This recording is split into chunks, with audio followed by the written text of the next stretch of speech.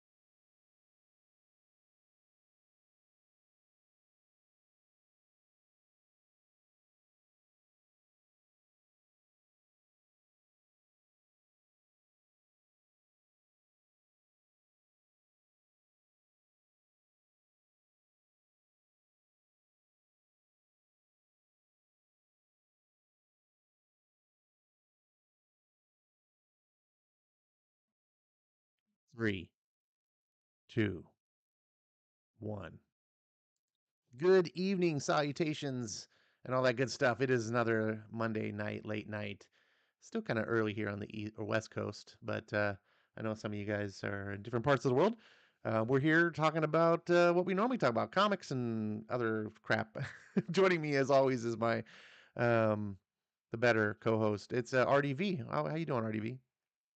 I'm doing great. I'm ready to talk about some more debauchery and some more Monday night, late. boys. More debauchery. Yeah, All right. debauchery, betrayal, romance, and gore, and Or the God freaks. Butcher? Who? Never mind.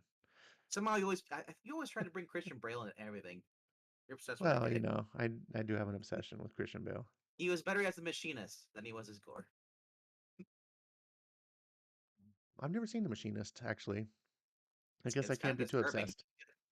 Because like the first time you watch it, you can't focus on the movie. All you focus on how freaking anorexic he looks. And then the second time I watched it, there I was like, oh, this actually was a movie. I mean, dude looked like he was gonna like die. He was that skinny. I mean, he was way unhealthy. So that's yeah. I recommend watching that movie and at least twice because the first time I just couldn't get over like how anorexic the guy looked like. He looked like he came out of like Auschwitz, whatever one of those camps in Germany. Oh He was yeah, just I've seen the he was pictures.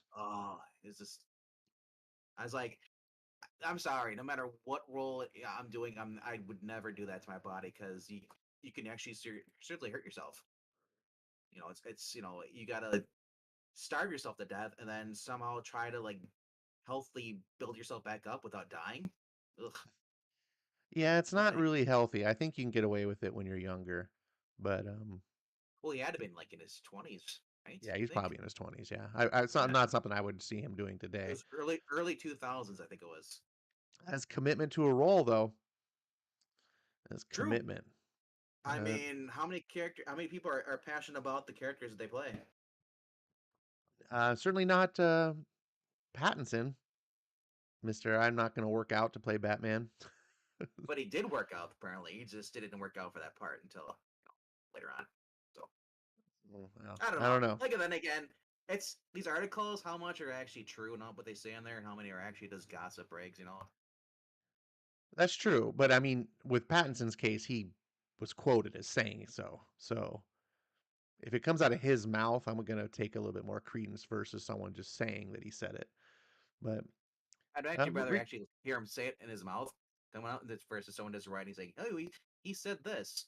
well, the problem is there are libel laws, so you can't quote someone saying something they didn't really say. I mean, you put Yeah. you get yeah, run yourself into legal repercussions. So when a news Unfortunately, media quotes someone in the public eye, you can pretty much sometimes they'll like slightly tweak things or they'll quote like they'll quote just parts of what they said to make it imply like it says something so they take it out of context, but generally the words are accurate. well, the other thing you gotta run into is that how long is this legal battle gonna go out though? Expensive it is. If you're say you're starting out as an actor, it's kind of hard to do that. Even as a normal citizen, you kind of like okay, you're gonna settle out of court. Unless it's a slam dunk case like with Rittenhouse. It's Well, I don't know if Rittenhouse was yeah. slam dunk, man. Everyone was on pins and Well, needles. I mean, after his no, I mean that was the other case. He started, he was going after CNN for, and all the other ones that were calling him a murderer. You know, Oh yeah, they're still so calling him a yeah, murderer. yeah. And he's got lawsuits against him. The kid, they said he was being racist to the Indian guy at the thing at the rally, the manga kid over, Yep. and yeah, I don't know how long it took for that litigation for that, but it's you That gotta one have a went really good that lawyer. went out pretty quick. I remember. Yeah, I remember yeah, hearing like, oh, they already settled that, but that's why because they settled. They didn't actually go to court. yeah. Um, So so, but I would never want to be in court because one, I have anxiety, and two, I'd probably forget something. oh man, So it's like, it's got to be so nerve wracking to be in court. especially like if Even you're the yeah. defendant. You know, I do not envy Kyle Ritten. Like what Kyle Rittenhouse went through. You know that man, and they were like making fun of him when he was like crying on the stand, and I'm like, dude, it's a 17-year-old kid who's being tried for murder. Like, it, right. you'd be crying too. Like anyone making fun of him, like I was just like, come on. Whether you thought he was guilty or not, or what you think of the law, that's a lot of stress for a kid. And it was pretty obvious that this wasn't like some hardcore street thug kid. Like this was a homegrown, little boy from Wisconsin. He was like a Boy Scout, like that that that, oof, I did not envy him. Speaking of envy, we got some people in the chat, so I'm going to say hi to the early showers. HR Goes Vocal is number one today, so it's kind of surprising to see him number one. Thanks for showing up, Rusty Deo. Haven't seen you in a while. Thanks for showing up. Rusty says that movie, I think he was talking about The Machinist, is on Amazon, but he's not going to watch it because he's not interested in Christian Bale. So to that, I wonder why. Why would you not be interested in Christian Bale? He's one of the best actors in Hollywood.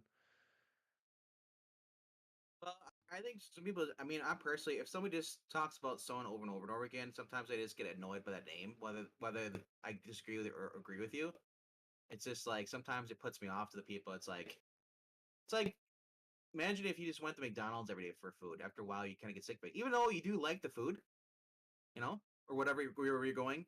Is after a while you just kind of want to try something different. So I'll never put Bale down as being not being a good actor.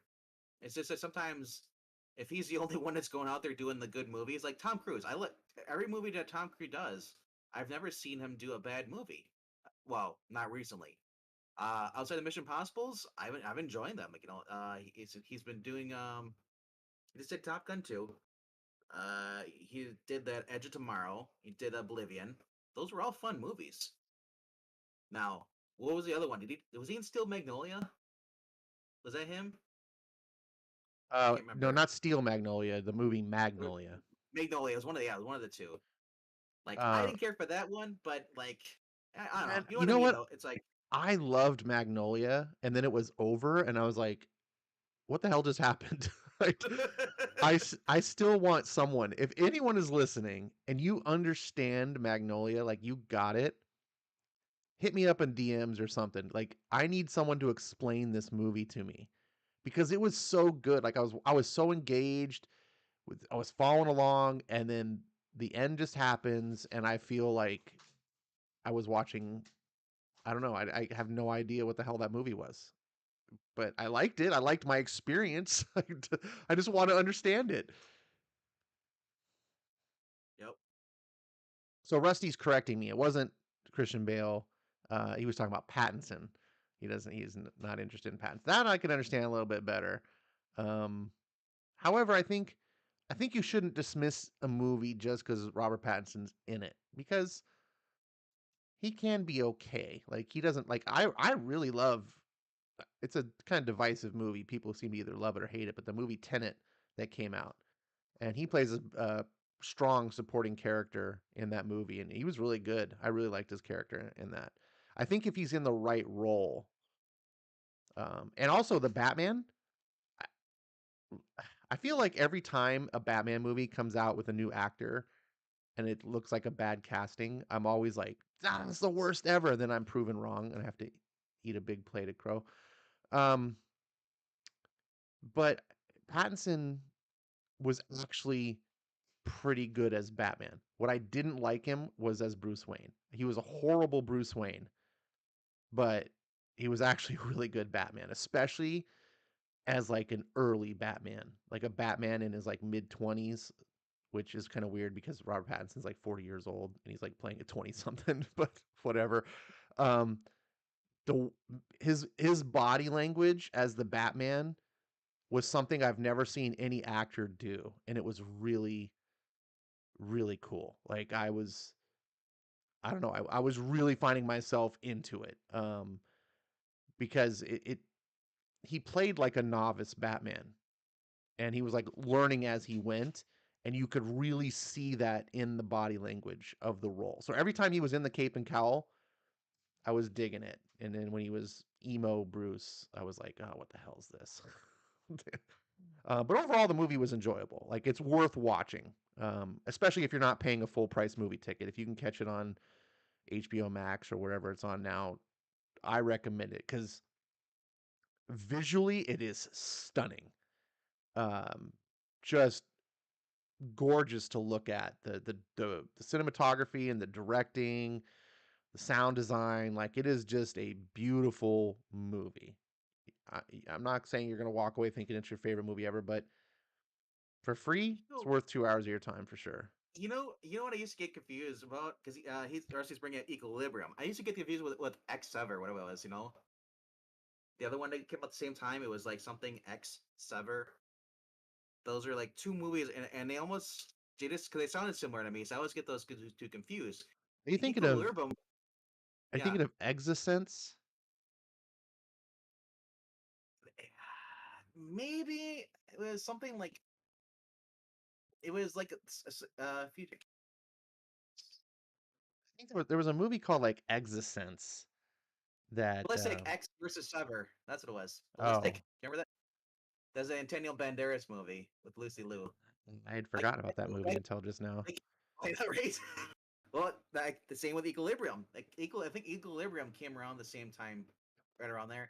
And I used to get those two movies confused when I see them at Blockbuster, like, because you got Antonio Banderas and Lucy Liu on the cover, and it kind of looks futuristic, and he's holding a gun. I was like, oh, and I remember, oh, it's right. Christian Bale knows gung fu. Remember? Dude, Equilibrium's a cool ass movie. That's a That was a that's a that was a revenge one, right? Everybody turned on him. That's what it no, that was. was the it was a dystopian future film, which is one of my like I am a sucker for. Like one of my favorite genres is dystopian future. So um which for those of you in the audience, if you for anyone who may not be completely familiar with dystopian future is like 1984, Hunger Games, The Matrix. It's basically Matrix. where the future has gone completely wrong and it's a completely totalitarian world and humanity is on the brink of either extinction or just loss of humanity because of some event. And in the case of Equilibrium, it's all of humanity is controlled by drugs and they take these drugs where it makes it so you don't have emotion. Everyone's just like logical. And Christian Yeah. Bale plays a cleric who works for the state, and clerics. I don't know why they're called clerics, but their job is to essentially make sure that people aren't off their medications. And every once in a while, people stop taking their meds and then they flip out and go crazy and rebel against this and stuff. So the clerics have to go like hunt them down, and it's in a pretty prototypical form. You can probably predict like Christian Bale eventually is like goes off his meds, like he realizes I shouldn't be doing this, and then he becomes essentially a quote unquote runner. Um, Oh, and okay, so so this movie heavily they admitted it. You know about this? The big brothers behind Kurt Wilmers. He's one of Dig Grim. They admitted that the vision that there's dystopia borrows a lot from Fahrenheit 451 mm, too as well. yeah, yeah, you can totally see it. Like if you've if you've seen any dystopian films like that, Fahrenheit 1984, like they all kind of Oh have yeah, similar yeah. like tropes that they go that V for Vendetta is another really great one. um so yeah, this it doesn't reinvent the wheel at all. Equilibrium is just like it borrows heavily from all these type of movies, Yeah. but what it is cool about it is unlike most of those movies, like you're not going to see badass gunfights and stuff in Fahrenheit 451. Like it's a very intellectual movie. Same with even V for Vendetta, but Equilibrium, the whole thing is these clerics, they train in this gun kata. I think they call it gun kata. Yeah. And I it's it, I know kung fu. it's it is totally it is totally unrealistic, right? But you have to just watch and suspend your disbelief and say, okay, in this movie world, I'm gonna pretend that this works because it's really cool. It's like action, like it's almost like a hand to hand kung fu fight, but with guns, and it's Yeah. it's cool looking. It just looks cool. Like that. Yeah, I know. I was looking it up, and I was just like, came out same year, 2002, same as X versus Ever. This one had Christian Bale with for Equilibrium. Sean Bean, Tate Eggs, William Fishner was in there. You recognize him? He always plays those kind of like those like he's like if you watch Ghost Rider with Nicolas Cage, he was in there too. He was in the second one, I think, and he was the guy working for the devil. Or no, it wasn't that one. What is the one with Nicolas Cage? But he came back from the dead, escaped hell to like rescue his or save his daughter from this cult. It was a 3D movie. It was a big thing. There was when the 3D movies first came out. You remember what I'm talking about? It's not ringing a bell. Oh, it was. Saved his daughter from hell? Well, yeah, he escaped from hell, and his daughter was joined a cult. Huh. Uh, oh, I gotta look it up now because this guy has always been in there too. He's been in a lot of those movies. Oh man, Yeah, I'm sorry. Maybe someone in the audience will know. Speaking of apparently my audience, volume, my sorry, my volume is. I gotta turn the volume up somehow. I don't know how to do that here. yeah, I I can have you try it from cranked. around the. I have you I can cranked try it. up as much as I possibly can. I'm gonna turn Well, myself down so that if I the turn the gain audience. up, you know, my gain's at 3/4. So if I turn it all the way any further than that, it might go. How's this, Maranya? Yeah, you're still kind of. There's Your nothing I levels are can do your about it. level. Yeah, I know you. I, I'm trying to turn my level down so it matches you more, and then that way the audience they can just turn up their personal volume. Because the problem is if we're not matched, they crank it up and not too Oh, loud, right? So that could be it. yeah, Oh, it's gonna drive me every nuts because that was a fun movie, but surprised apparently there's not a lot of people watching Nick Cage movies. Oh, Drive Angry, that's what it was. Drive Angry. and no, Miranda, I understand you want us both at the same volume, but I have RDV cranked up as much as I possibly can amplify him. So since I can't bring his levels up any higher, the only possible solution is for me to bring mine down so you can turn your volume up, and hopefully that helps. So Yeah, I was gonna say there's not much you can do about that. We're also going through like Discord calls, so that could be why it's not as good as clear as StreamYard. yeah, I You mean, know, yeah, I even have you amplified in Discord 200%. let me So see here. Voice and video. it's going to be in your. I mean, we can't really do this live on air right now, but No, I know, I it's know, your in I your know. Windows settings. You're just your mic ampli. That's probably what we need to do is just get your mic gain up inside Windows itself.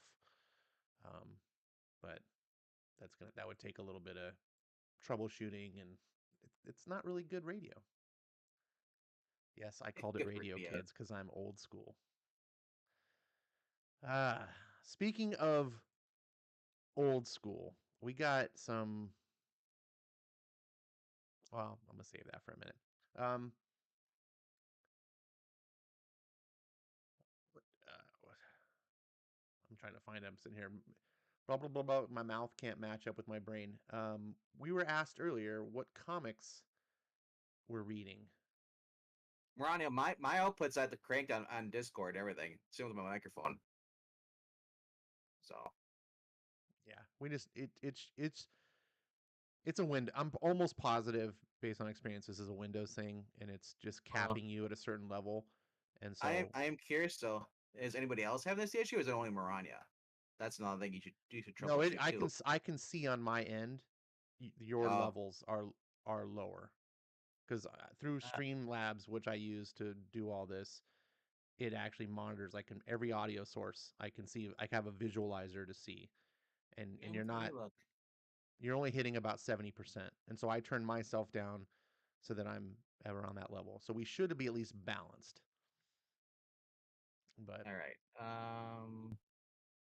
Stands. Sound setting. Let's go here. Can you guys at least hear? I guess that's really the big thing. If I turn myself Yeah, I down, don't know. you guys can turn it up. As it balanced, like you should be able to hear, because it should be fine. It'll just be a little. It's just probably running a little quiet. But like I said, if everyone just turns their volume up, but I can't hear what you guys hear, so I need a little feedback.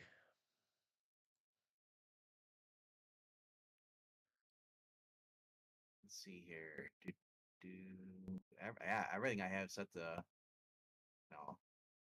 100. There's nothing I can do about it. I'll do it off air. I'll go through the windows because you're on Uh, Windows 10, right? yeah, I'm on Windows 10. It says, Yeah. Rusty says, I have similar volume limiting issues in its Windows OS level sound setting to the application you are using. Yeah. And Yeah, Windows 10 and 11, like they bury the sound settings. Um, so I don't know. so I So, apologize, guys. Hopefully, keeping us at least balanced. Um, we, our volume level should be relatively close, so you can just turn your guys' volume up. Let us know if that's working. I don't know what else to do at this moment. I'm trying to do the best workaround. Um, but HR was asking what we're reading lately. well, outside of Marvel and DC, I read a lot of Xenoscope stuff. I read that Bell and I read Robin Hood. Just last one I just read was Red Agent, which is basically their Red Riding Hood, but she's a werewolf and she basically works for a little secret government taking on terrorists. So she has a friend who's Avril, who's a witch. They work together, even though they kind of banter back and forth. It's basically your femme fatale, you know, um, kind of like a '90s girl in a sense because like they're not perfect. So they make mistakes, and and just so women are, they can't fight over things. Sorry, it's just the way it is. No offense to Morania. I'm not saying every woman's like that, but I'm just saying that some women just clash, just like certain guys clash. But so they kind of do that in the book. Belle is funny because it's and is a strong female protagonist, but she's also an idiot. she she overthinks everything. She anxieties inside when she's fighting. You constantly reading her the box is basically her banter. It's her narrating everything, and she's just trying to survive, and she always makes everything worse. So basically, when the people are trying to kill her, she's like, "Why me? Why me?" It's like basically like it's supposed to be my day off, kind of like Dante Hicks kind of thing, and then she barely survives. Either by sheer luck or just it continues into the next page, book. So I don't know. So that's kind of why I keep reading the Bell stuff because it's basically like if they wrote Batgirl with a sense of humor and not just being like I'm just here to have sex or I hate men, like that's why I like the book. The art's great too, but and then she also takes on monsters too. It's like a twist on Beauty and the Beast, where her stepbrother, her adoptive brother became like the Beast, and as she's trying to find a way to cure him, and just also take out other monsters. So that's what I read for Xenoscope. Dynamite, it's Vampirella. We got a Vampirella slash Red Sonja book. It's been written by Dan Abnett. Um, it's better than anything that's really coming out with than Dynamite. That's Dan Abnett writing. It's a phenomenal writer. Who is trying to think what else? I mean, DC. I'm still reading The Flash. I'm also reading the Dark Crisis kind of stuff because Joshua Williamson and also because Mark Waid. Regardless of what Mark Waid says on the internet, yeah, he's an idiot, but still, uh, didn't like what he did with the whole Richard C. Meyer, but he's not putting woke or basically like the standard virtue signaling crap into his books. It's kind of old school Mark Waid we're getting, and that's why I'm kind of enjoying it. Especially with World's Finest right now.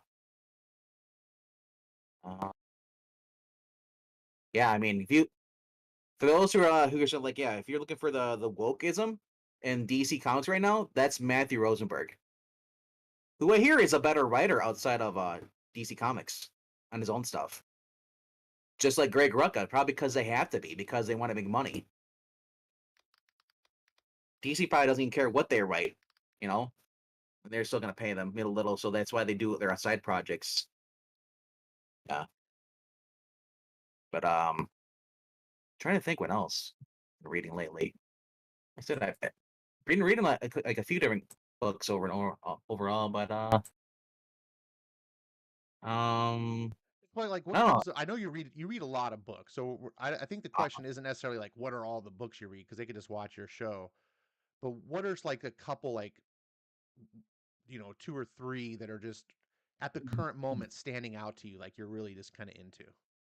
To me is yeah, that would be Bell. Try to think because I've just been reading a lot.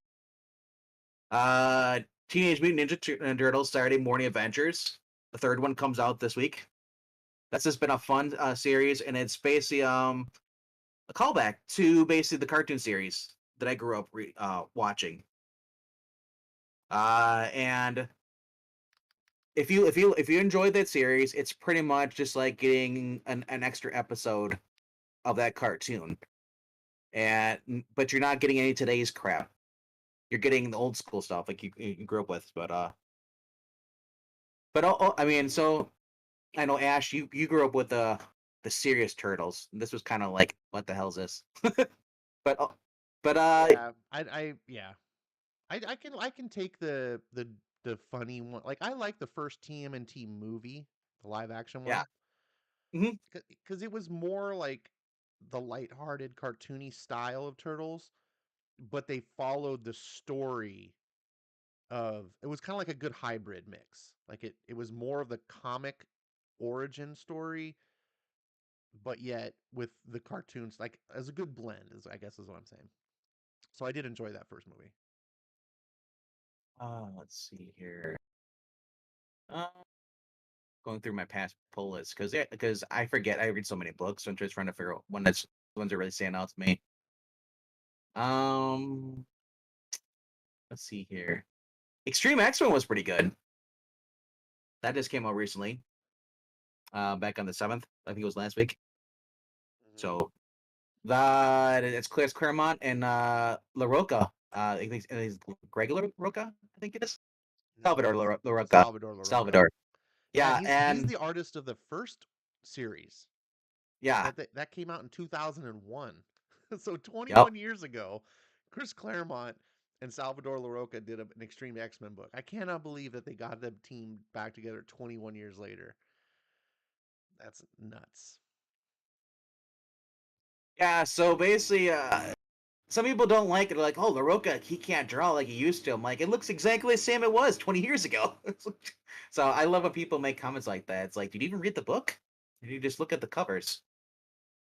But overall, it's a fun story. Claremont hasn't missed a beat in my opinion. Now, some people might like what he was writing back when he was writing with Byrne, and I don't know how much Byrne put input when Claremont was writing.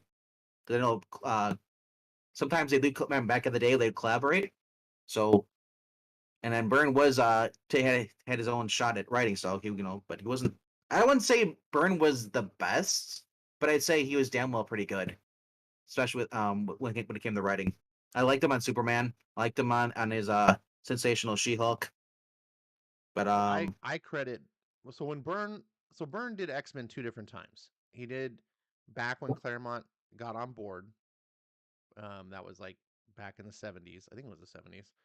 Um, and when he started, he was writing it, and Byrne was the artist. But I believe Byrne was co-writing because Claremont was still a young guy back then. And I credit, and I argue about this with Breen, and I know Breen knows a lot more than me, so I don't mean any disrespect.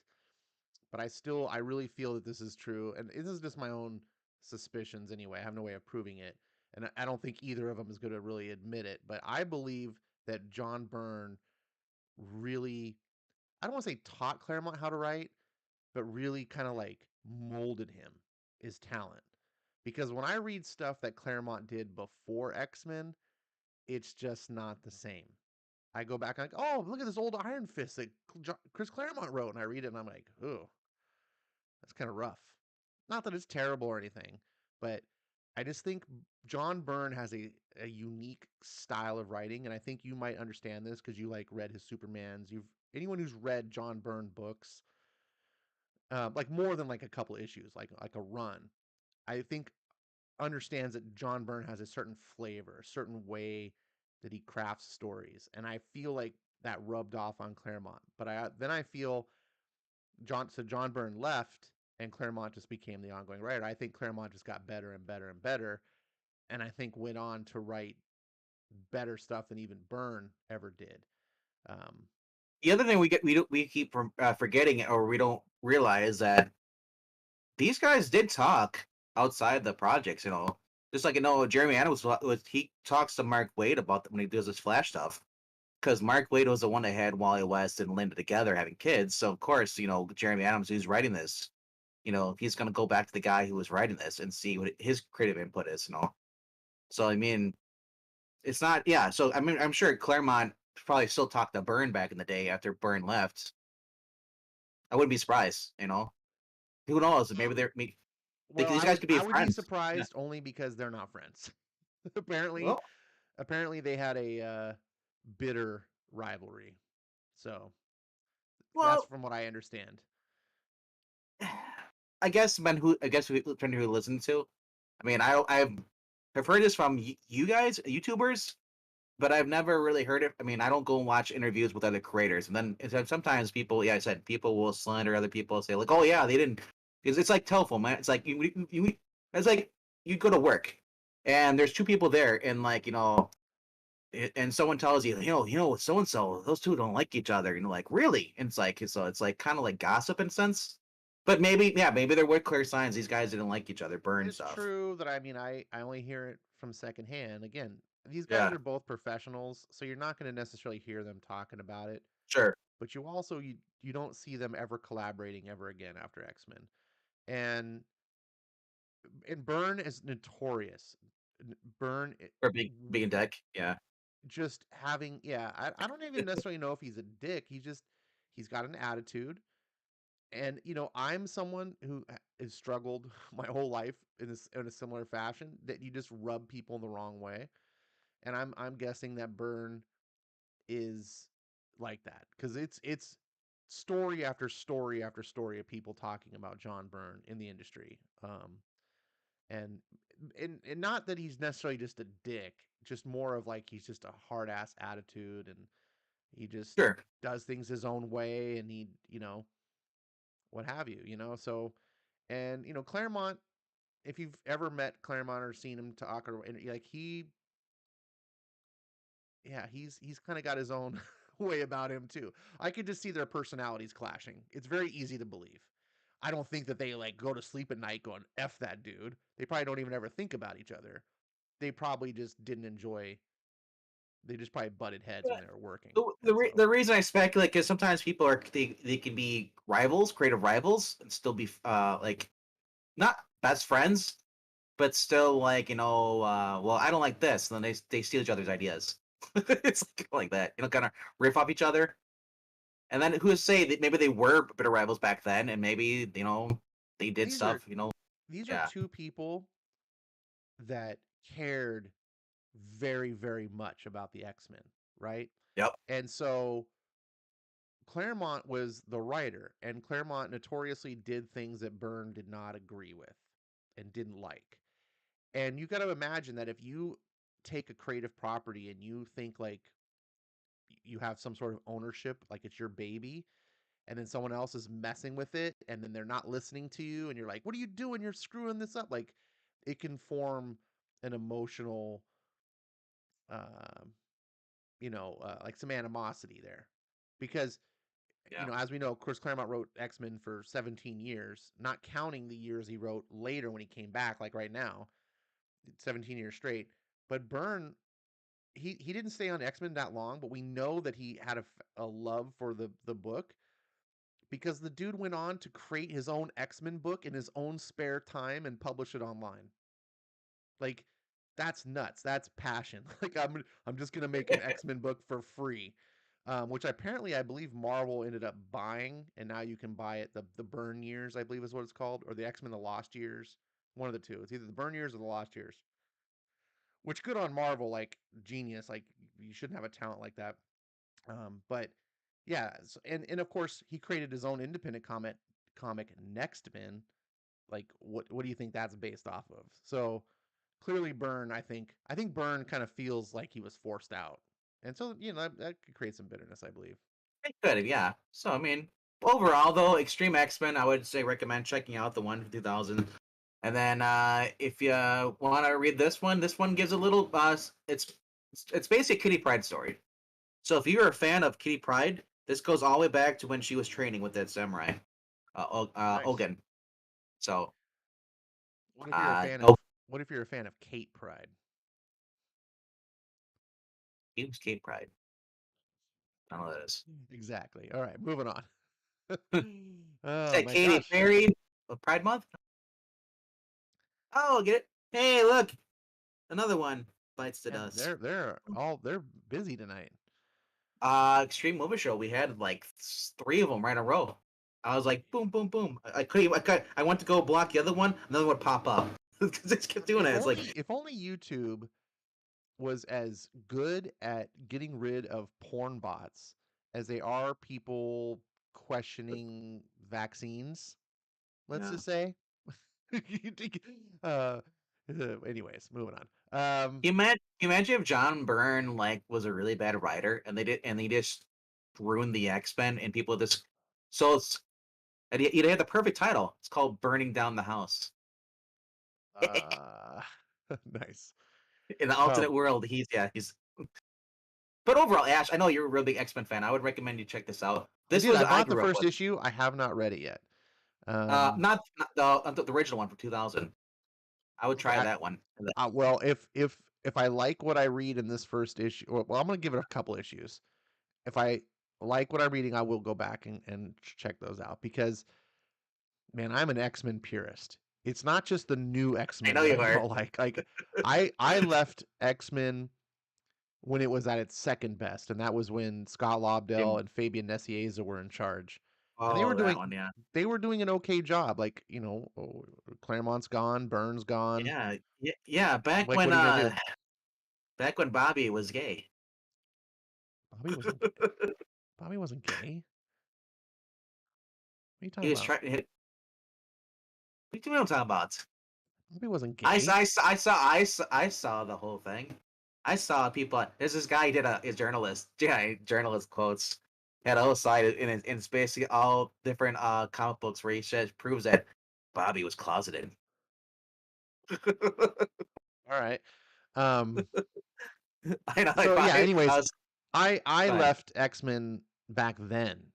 And by today's standards, those books were fantastic. But compared to what I was used to, they were just kind of meh. And I didn't Eh, walk away angry. I wasn't like, screw this. I was just like, it's lost its luster.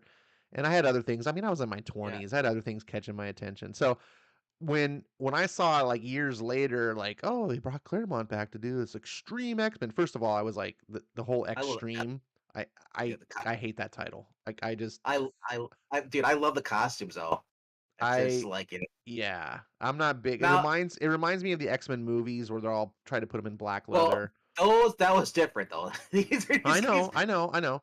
I'm just saying, like, there were different things that kind of were like turn off. So I was like, you know what, whatever. It's moving on. I didn't have any animosity. I wasn't buying comics at the time. I was always close to comics because I'm into geek culture stuff. So I'm always doing nerdy things. And I was like, I'd see the books, I'd see it, talk to people about it, and I'd be like, oh, okay, that's fine. But now that I'm at where I'm at, and I'm like, there's a new book. There's like a monthly X-Men book on the shelf, and it's by Chris Claremont. The bar has been dropped so low that I'm just like, all those things that I used to be like turnoffs are now like, I don't care. Like I just I'll take it. Please. Um gossipy. What do you expect? Yellow spandex? um so I'm gonna give it a shot, and I'm gonna buy the first 3 issues for sure. And I know, I mean, I've read some. semi-modern Chris Claremont stuff. I don't think he's up to par with his old self. I also think that he doesn't have the same editorial that he used to have. I really think Chris Claremont benefited. When he was writing X-Men, he had oh geez, I'm drawing a blank on her name. Tell me Shooter, the editors. Tom DeFalco. No. The girls. Oh, Drawing a blank. not Anna Senti. It was Ann the what was Nesenti. the other one? Yeah, Ann Was it? Nesenti. Oh, Yeah. Ann Nesenti was the editor, and uh, Jim Shooter was the editor in chief. And so, you know, he had really strong editorial behind him to help him. Like the most famous X-Men story is the Dark Phoenix saga. That all came about because of Jim Shooter, and Jim Shooter pressed Claremont to do this story. Claremont didn't want to kill Jean Grey, Jim Shooter did. I So don't blame him. and it all worked out. Like, so sometimes what I'm saying is good editors will push writers to be better. That's what a good editor should do. And I don't think Jordan White's not going to make anyone better. Like, I don't care. You'd be the best And writer in the sometimes, business. You come in under Jordan White, and yeah. you're gonna And then suck. sometimes they oppress you. They want you to write good stories now today. It's funny how editors have changed, Help! I'm oppressed. right? So for me, I have not, unfortunately, been reading as much. I made a mistake, and I bought a video game, and that sucked a lot of my. I Man, video games just suck hours out of your life. Oh, Um, please tell me it wasn't Gotham Knights. no. I don't. I'd have to I I'd have to mercy kill you. No. That is, if you're a Batman fan, do not buy that game. Do not Yeah, even try to play it. What yeah. they do to Bruce Wayne in there is the most stupidest thing. I'm even talking. If you want spoilers, because I literally will tell you what the ending, and you will be so pissed. You'll be like, "That is the most stupidest decision they've ever done." And is, to me, what they did to him in the game is no different than they made him gay. Just to appease people, and it's I just I saw the I saw the trailer stuff for that game, and I oh. was immediately turned off. I mean, same thing with like when that Avengers game came out a couple years ago. I was just like, oh, this looks So horrible. Like, the game you got is that new Marvel game, isn't it? mm. With the cards? No, it's not a new Oh, game. really? It's a couple years old. I don't Oh, really really? Okay. I don't buy many new game like new games are so expensive. It's got to be freaking awesome. If I'm paying full price for a AAA title, it better be like the greatest. I just been burned too many times by where you pay 70 60 70 bucks for a game, and then you play it for like 10 hours and get bored of it because it's not that great, and you're like, wow. Uh, so yeah, it's been a while. I'm trying to think the last time I think it was Red Dead Redemption 2 was the last triple A that I bought like new. That was a fun game, but I preferred the first one you played as John. Yeah, I didn't finish Red Dead Redemption 2. Well, I can't finish it because I don't have an Xbox anymore. So Oh, it's on um, PS. Well, yeah, that's I right. could buy it Oh, yeah. again, right?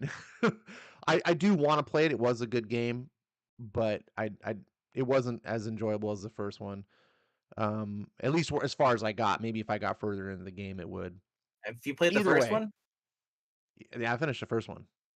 Yeah, the first Um, one was great. First one is fantastic. It's a and funny enough, I didn't finish the first one initially. I put that game down as well, and then like a year went by, and I was like, I never finished this. This is a decent game. I should pick it up and try to power through it to get my money's worth. And I And then you kicked played yourself. through, and I was just in a lull spot. Like the game plays through like 3 acts, and I was in Act 2, when you're in Yeah, Mexico, and it got really kind of grindy and slow. But once I got past that, I was like, "Oh my god, it's so good!" And when you get to the end, it has that game is amazing. I'm so glad I picked that game back up. and it should have continued off from there. I did not read Red Redemption 2, which is basically, why call it 2? It's a prequel.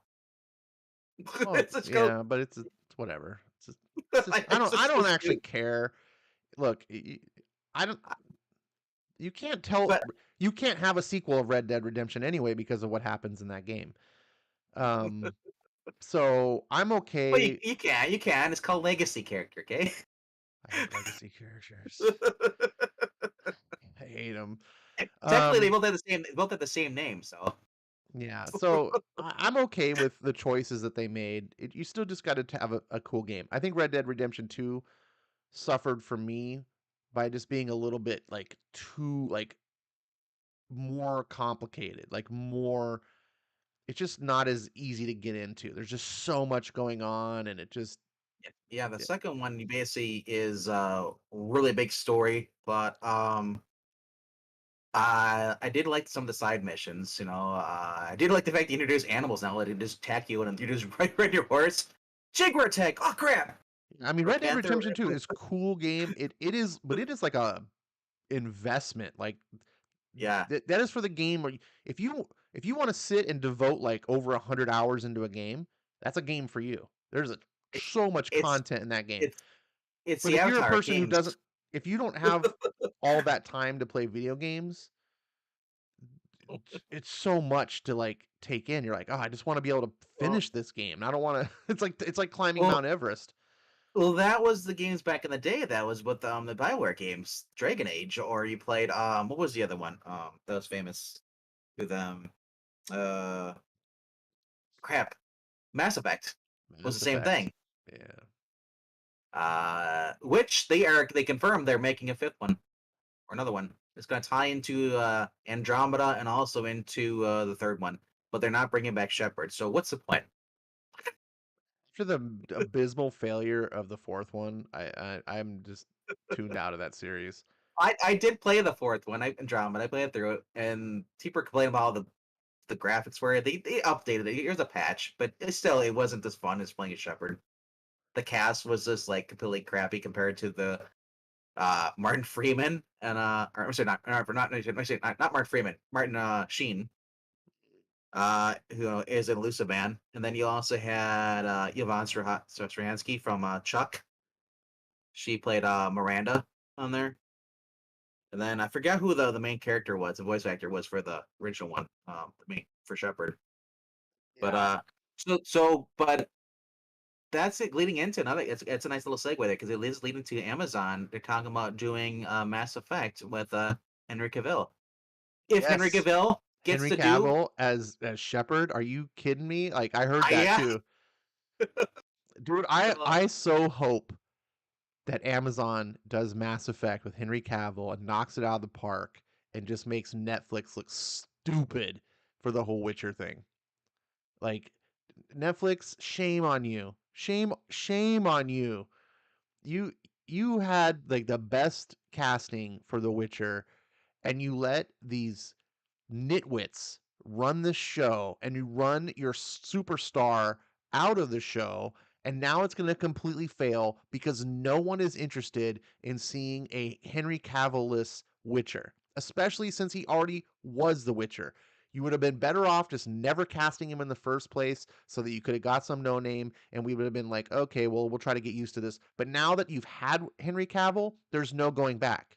There's, it's you're gonna learn, man. It's like every time they switch to a James Bond, like it's just so tough. of And course, because of course because it was hinted in a rumor that he's going to be doing that. Uh, People are coming out and saying he was such a jerk, sexist pig, on the set of The Witcher, telling the female showrunner what to do. How dare he? I don't buy it. He was going behind her back and talking to the higher ups. Oh, and she's like totally ignoring her. I was like, because she's a woman. I was like, and people are saying, some people clap back is like, if this is true, he's probably because she's an idiot. Everybody knows that he's such a huge like Warhammer fan, and that's the thing too. Warhammer, like done correctly. I mean, I've seen some of the Warhammer. There's a new game out right now. That looks horrific. Uh, and it's kind of like Doom, but on steroids with the monsters and all that stuff, and just Dude, the that's a game I kind of want to get to. I forget what's the name of that one. Dead Water or something. It's Dead something. I can't remember. It's I thought it just had like one word. I Warhammer don't know. 40K. It's the brand new one. Anyway, oh, it's oh man. It looks like Dead Space. I looked like It's some of it's the gameplay. based on it's the same company that did Vermintide, which is the Dark regular Tide. war Darktide. Yeah, so it's basically Vermintide but Warhammer 40. So the if, War for those of you who don't know, Warhammer has two things. There's Warhammer and there's Warhammer 40K. Warhammer 40K is the Warhammer universe 40,000 years into the future. So it's like they're if it's imagine if you take a fantasy world and then you say, "Oh, what happens if we go into the future where they like go into space and stuff?" That's 40K. So you but it's the same mythos essentially. Warhammer is the more traditional sword and sorcery Tolkien-esque, although much darker and grimmer. Um, and so Vermintide was a series of games that they did, which were really cool. And now the 40K, and I'm much more interested in the 40K one, even though I'm more of a fan of regular Warhammer, because both of these games they're all based off of one of my favorite games of all time, which is Left 4 Dead. And I don't know if Oh, anyone who like video games, Left 4 Dead completely sold me. Left 4 Dead turned me into a zombie fan. I didn't even like zombie stuff until I played that game.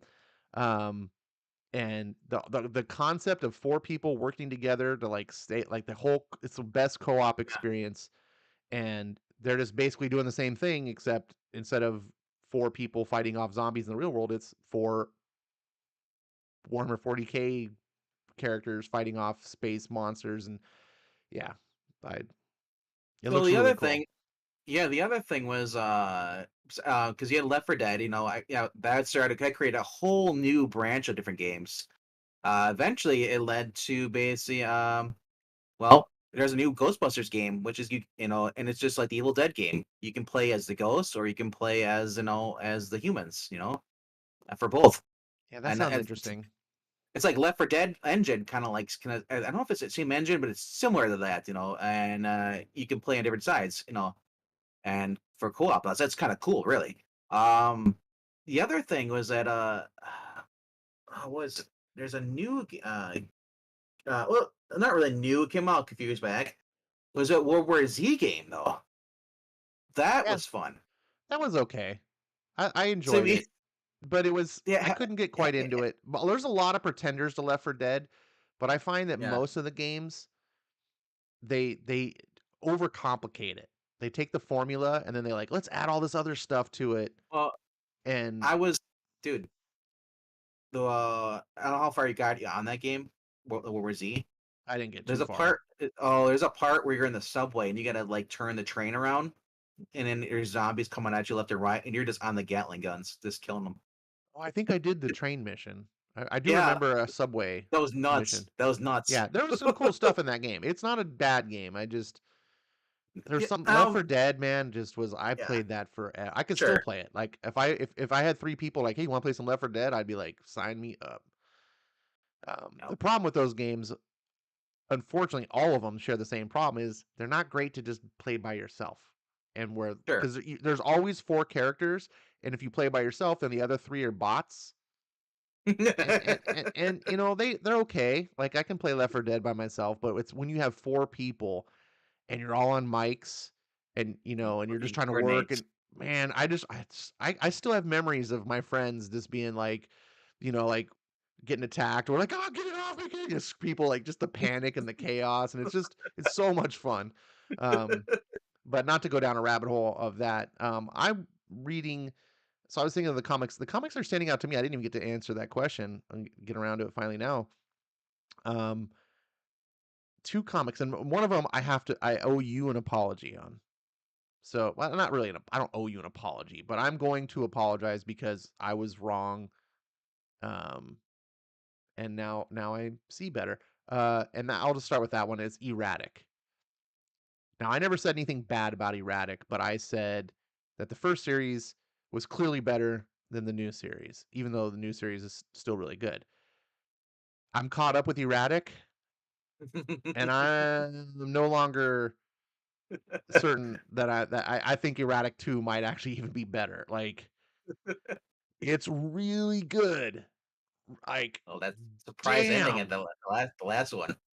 Yes. Like, you had a feeling because like a certain character is like, wait, they're not here. Why are they here? Oh, and you see but you're like hoping it's not the case. You're like, oh, it is. It's like, oh no, uh, every character in there is like I said is just fun. You know, So fun. even the background characters, Background the ones character, that were yeah. the main characters. Yeah, Dude, I find myself like in the first and look, I have no complaints about the first book. But in the first book, the older brother is really just window dressing. He's just doesn't do much. He's not, and that's no big deal. He's not. But in this one, they like made me care about this character because of like things that are happening. Um, some of these side characters that were not really used in the first run, but they were there, are now like having some important parts. And I really like the new character, the the Valkyrie girl. the Valkyrie girl, dude. Or, I'm like, this is how you do female Thor right. Like when I'm reading it, I'm like, yeah, because I say she's things like I hate Jane Foster, I hate, and people just like, oh, you're just a bigot and a sexist and all this stuff, and I'm like, no, I hate it because it's trash. The way they did it is trash. They didn't actually. There was no ever. Uh, how do I say? There was no good faith intent in the character. They weren't. It was all about let's make Thor a woman. How do we do that? And then figure out and do it. But here, this character is not for that. This character is made to be a good character from the ground up and to serve a purpose in the story from the ground up. And she's got flaws. She's powerful and strong, and she's probably more powerful than even Erratic is. But she's like out of her element in this world. And then, man, there's a twist I don't even want to mention that I just love that comes into play with her character, and I'm like, wait, what? What's is yeah, and you don't and it keeps you guessing. Kari Andrews is knocking it out of the park. and yeah, talk about character development with the main character too, with his powers, training, Yep. all that stuff. Yep. Yep. It's like it's getting better, and like I said, because he still took it. I think it's like 10 minutes. Well, they're learning. He's learning to extend it by training Yeah, with no, her. but in the first book, it is 10 minutes, right? Yeah, yeah. It's 10 minutes. Yeah, yeah. He can use his power for 10 minutes a day. But Um, I love how he's doing it, and is it's doing it something I was thinking about in the first book. I was like, well, why does he just do this? It's like, and I like now he's Carrie Andrews is implying that into the character. And it's like, oh my gosh, I was like, dude, like thank you, because I was like, you go for 10 minutes, like, okay, well, if you just did this, and then, like you can extend it, and it's like, oh, so but the thing is, though, it naturally makes sense that why he wouldn't in the first one because he's a kid, and even adults. It takes every someone else's perspective to think about. Oh, I could just do that. Why didn't I just do this? it's everything in so this book, it just makes sense, and it's written like it has what do I say, it has like the quippy dialogue, but done in a good way, right? Not like your Jason Aaron's or your Brian Michael Bendis's. Like usually the quippy dialogue is like background characters talking, which I find really fascinating. Like I'm like, why has no one else used this technique? So you'll have like characters in the foreground and they're talking about something serious, and it'll either be character development or drama or something of that nature, and they're very human conversations. But then like you'll see a side character off in the background of the panel talking and doing the quippy like comedy relief stuff. And it's really refreshing because I'm like, I'm able to get a serious story with characters that feel meaningful, that are being, that are growing, but yet I also get like this funny stuff because these side characters are the comic relief, and it's just done in a really cool way.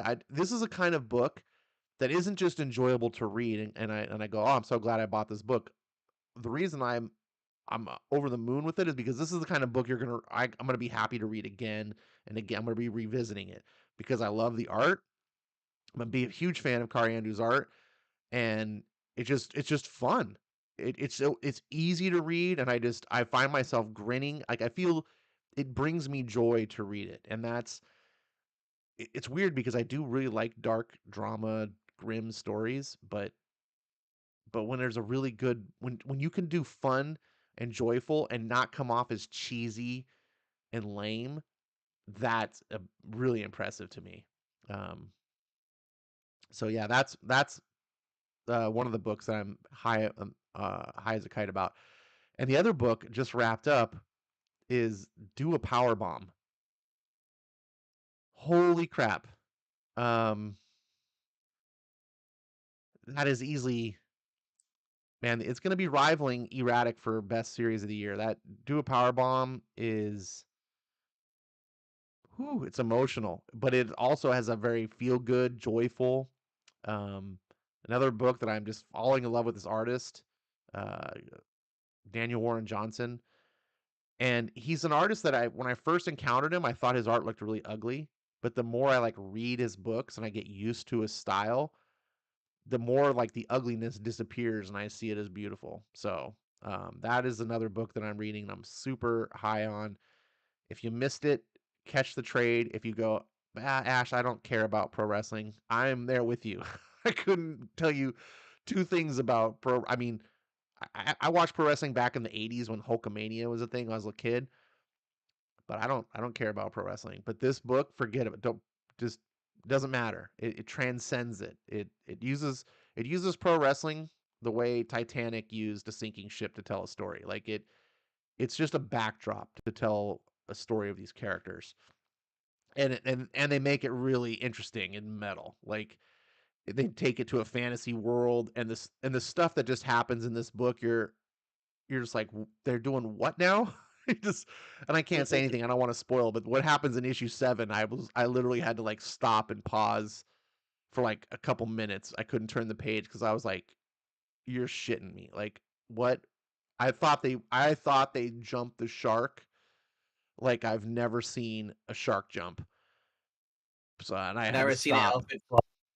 I had to stop and I was like, because I love this book. I'm like, I read 6 issues and I'm loving this book. And then I open up book 7. I'm like, what the F did you just, what? And so I stopped and I'm like shaking my head and I'm like, oh.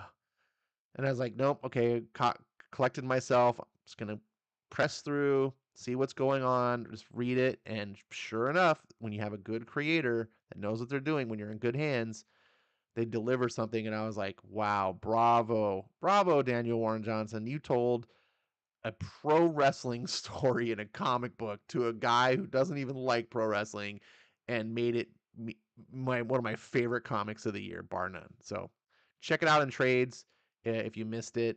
I'm telling you, even if you think it's not your cup of tea, at least like try it. HR says, are we going to make a video or live stream of best comics of 2022? We haven't planned on it. I think something like that would be better suited on Geeky Puppets channel if RDV was interested. Um, What's this? HR asked us if we're going to make a video or Oh, live stream on the best. best comics of I 2022. wouldn't mind doing that. Getting Zach together and maybe skip.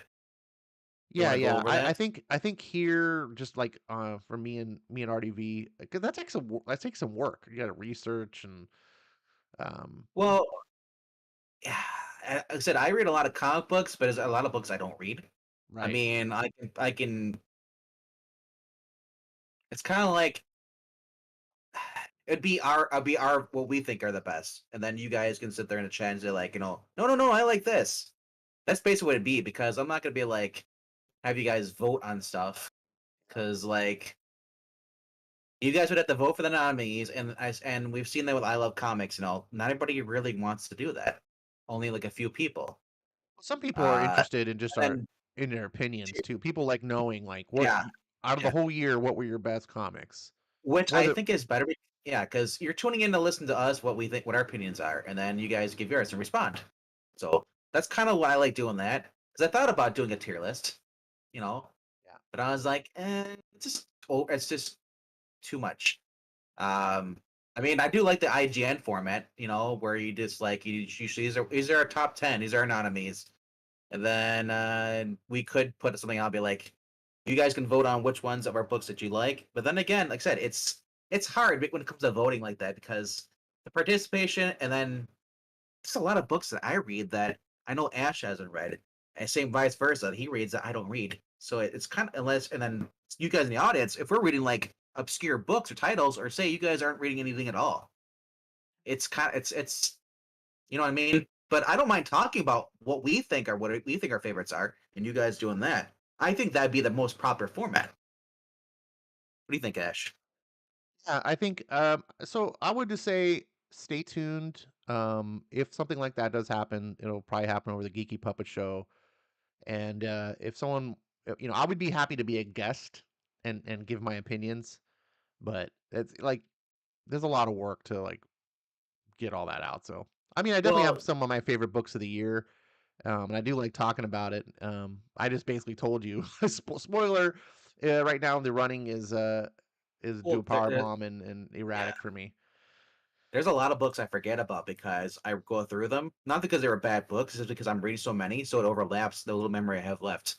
Right. I'm the same way. My memory is not too strong. However, when it's fortunately when it's best book of the year, if you can't remember it, probably it's because it's not the best of the year. If it didn't make that big of an impact.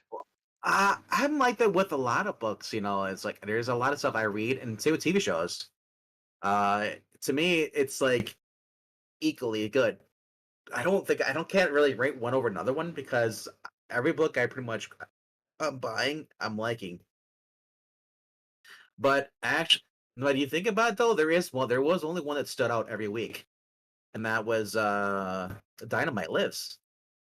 I don't know if that was this year or not. It was the last chapter of the Dynamite crossover story, and it was just a fun story.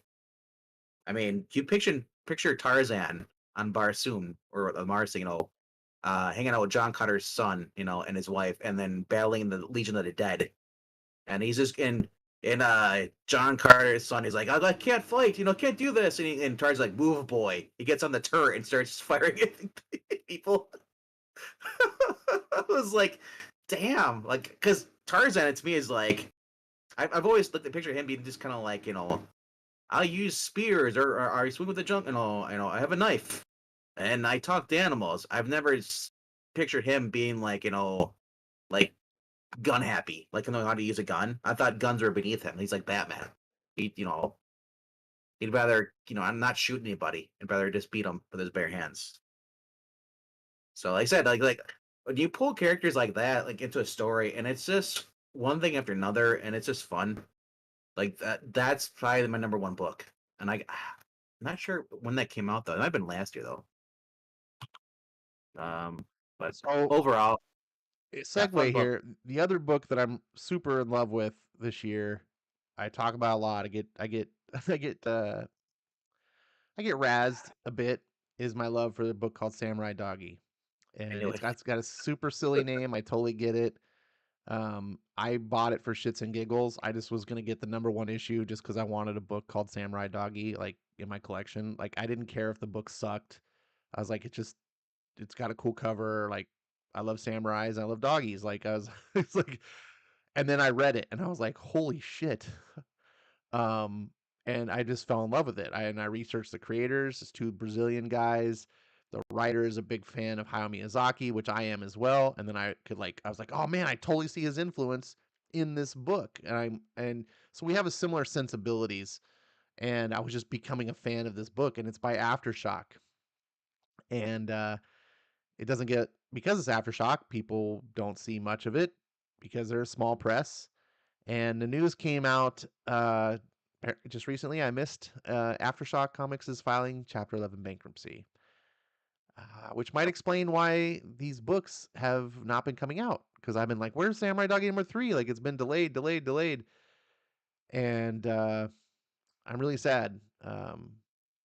It doesn't necessarily surprise me that they're filing bankruptcy because let's face it, the comic industry is on life support, and these creators they lie about it constantly. I don't know if it's because they're just in denial and they really believe what they're saying, like they're not intentionally lying, they're just wrong, um, or what, or they're just. But the writing is on the wall. Like even the major publishers aren't paying their creators, like or they are, but they're like way behind on payments and stuff, and it's the industry is in a bad place. And part of it is due The to the comedy. bad.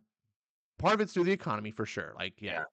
Yeah. In a down economy, luxury items are the first thing, and comics are luxury items, especially when you're trying to sell 5.99 comics. Like, Did they increase their prices?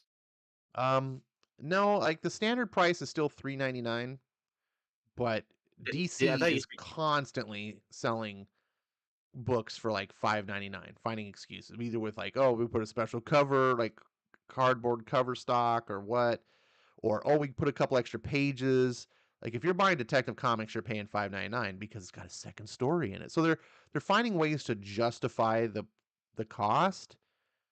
But regardless, no one is buying Detective Comics because of some ass munch's backstory in it. They want the main Ram V story, like well, I wouldn't call Zdarsky an ass much. He's doing his own backup story. dude. But his backup stories are ass munch.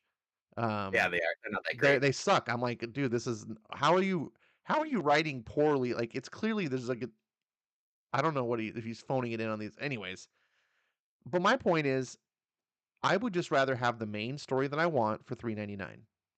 I don't care that you're giving me a second comic for only $2 more. Like on the surface, that seems like a value, but that would only be the case if both stories were like amazing. But for most people, they just want the best part.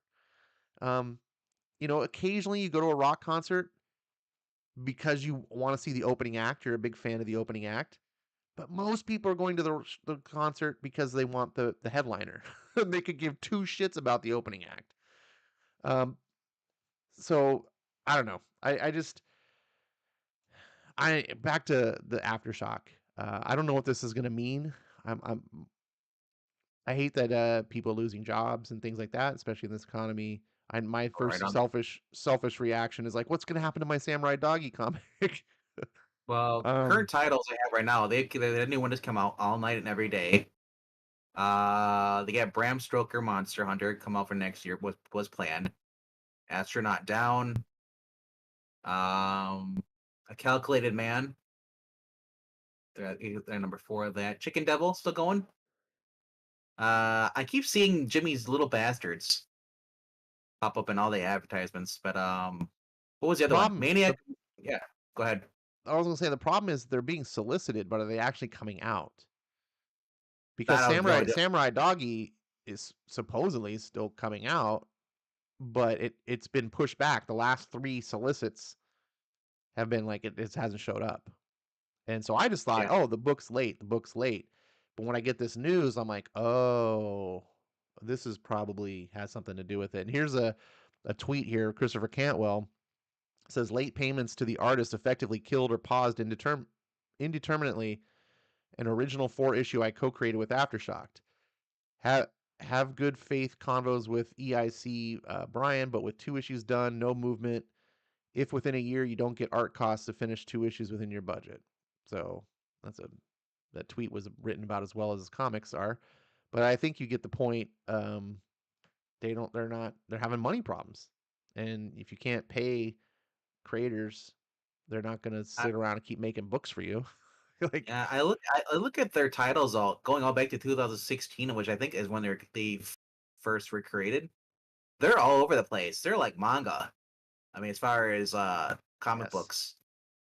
And So that's I pretty mean, much all indie comic publishers are that way, yeah. except for like the Xenoscope and the Dynamites and Valiant. I think every other indie publisher is just they don't attach themselves to any genre. They're just all over. Well, they're not doing any IPs though, so that's good. They're not doing the IDW thing. But but I'm thinking like, look at books like We Live. Like I remember that being really popular. Bunny Mask. Uh, We Live yeah, was like, and maybe this fell through because I haven't heard anything, but We Live was like greenlit to be made into either a movie or a TV show. That's why yep, that original series went through the roof as far as the aftermarket prices because yeah. it's whenever that happens, like oh they're turning it into a movie, uh, but also Looks because like the print runs on the Aftershock books are so low, good luck trying to find copies. So people are selling like issues for like $100, which all right. May not seem like that much, but that was like 6 months after the comic came out. It was like $100. So the other book there, well, last year, and there's another one called sequel to it, is a Kaiju Score. Yeah, Kaiju Score. Uh, I remember that hearing that being popular. They also did the Line of Eagle, Garth Ennis book, World War II book. Is a 3-issue, like black label kind of size, magazine size Oh, book. Yeah. Um, Naughty List was another one. It's called the Naughty List. Just going through the ones I recognize at least. Remember hearing about or seeing it all. Samurai Doggy, that's the newer one. A lot of these books, Seven Swords, that's the other one from last year. Shock Treatment, I've seen that. I'm going out the ones I've seen in my store. yeah. No. The problem is a lot of these books you're naming, none of them. I mean, almost Silver none of City them was are. another. They're not Yeah. popular. Like people aren't No. really. I don't hear anyone. I don't know anyone that's reading Aftershock other than every once in a while someone's like, I picked this book up because it looked interesting. Like I know Zach read Kaiju Score. I think Seven Skip Swords, also he was reading that. read it, but the, yeah, that's the problem. I think when you're doing these books is just getting your audiences. It says here the articles Aftershocks filings reveal that the company has a $10 to $50 million in assets, but also Yeah. has $10 to $50 million in debts. The two Yep. biggest creditors listed in the filing were UK distributor AS Comics, to which Aftershock owed $514,000, and its Canadian printer Imprimerie, uh, some dumb French name, to which it owed $398,000. However, there is a number of other companies and people listed in the filing. Rive Gauche Television is a sister company of Aftershock that had merged with the company in 2020 to form Aftershock Media, a way to better translate Aftershock comic properties to television and film, also declared bankruptcy and filed chapter. Oh, that's not good.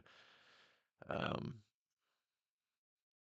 so I'm really sad. I hope Samurai Doggy comes out, and I hope any other comics that any of you guys might be into um, are, still gonna, finish and creators will get paid.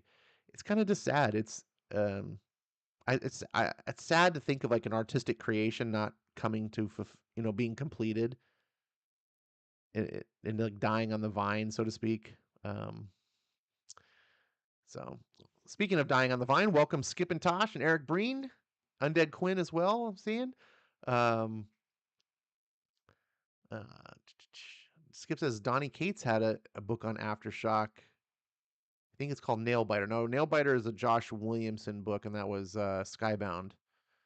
So you must be thinking of something different. Um, and Skip he confirms he did read Kaiju Score. Eric says Aftershock needs Heather Ontos to save them. Well, unfortunately, I believe They, Heather is.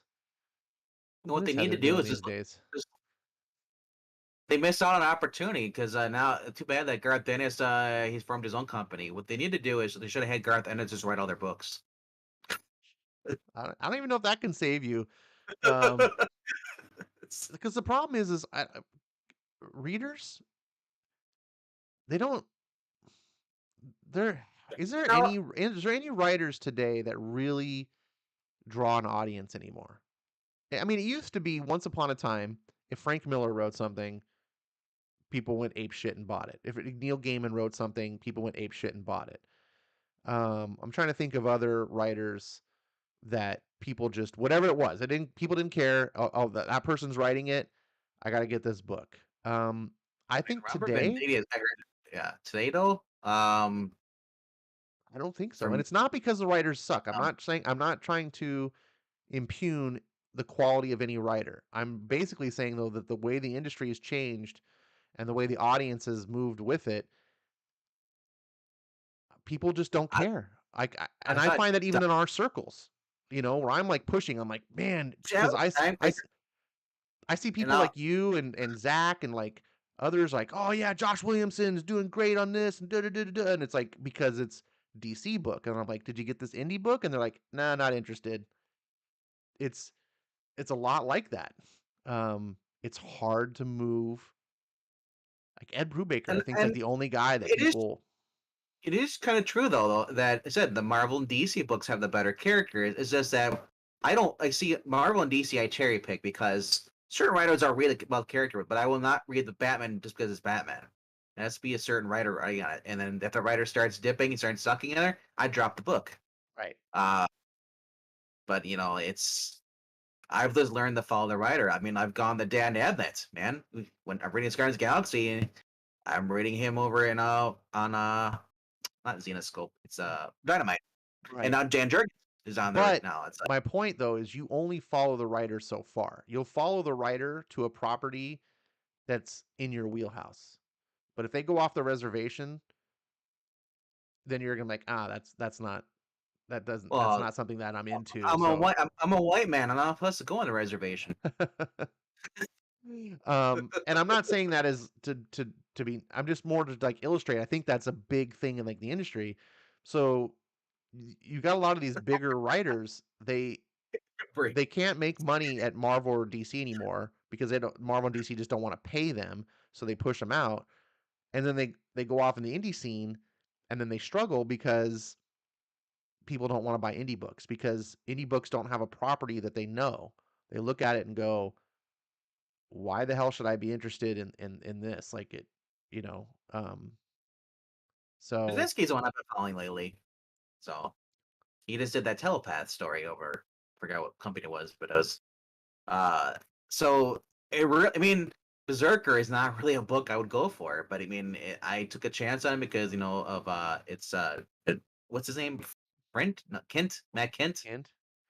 Yeah, and then Keanu Reeves is like, I'm like, oh no, is it gonna be good or bad? Is he writing it? Who's writing it? Because I don't like it when actors write their own stuff. That really works out well. But Berserker's been hit and miss for me.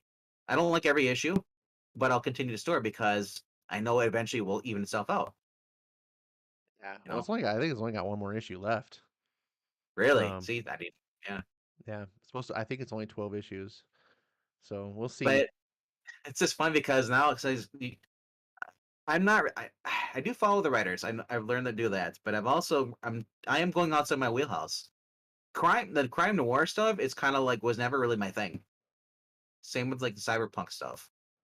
I was Well, never a huge Blade Runner. I was never a I big res- fan of that. and I respect that. I totally get it. Like for comic books, I'm a capes guy. Like I really Yep. I, and I want to Marvel comics. I miss Jim Shooter era Marvel comics. Like that's what that's if I could just snap my fingers and get a wish or whatever, I would make comics back to that again. DC Rebirth era changed my mind about DC and opened me up and helped make me. It was kind of my gateway to DC, and so now I'm appreciating DC. And I'm also a believer that good is good. If you can just tell a good story, even if it's not my wheelhouse, I'll appreciate it. And that's why I read independent comics today because far and away the talent and the product in indie books, the good indie books that is. There's a lot of shit indie books. The good indie books are way better than Marvel and DC. The problem is I do want to read Spider-Man and X-Men and Batman and like I these are properties that I love. That's what I but they're fortunately Batman's good again, but for a time when like Tom King's on Batman, you're just like, oh, and back when Marvel's just well, they're still shit in the bed, but when every Marvel comic was like, oh, Thor's Lady Thor and Yeah, I mean Captain when America's a Nazi and like every Hulk is Gogurt Hulk and like every character was messed up. It was like, what am I I reading? yeah, I know what you mean. And Josh Williamson was writing Robin. Now that Megan Fitzmartin is actually writing Tim Drake the way he's supposed to be, I'm very happy now. So I read independent comics because I'm not against them. They to me they were always like a supplemental thing, right? It's kind of Well, like true. It's it's like kind of like it's like I love mashed potatoes, but I don't go to a steakhouse to order mashed potatoes. I go to get a good steak. However, I'm not opposed to eating the mashed potatoes that come with it because they are tasty. But the problem is that's what I'm being kind of forced to do in the industry right now is suffer like not suffer, but and I am really enjoying it. Some of like the Ed Brubaker stuff I read, the stuff I read is good, but it's so hard to find because every single time it's always about a new property. I have no idea. Like I just admitted, Samurai Doggy. I only bought that for shits and giggles. I didn't buy it because I knew it was going to be great or I knew the creators. I was just like, roll the dice. Like, um, No. There is a pattern. You like dogs. I do like dogs, but that's That's the what, only one I talk about. You notice I don't talk about Good Boy, of which is the other course, book because I get. you're trying to keep it down, I'm play it trying. down. That you um, you know, I I didn't. even I didn't. like I that. appreciated Stray Dogs, but I didn't get Stray Dogs. You know, um, so I guess my point is there will be good books that come out. There's not a lot of good ongoings. Um, There really isn't any ongoing. If you look at a lot of the books that should have ongoings, they're miniseries. They're four or five issues. Even indie ones. It's like, where's the rest? yep. Why is Erratic only 4 issues? What else is he doing? Like Yeah. I want an ongoing, man. Why do you gotta tease me like that and then I gotta wait a year for the next one? At least depending how could be a year, could be 2 years, Yep. depending what the writer's doing, you know. Yeah. I don't know. I don't Maybe know. I would love to talk to the owners of AWA because I think that they're doing some really cool shit, and I think that there's some strong editorial over there. Um, Erratic is unbelievably good, and I'm like, why? Yeah, why aren't you doing this as an ongoing? Now, it's a give and take because look, writing an ongoing book is not the same job, or it's not the same skill set as writing like a mini series. And this is one of the things that I always like I have to concede about Frank Miller, who's my favorite writer of all time. Frank Miller never wrote, well, he did write Daredevil in the beginning as an ongoing, but he didn't stay on very long. And after that, he never wrote an ongoing. Everything he did was a miniseries, and he'd come out with something like every maybe like once a year, once every 2 years. So when you have a lot of time to sit there and craft your story and refine it and go through rough drafts and blah blah blah, and tell them like a 6 issue story, that's way different than meeting a deadline month after month after month after month after month after month, and keeping your story relevant and interesting. Um, there's few writers that can really pull that off. Um, so maybe if Kari Andrews was doing an ongoing erratic, it wouldn't be as strong as we know. Or maybe he's just not capable and they'd have to have a different writer. Maybe he's like, I'm the type of writer who can't do that. I need time to think about my stories and craft them. I can't do 12 issues a year. Like, so then they're like, okay, well, we'll put someone else on the book. Well, then you run into the question, does it be, is it, if it becomes a mediocre book, then is anyone interested? And he's also writing and drawing it too. So I mean, I don't know what John Byrne's schedule was when he was doing She-Hulk. right. So, In a month. but look, I would be okay with a bi-monthly book. I would be okay with just taking hiatuses like Aftershock, or not Aftershock. I don't know why I said that because it's on the screen. Um, if if AWA wanted to do erratic, like they did the 6 issue series, and then this new series was issues 7, 8, 9, and 10, they could do that. And they say, okay, then we're gonna go on hiatus for like 4 months, and Kari's gonna do another story, and it's gonna be 11, 12, 13, 4, or whatever. I would be cool with that too. It's not ideal, but it's better than nothing. And it's better than just miniseries after miniseries. I hate that. As a collector, I, I'm really becoming done with miniseries as far as like buying, collecting. I'll just get the trade. It has to be something I'm a huge fan of to get the floppies. And erratic just happens to meet that. But most comics, I'm just like whatever. I'm if it's that good, I'll get the trade. And chances are I'll get something better out of it, and I'll pay less money because they put extra content in the trade. And then you pay less per page for the product, and yeah, they're shooting themselves in the foot. I don't know. Like I said, it's the point where comic industry is really changed, you know, and I think it's going to change again more. I don't think this is it. This is like this isn't the final stage. Oh no, it's No, not. it's like we could play about it now. It could fundamentally get worse, or it could actually like our country could actually turn around, and they could get like big. Uh, I don't want to be a naysayer, but I also want to be an optimist. I just want to say like I mean, at this point in our country, it looks bleak for everything. But that's to say, it's like it could get better. Could for briefly, who knows? It Uh, absolutely can get better, and I think like for a that rock bottom, is up. I think the vinyl industry, um, and Eric Breen Is it might be able to that? attest with this. The vinyl industry has shown, when I say vinyl industry, but for anyone who's not, vinyl records, for Right. decades and decades, Oh, people thought. I would. I Yeah. mean, we vinyl records were made obsolete by the cassette, much less the DVD or the CD, much less than MP3.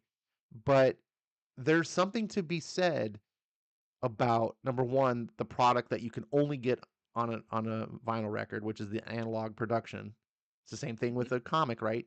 I can have a digital comic and I can see the pictures on the screen, but it's not the same as the actual printed page. There's a different experience, and lots of comic fans understand what that means. But number two is the collectability. That's some people forgot. Like vinyl collecting is a big deal. There are full on stores that are around that they just deal in used records, but like from a collectible standpoint, like because they're out of print and collectors want, first print whatever something of Rolling Stone, whatever. I don't know. I don't actually know which ones are which, but it's an industry and it's become a thing. And then what it's done is it's caused new musicians or current musicians to start making their music also now on vinyl. You can buy new music on vinyl, and that's really cool. So I think what could happen is comics could take a really, really, really, really big crash and go to the point where they're almost non-existent and everything. And then there's like a resurgence where people, because I think back issues will always still be around because there's like that nostalgia effect, and the collectability of it. And I think that's always going to make a viability for people to say, oh, yeah, we should make these again because clearly people are buying the old ones. They'll buy new ones. Yeah. And Eric says kids will spend $30 for an LP, but they won't pay 30 cents for the same thing on CD. Yep. Yep. That's Because exactly. Sorry, yeah. 1 second. Amen to that, Eric. That is one of the best comments. That is exactly the argument that I make, and people do not get it. I've had arguments with Perch about this, and Perch is a guy who's owned comic book stores, and he doesn't. I don't know why he doesn't see this. Collecting is key. This is the reason why I won't pay for new comics on digital. I read almost all my comics digitally. Almost like 99% of them I read digitally. I buy them in the store, I get a digital backup, and I read that. It's just I enjoy it better. I like reading on my iPad. It's to the point now where I'm annoyed if I have to read it physically. Um, and but I'm only willing to pay $3.99 or more in the case like I bought recently. I just bought that Saga of a Doom Planet was $8.99 cover price because I actually got the physical book. There's no way in hell I'd pay for that digitally. And the reason is because the physical copy has an intrinsic value to it. There's a value to comic books. Now, most of them become dollar bin fodder and aren't worth anything, but you can recoup some of your money. I think Skip understands this. Like he's constantly telling me about how he's like putting books and he's selling them or whatever. Um, and you may not recoup all your money. You might make a profit. Who knows? But the point is, when you buy something digitally, it's just no. There's no resale value. There's no aftermarket. Your money's 100% lost.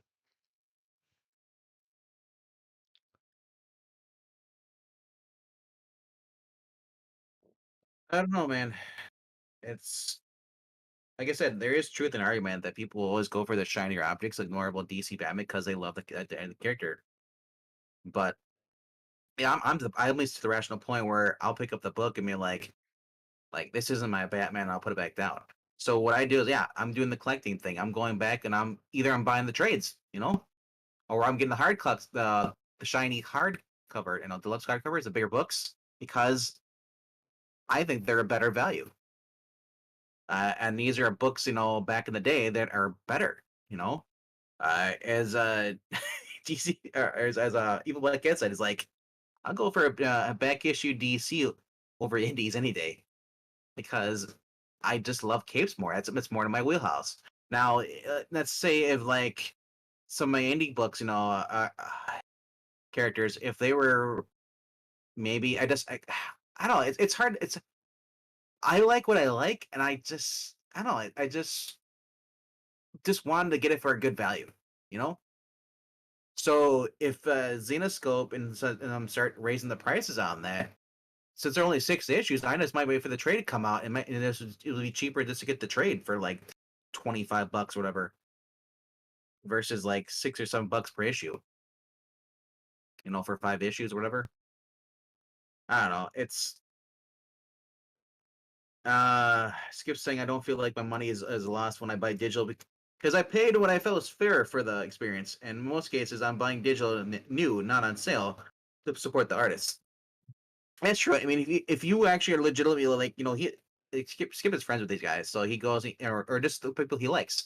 Like, if I want more Brubaker books, you better damn well be supporting him, buying what he's buying, because he might just be like, you know what, sales are going down because these people are better just not pay for it. You know, we live in Sure.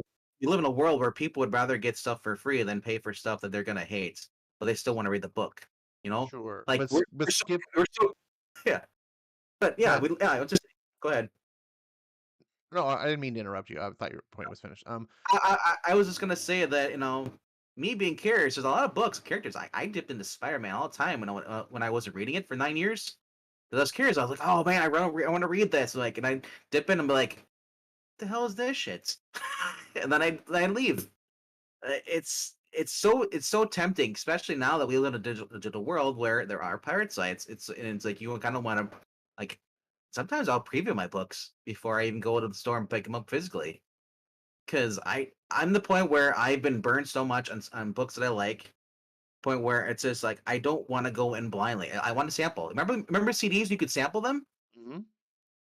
Nowadays, you just they don't do the sampling, far as I'm aware of. You just go out and you buy the CD. There's no more headphones to listen to. You know, Oh, you could do the if records you back can in the even day. find places that sell physical Barnes, music anymore.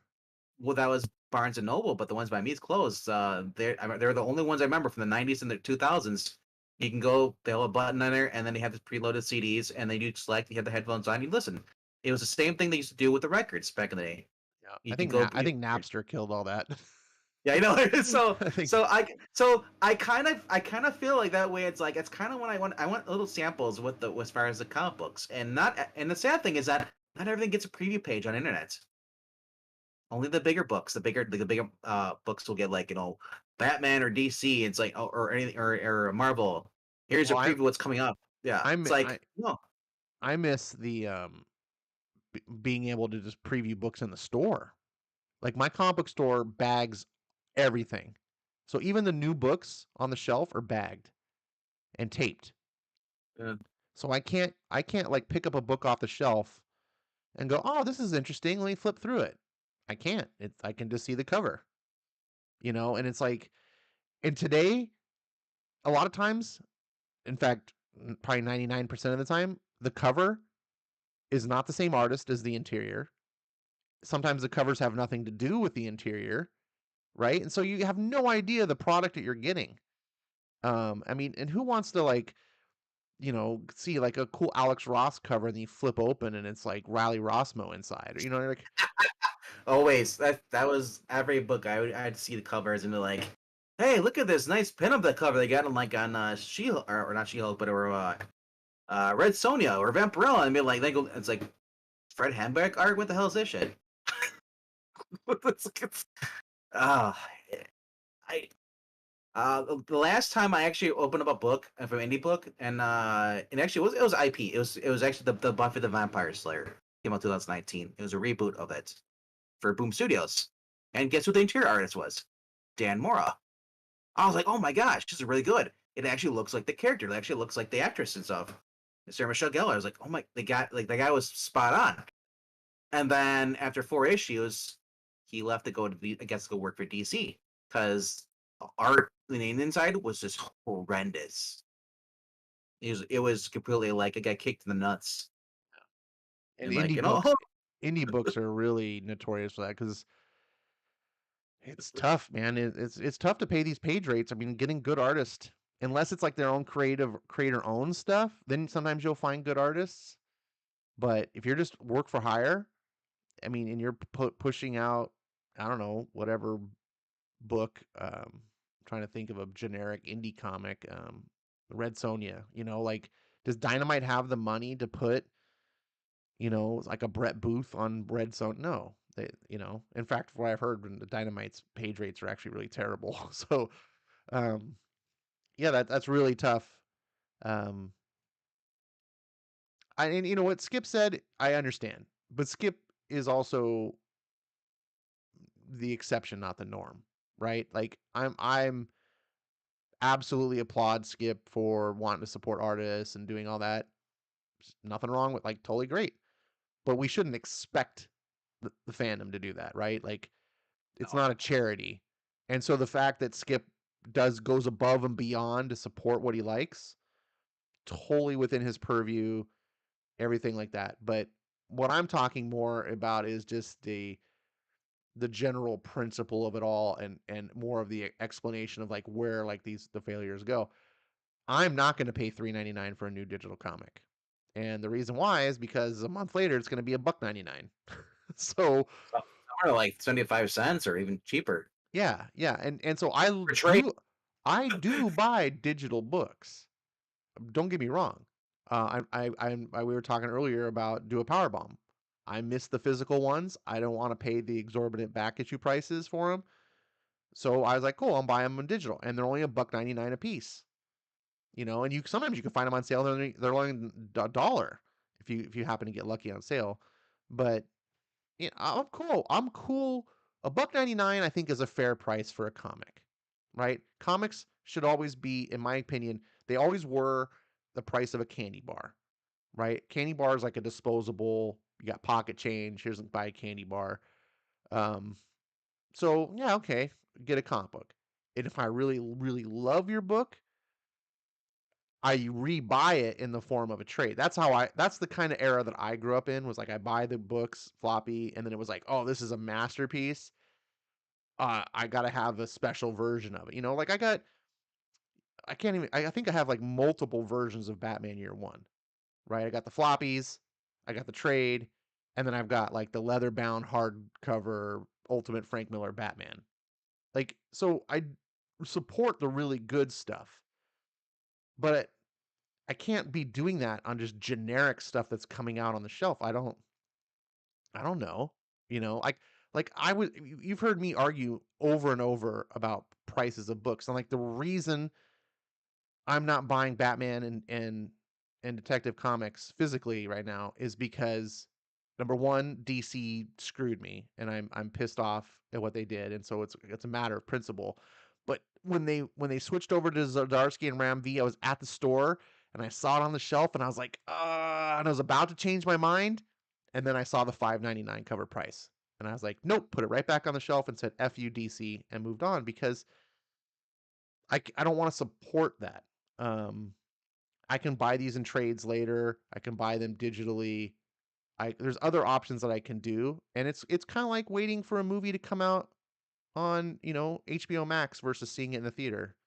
Like I just noticed, Black Adam's on HBO Max now. Like I feel like it was just in theaters like a week ago. Well, that was Um, the other thing is that there's so many movies that they release like not even a week later. It's like it's on HBO Max. There was another movie they did that first. They released it on HBO Max and then they went to theaters. yep. I'm trying to remember what it was, Yeah. but like, so that's another big topic to talk about. Sure. And Like, with but But my point That is, and yeah, there's a lot of places where my money I is being digital called first. to. Yeah, And yeah. I and don't like and so you gotta and my thing is like you gotta earn my money. I'm not trying to sit up on an ivory tower with like snub, prop my nose up, but more with your like picky sending, sending, you're my pinky drinking said. your. But what I'm saying is there's other things like I want to spend money on. And I'm always constantly making choices. Should I spend money here? Should I spend money there? And if you're turning out a half-assed product, or that product is just more expensive than I feel like it should be, I'm gonna go somewhere else. So we started off this whole uh, this whole weed discussion about I wasn't reading many comics just recently because I bought a video game. I didn't buy like a crazy like we talked about. I didn't buy like a $70 premium title. I bought um, Assassin's Creed Valhalla, and it was always a game I was interested in because I'm a massive fan of Nordic mythos and things like that. And so when I saw that they were doing an Assassin's Creed but with like Vikings and stuff, I was like, well, sign me up. But then I was like, I'm not paying $70 for this game. So I let it go. And I knew Ubisoft games always go in the bargain bin a year or two later. Assassin's Creed games, you can get the old Assassin's Creed games for like a dime a dozen. It's not because they're bad games. This is the model. Anyways, they had a free weekend. And so it's like, hey, you know what? I'm gonna download this game. Number one, because I want to see if it runs on my PC well, and I was like, oh, just to see, it's free, mess around with it, and then I got super hooked into it, and so then the free weekend ended. I was like, it was only $20, so for $20, I got the game. Um, and again, that's like again, I can do that, or I can buy 4 DC comics, right? And those DC comics are going to give me an hour, maybe two, if I really stretch it, of entertainment versus this Assassin's Creed game has already sucked 20 hours of my time, like I could just, and I'm barely scratched the surface. Um, and of course, everyone's got their own thing. Sometimes I just like buying stuff. Like I bought the Spawn Batman, not because I don't really care about Spawn, but I really enjoy, I'm a collector. I like collecting things, not because of necessarily making money, but I just like collecting. And I'm a big fan of Batman White Knight, like big fan of Batman White Knight. And when I saw that the Sean Gordon Murphy cover wasn't just a Batman, but it was actually the White Knight Batman, that was like, okay, I got to buy this because it's like, I feel like it belongs in my White Knight collection, if that makes sense, even though it has nothing to actually do. But I enjoy owning it. And so for me, it was worth the 6.90. I'm struggling to. I paid 6.99 for this damn book, but it was also because I only had to do it one time. There's no way if that was an ongoing series, I would not have bought it. But I was like, I can buy one 6.99 comic, and I don't feel mad. Like I'm happy I own it. But again, it's still it's calling me. Like I have to make these choices. Yep, it's part of getting old. Priorities, man. Yeah, Eric's like, fuck this. I'm gonna do what I want. I'll smoke. I'll read what I want to read, and that's it. You know, Yeah. more And- more power to anybody. I mean, like it's at the end of the day, you're the one to make the decisions. right. You're deciding what you want to read, what you don't want to read, what you want to watch, what you don't watch. Don't let other people persuade you into wasting your time on something you normally wouldn't go into. That being said, doesn't I mean doesn't you shouldn't ever try to go outside your wheelhouse. But at your own discernment, your best judgment though. You know? Right. And part of the reason why I don't buy new video games, 'cause now they're up to 69.99 for the triple A's. Well, And yeah, part of the reason I don't buy those is because I also still want to be able to buy comics.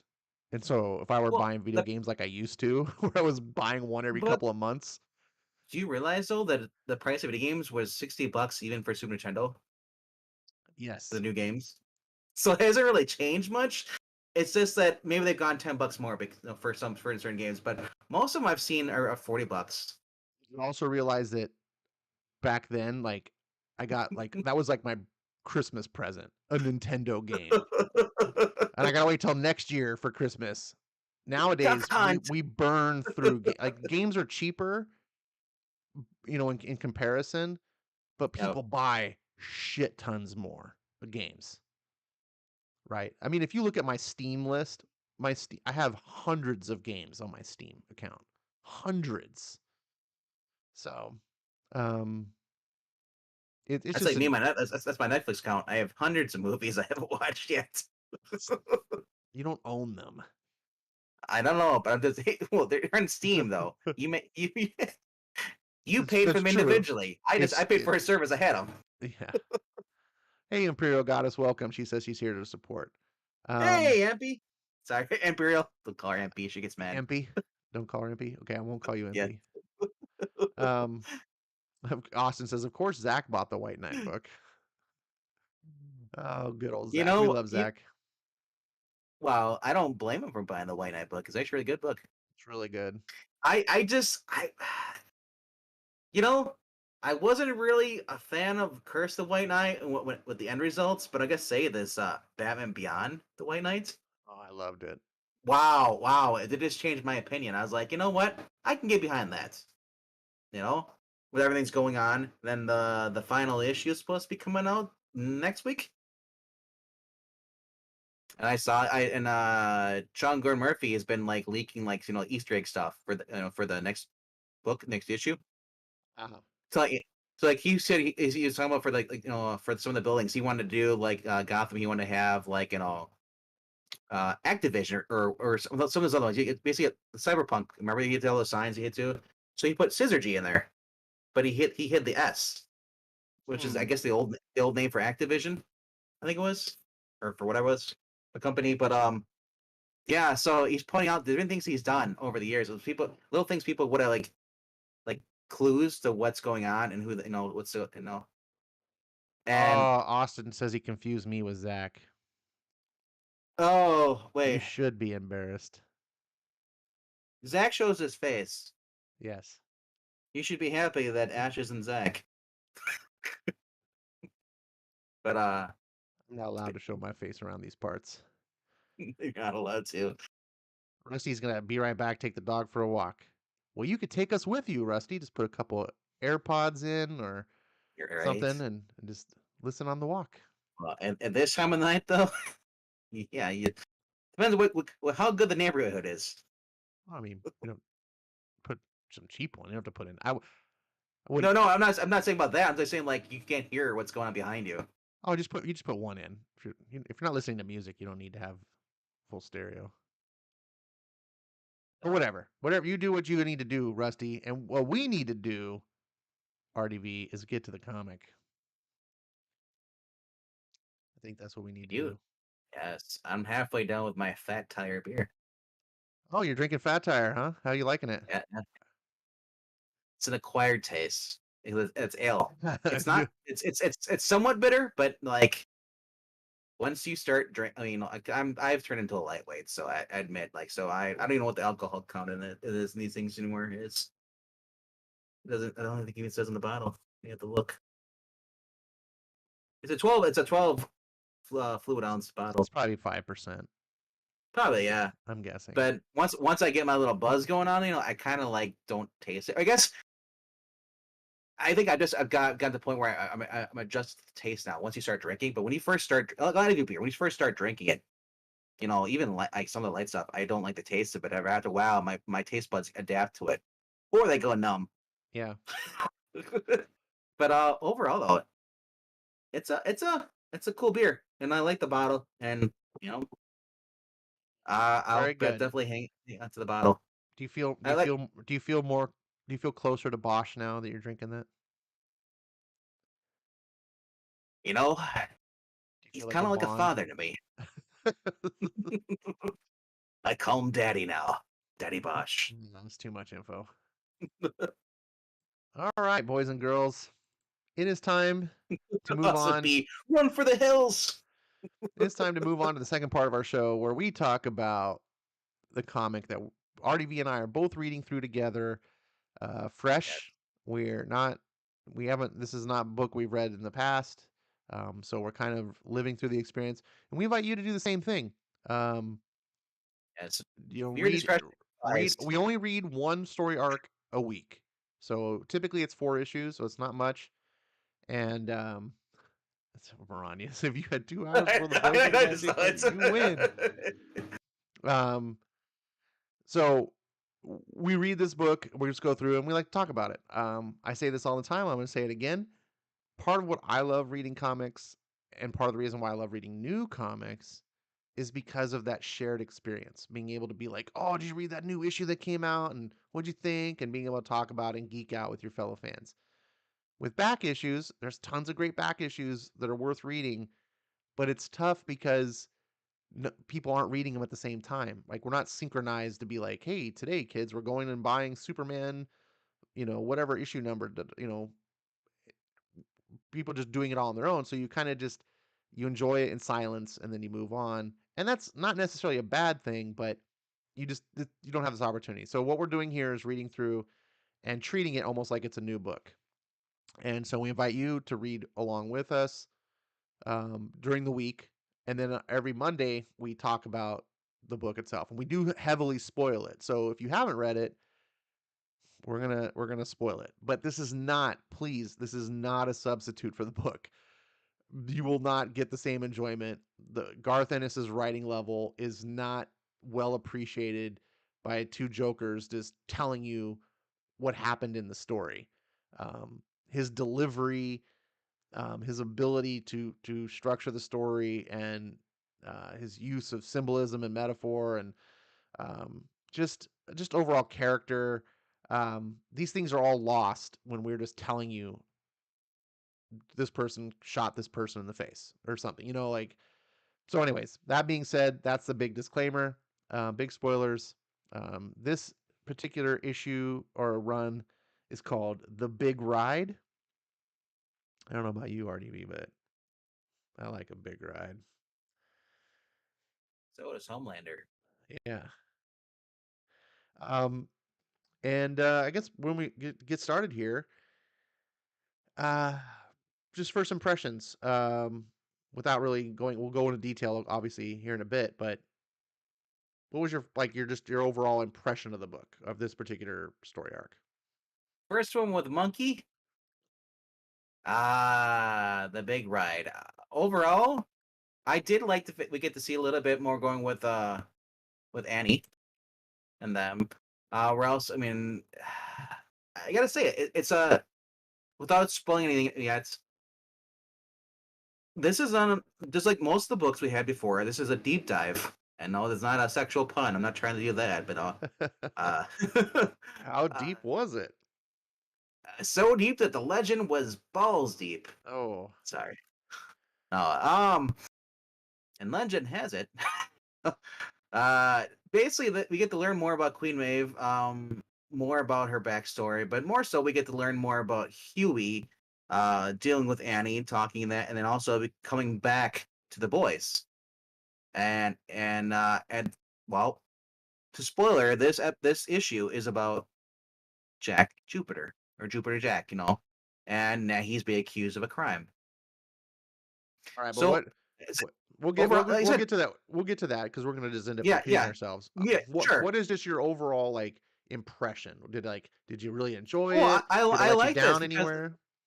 well, the big thing I liked about this was them coming back and Huey coming back and talking to Butcher, their whole conversation, everything, and then you get to see that Annie's there with them, and even though they have separate, he's sleeping on the floor, she's sleeping in the bed. There's sounds like everything is mending out and is getting better for the better. And now we get to see the new improved Huey uh, deal with the boys and their first case together again. So So I like it. It's pretty good. so for me, this is probably my least favorite story so far. And not to Really. say that it was bad. I still very much enjoyed it. Love the boys. No matter what you no matter what you partake in, right? There's always going to be the weakest link. So no matter how good Mhm. all the links are. And I think it's just because of how it resolved, and we'll get to it, but the story kind of left me wanting. Where I was like, and I think it's just because so many of the other arcs have always been Yeah. such powerful endings where you're like, oh my goodness, like this is an ongoing series, but yet each of these story arcs are like self-contained stories within themselves. You know, you really get a solid ending that impacts you.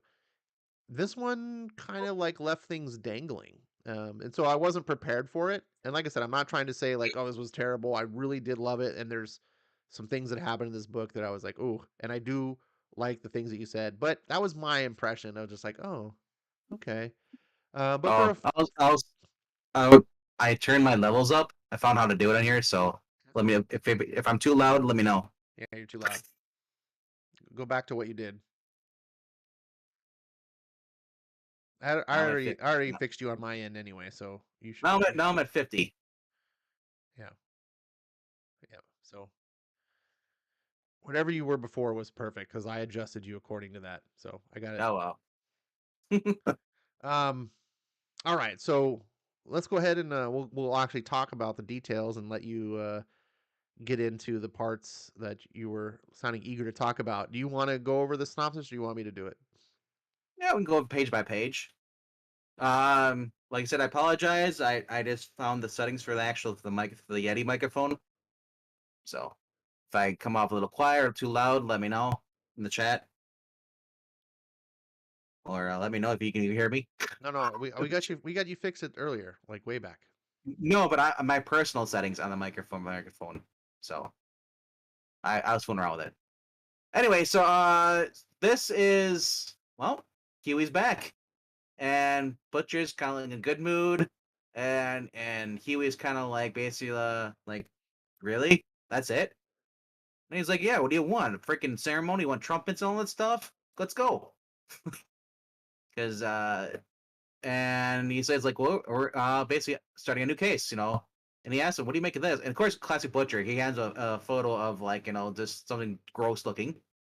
And well, now warning, there is for those who are sensitive to basic topics, they use the word transsexual. I know that's can be triggering for people because people don't like that. They don't like tranny or derogatory, whatever. But that's just the language they use in this. Blame Garth, whatever. So, anyways, he was kind of put off because he shows a picture of a transsexual, and basically it's well, a dead tranny. Sorry, a dead transgender person, It's hard and to it's it's hard to describe it. this book is not politically correct. I So know. this Garth would Yeah. totally be canceled today if he wrote this today. So anyway, so that's and it's another thing they probably will never put in the show because they don't have Jupiter there. But I'm trying to remember who is Jupiter. Do you even have a character similar to that in the show? I don't think they do. No. But no. So anyway, so they basically they found a stiff, a dead prostitute. And it's tied back. Everything, all evidence is going towards Jupiter.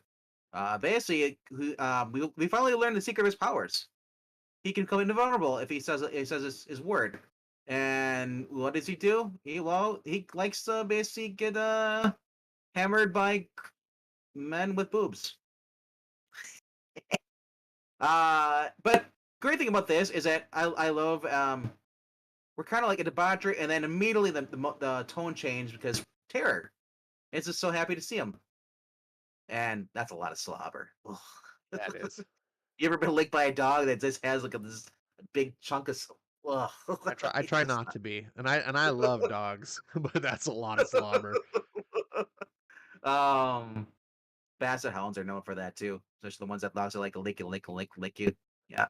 Anyway, so yeah, so and he's like, oh yeah, good boy, and like you know, and he's just really obscure, or I guess not obscure, but a rare moment you get to see Butcher smiling with Huey and just playing with a dog.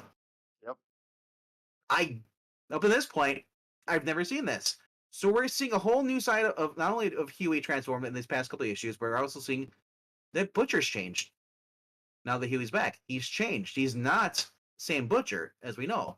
So I don't know if because remember the last we left off was someone walking in and killing Mallory, and we suspected it might have been Butcher.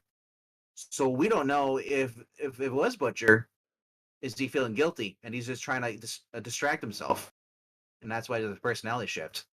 I don't know. It's speculation I at this point, my but my my interpretation here was I didn't see Butcher changing, but that we're just seeing a different side that we don't normally see that's what I that mean. Change that it. Big that that change. terror is able to bring out. Because we get the line here in the last panel where where Huey's just like, oh, he's a good dog, da da, da, and Butcher's like, he is. I don't tell him often enough, but he is. And I just there's just I think Butcher is a stone cold kind of person, and he's not able to make he doesn't human very well, as the millennials would say. But I think his through his dog, he's able to be more in touch with his feelings, if that makes sense. Yeah.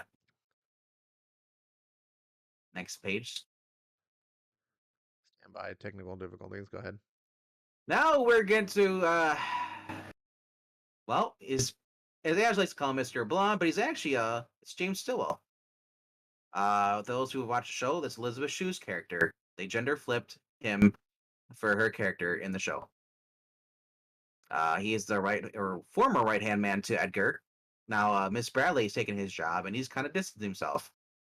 Now, I'm not sure if Edgar knows about this. I'm kind of it's been a while since I've read the previous issues, but I don't know if he's doing this on his own little venture, and he's going to use her to fill in while he's doing this. Obviously, Edgar has to be aware of everything, but then again, this is not Giancarlo, so I don't think that Edgar in this book is knows what's going on as much. We don't even know if But there then again, is. We don't even know if there is an yeah, Edgar in the book. well, we've seen him. He was at the very beginning. When they had a conversation after the whole killing of the G-men. That was your Edgar, the old guy.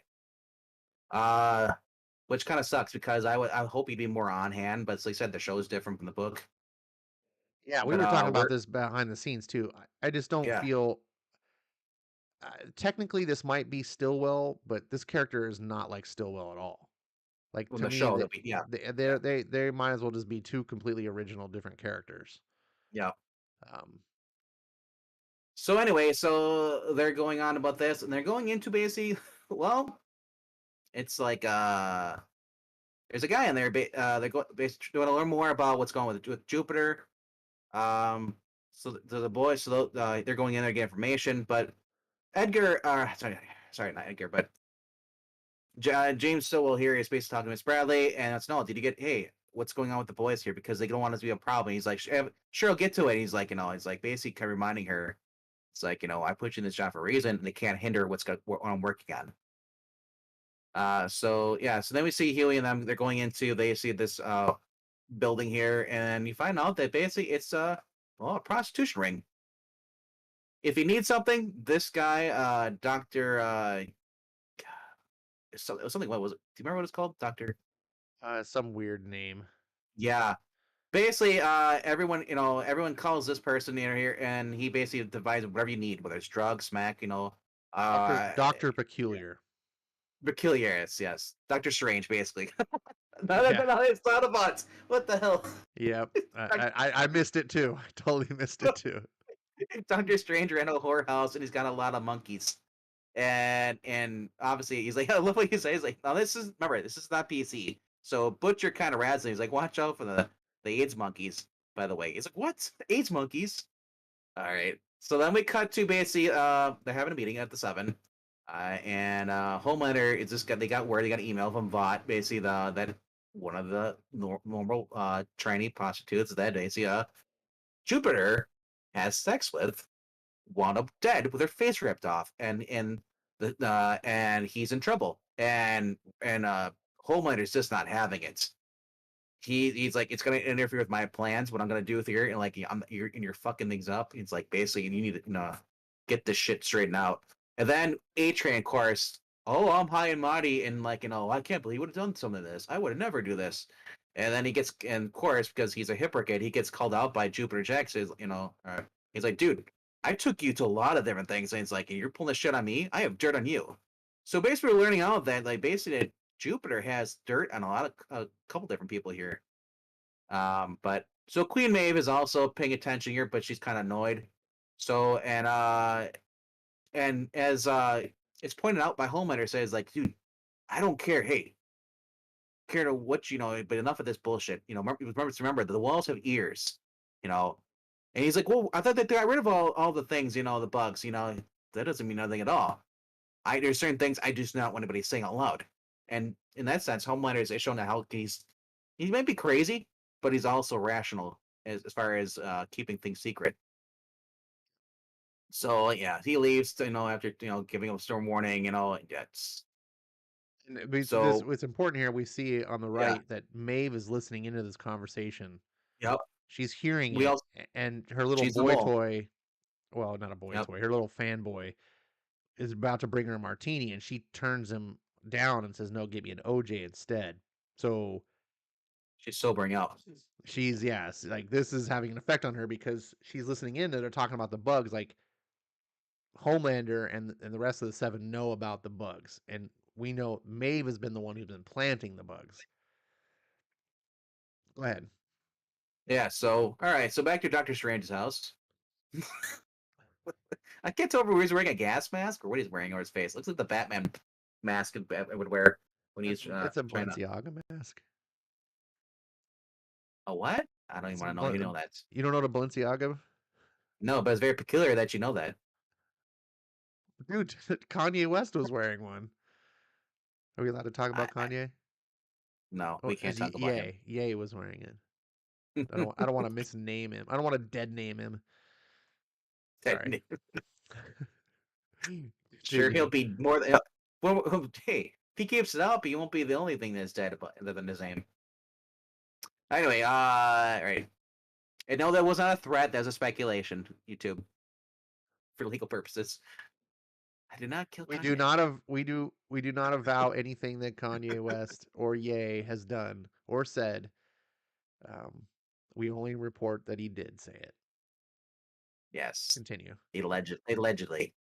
Allegedly. All right, so basically here, and so basically what's going on here is explaining him the little lowdown here, and they basically like the guys here like what's going on, and they basically and Butcher. I love how he just looks at him because we know that Butcher is pretty much he's got the intimidation factor, and this person knows like oh crap, I might as well because we were play along. And the monkeys are going after him, and I love he just says terror, and the monkeys just run away scared. Now the first thing when I saw these monkeys, I kept thinking like, oh, Beast Boy, call back to Beast Boy, Oh. green. But it turns out this guy is just a weirdo and just dyes his monkeys green for whatever the hell of it reason. I forget what the reason was. If there was a reason, Who's this Beast Boy you're talking about? he's the one that's currently butchering DC Comics. Because I don't know who I, Beast Boy I, is. I, Are you talking about well, Changeling? well, no, I'm not talking about Changeling at all. I'm talking about Beast Boy, the crappy version. Changeling would never be in a book like this. Anyway, so all right, okay. So basically, they're going through the files here, and now notice the names. So if you look closely, if you zooms in on the right page, you can see this guy has files on every single superhero that comes through his doors. One of them I recall was actually was his name was Booger, right? Wasn't he was one of the lower guys? But Yeah, I think he was one of the G-men, I think. he's got Stormfront on there too. A few others. I'm trying to look at it closer, but uh, I just assumed everybody was on there except Annie. yeah, yeah. But so Butcher's looking over this, and then he doesn't go after the Stormfront book, But as they're talking about this, and so basically he was questioning is like, he's like, is there really any end of these? And he's like, no, and like Butcher's like, it's never got. So there finally finds the book, Jack from Jupiter. And he's going through that while Huey finds the Queen Maeve book, steals the inside of the book and puts it back. Because he's doing his own little investigation on the side that Butcher doesn't know about, or though at least we don't think he knows about. Um, so then we've come across. I mean, their conversation. I don't think there's really an important in the conversation here, but on the right side, basically Huey notices a statue there, and there's two monkeys on the side of a guy's face. Now that's a callback to the cover, because you remember our pal Monkey, right? Apparently he was two monkeys had basically they humped his ears. That's how he got his name. Yep. So the funny thing is, like, while they're going in there, he's like, eh, and they're talking, and Butcher kind of drops a hint they have the cure for AIDS, and he kind of puts Huey on. He's like, "What? You telling me you have a cure for this?" And like kind of he just laughs at him. He's like, and Huey's just so upset. He's like, and I like what Butcher says, like, "Come on, really? Do you think we had a cure for AIDS? We'd give it to the fucking monkey?" Well, let him rot, the little bastard, basically. And then I love he was like, "Behold my triumph fucking return." I love their bonding. And then said Terry's just happy and Butcher's happy, and I think Butcher was more depressed not having Huey there. I think he really enjoys having Huey there, and it's just because Huey is just like a moral compass for him, and he's just more of a better person. Yeah, and All that's right, what he, so he then makes that statement. That's one of the things I yeah, like about you, son, is you never judge me. yep, So yeah, so then that concludes the issue. They're just yep. leaving with terror. So what'd you think about the first issue? How did it start off? Well, okay, now that like I said, Annie's in the next one. So I couldn't remember because I read these all together. I think they blend together, but overall, more character explanation. It's furthering the plot. Out of the four of the story arc, this was kind of a setup. The second story is more of my favorite than the first one. I can agree with that. Why you don't like this first one as much, but I do like the fact that it's him coming back. He's kind of bonding with with uh with Butcher. Um, we're also learning more about what's going on with the Seven. So it's still pushing going on. Something's it's gonna end as we're getting closer to the end of the series. You know, I think there's like 70 something issues. We're on 56. So I think we have like at least 12 or something like or 13 left. Have to, Anyway, so going through this, like I said, this first issue, I think it was pretty good. Um, we're seeing all of the pieces starting to fall into order. It's gonna lead up to something big. I liked uh Spe- I liked seeing terror. I like seeing terror involved. So I liked Yeah, where Huey's trying to be like a big shot, and he's like, "Listen, I'm gonna say something here. When I'm coming back, but there things got to change." He's like trying to give Butcher the yeah, thing, and then like Terror just interrupts, and there's this big old slurp, and the whole conversation ends up getting dropped because of this. yeah, And it's interesting because the sentiment doesn't get dropped, the conversation does, and then you get to see a little scene with Terror. And I really liked how uh Garth does this all the time. I should be better at catching it because this is kind of his formula.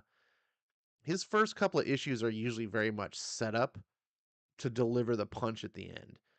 And so you don't know where that punch is coming from, so you don't necessarily know how to interpret a lot of these scenes. So now when I see some of these frames, I go, "Oh," because I know where it's going. Um, so but at the time I was just happy to see just kind of the joy from Terror, getting to see that other side of Butcher that you pointed out. Um, you're right. This is a lot of backstory stuff. I'm still going to call him Mr. Blonde, but um, talking to what's her name, Bradley? Yeah, Miss Bradley, yeah. Miss Bradley. Yeah, his replacement. Like, um, basically, like, just the little plots and schemes that they're doing. Um, I just enjoy these like little panels. Um, like seeing Butcher come across the little Chihuahua or whatever that dog is. He's just all intimidated. Um, um, Getting to see Doctor Peculiar's lair, just another interesting side of the boys' universe. I thought was interesting. once again, I appreciated that Garth tells R-rated stories, and there's a lot of debauchery, but he doesn't glorify it, and he doesn't go out of his way to be gratuitous. Like if he doesn't have to show you stuff, 9 times out of 10 he doesn't. So even though we're in this crazy whorehouse with AIDS monkeys, like you're seeing some sexually, evocative art on the walls or whatever, but you're not just seeing people running around having an orgy. Whoops, something Yeah, happened on my end here. What is that? I like that Gil Kane shot though of Jupiter, Cocaine. the Oh, up the nostril shot. nose. Um, there we go. Let's see if um, I liked the tension building moment of Maeve, like she's listening in as they're talking about the bugs and you know, Jupiter's just being an idiot and like screaming out loud about, things happening and His basically attitude though, revealing Homelander's plan, and it's like, dude, their plan is to like essentially usurp Vought and he's talking in the headquarters. Like these guys are morons, and then Homelander has to be like, yeah, no, I don't want you to discuss. And they start talking about the bugs. Maeve, of course, knows she's been planning the bugs, so she doesn't want to, um, to be caught. be caught, if Yeah. you will. Yeah. So Oh, I gotta say though, Jupiter's attitude here is kind of reminds me of Gilbert Godfrey back in the day of the movies. He just, "Were you kidding me? What?" That's yeah. like Um, R.I.P. That's funny. I also it kind of built my intrigue of why Huey was taking the stuff about Queen Maeve. So that made me kind of want to know more. This was dark humor, the whole getting screwed in the ears. It's just Yeah. that's part of Garth's sick sense of humor. Um, but again, yeah, I liked at the end here the whole bonding with it's almost like a big brother little brother type scenario here, and Huey really fills that role of being the little brother who's always kind of picked on in a way because not because of like mean like Butcher's not trying to be mean to Huey, but it's Butcher's older, Butcher's wiser, right? Huey is he's he's just naive in a lot of ways and he just doesn't know things but he's trying to still walk in that world or in those shoes, and so Butcher's constantly keeping him in his place, but not in a spirit of, like I said, not in a spirit of maliciousness, but in a sense that that's how Huey's going to grow stronger. And I really like that. Like there's just things about the way Garth writes that make sense to my male brain. Like this is how boys grow up to be men. And I'm not sure how a woman would read this story and interpret it. I suspect that they might go, man, these guys are dicks to each other and stuff. On the surface, it looks like that, but this is just how men grow up. And you could see like neither one of them walks away like pissed off. Um, I don't know. Do you see what I'm saying? I feel like it's hard to describe, but As far as who being pissed off, no, no, that was not the point. um, so yeah, uh, that was yeah, my impression of this book. I liked it so far. Like I was into it. Like it was getting me. This is the typical Garth Ennis setting you up. Okay, building. We got to put all the pieces in play before we can have the yeah. story.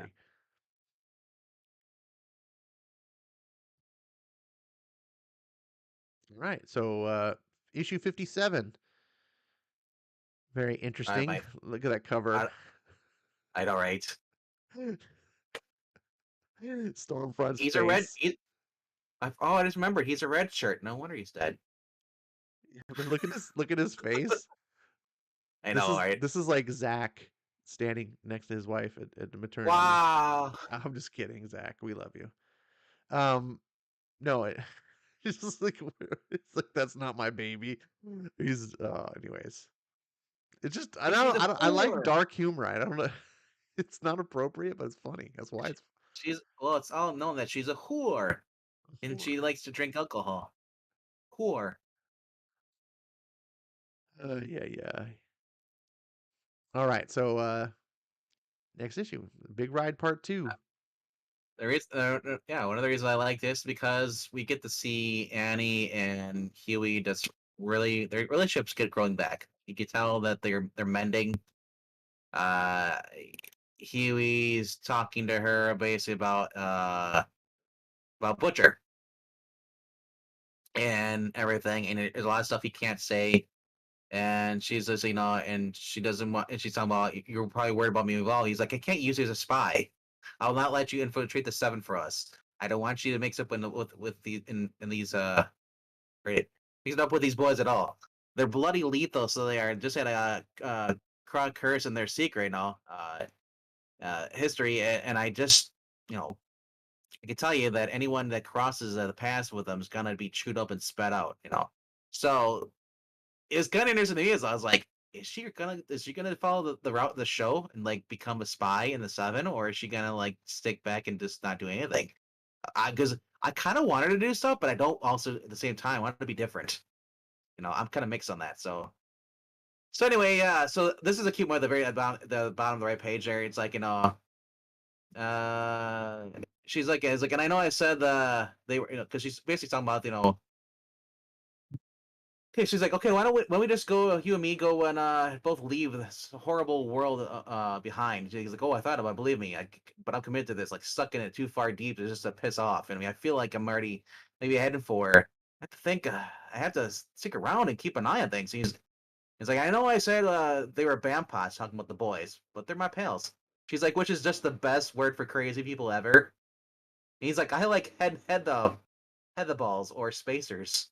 She's like, what's that other one? Loopers? He's like, you were kind of quiet when you get, yeah, and then like, so I love the little moment there. They're kind of like having fun. So you can see that he's now that he's kind of like, he did admit, right though, right? Yeah, because he's in the boys. Yeah, he did admit. Yeah, it finally came clean. So now that the weight's off their chest, the two of them are kind of reconciling, and they're kind of getting back to almost what they were before. Almost. It's a slow build. Which I prefer. I prefer it would be so unnatural if they just instantly just kissed and got back together right away. Uh-huh. So I do like the fact that Huey sleep on the floor and she's up there. So then yeah, and they're so basically talking about Butcher. He's like, he's like, I was like, he's like, it was just a guy. Is like in charge. Like he's like, oh, your boss. Yeah, you get a little edgy when you talk about him. He's like, I'm not edgy. I'm just frustrated. I wanted to come back and I'll close the siphon and tell him how it was going to be from now on. But it was like he just instantly overturned it. It just didn't even mean it.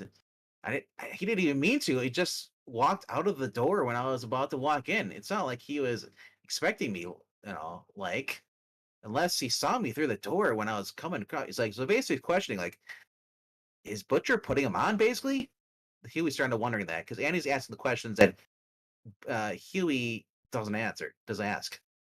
So that's kind of cool. It's exciting getting other people's perspective on things, new outlook.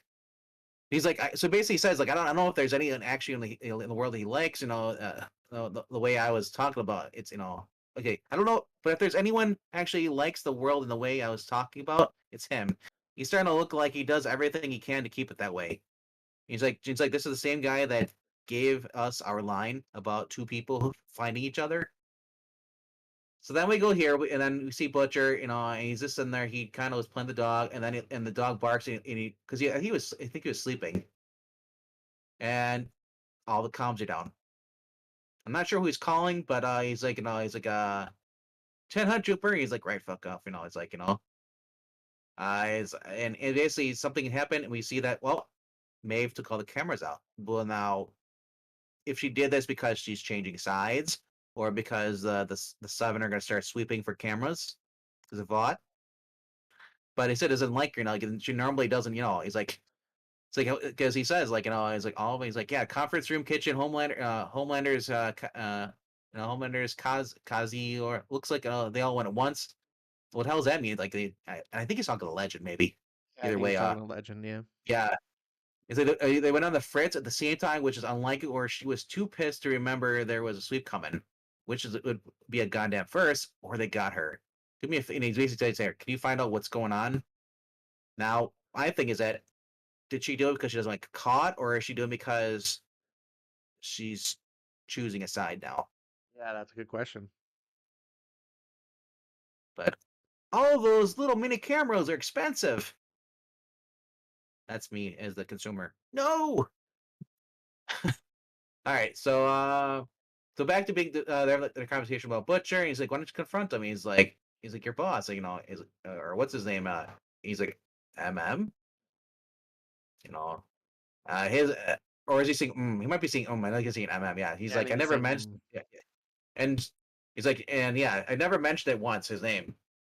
She's like, "I know he'll keep you, I know, no, no, no, keep her out of the loop. Don't let her get any finger, getting her fingers burnt." But she's basically asking, is like, if you're talking about the world being the way it is, like if you think he's actually contributing to it, why don't you just come out and ask him about what's really going on?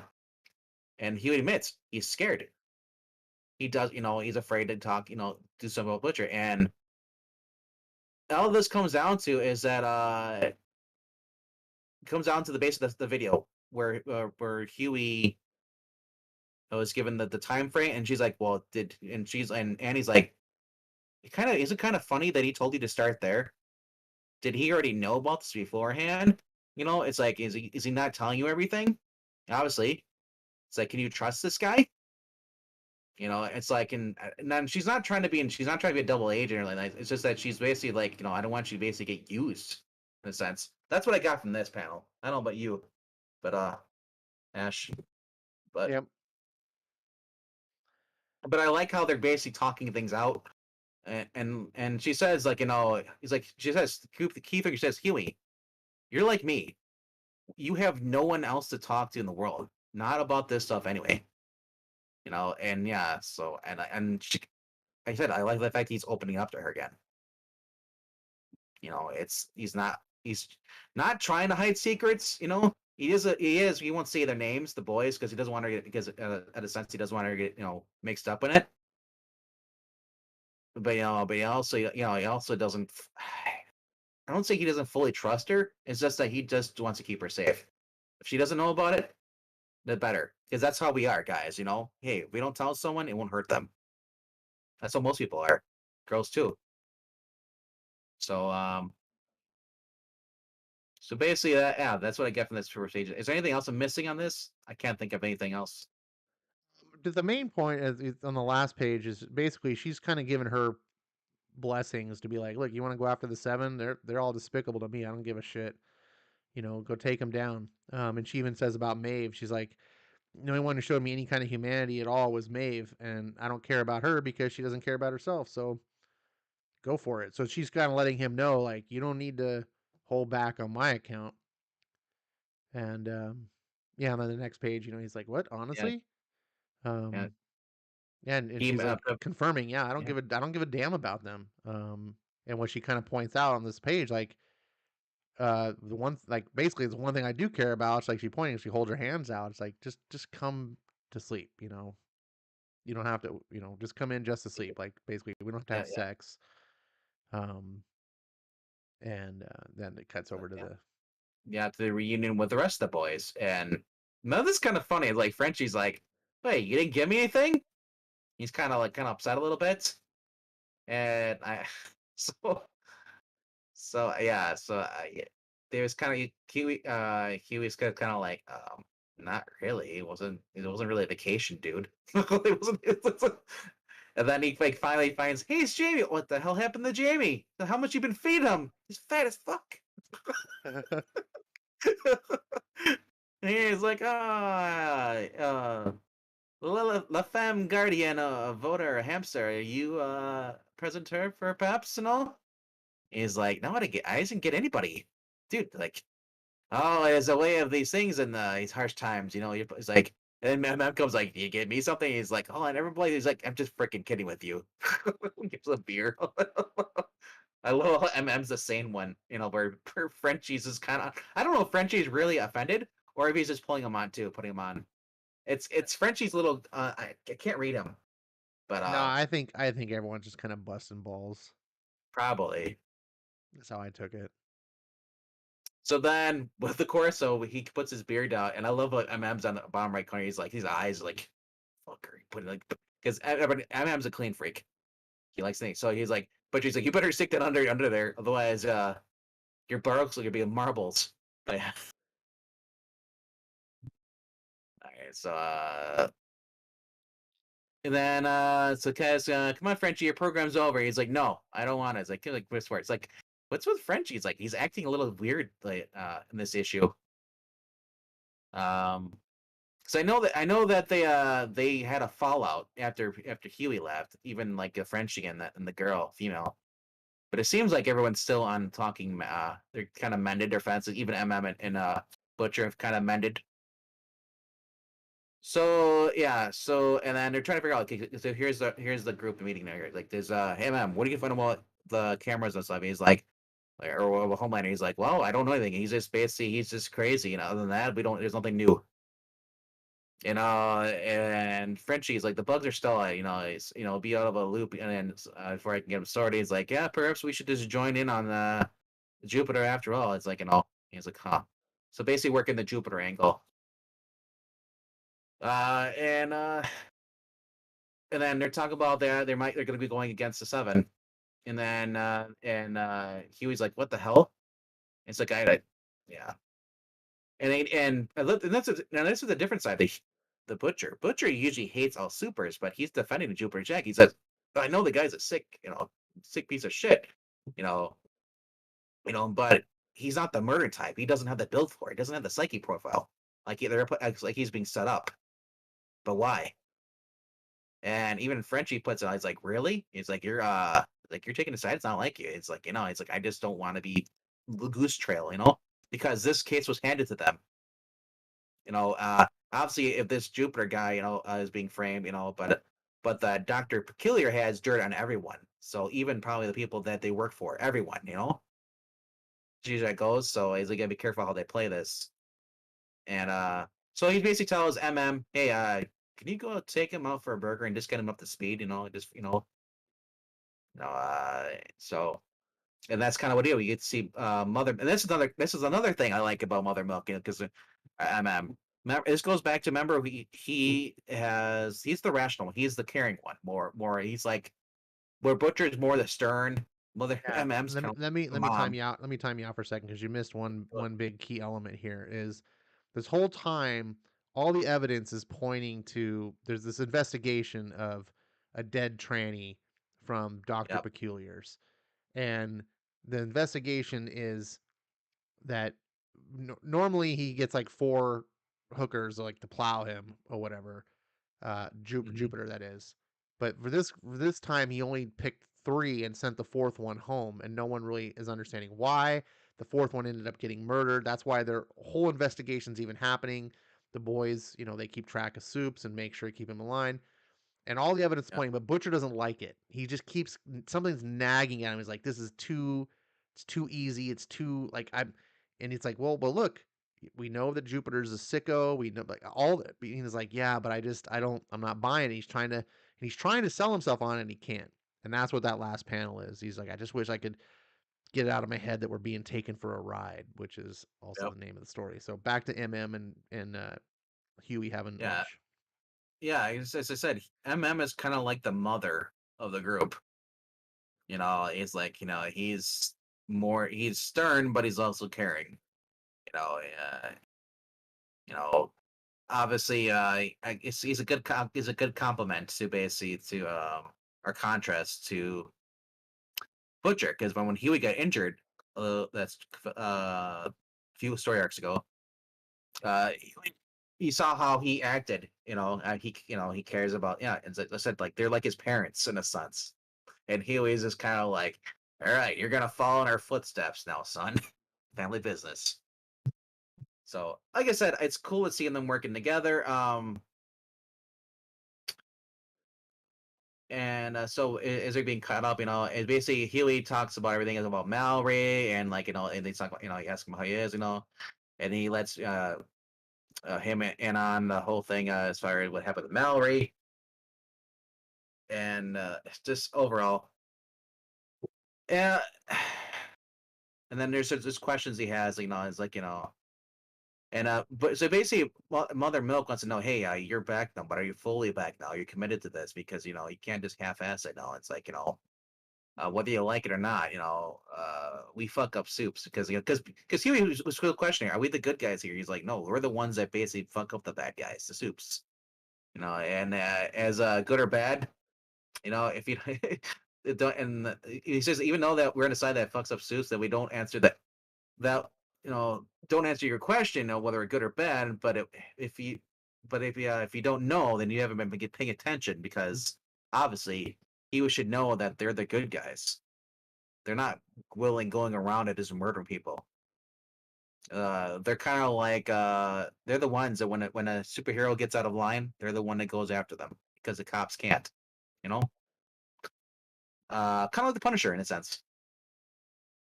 So yeah, and yeah, so basically he says like you're gonna have to like shit or get off the pot. You have to make it. Either you're with us or you're not. And then I kind of like how they kind of get away from that in the serious talk, and he would just goes like, "Oh, what's going on with that?" It's like those two. It's like and it's like who knows what the hell's going on in those two little heads. And Are he's they a couple? basically MM is telling Huey like there's only two ways to cope. Like you either go completely fucking crazy, where Yeah, you either have to shit or get off the pot, or go completely crazy, which is I guess three ways to yeah, cope. And then he's yeah. like, "Oh, what?" And he looks over and he's kind of like noticing like how are they coping?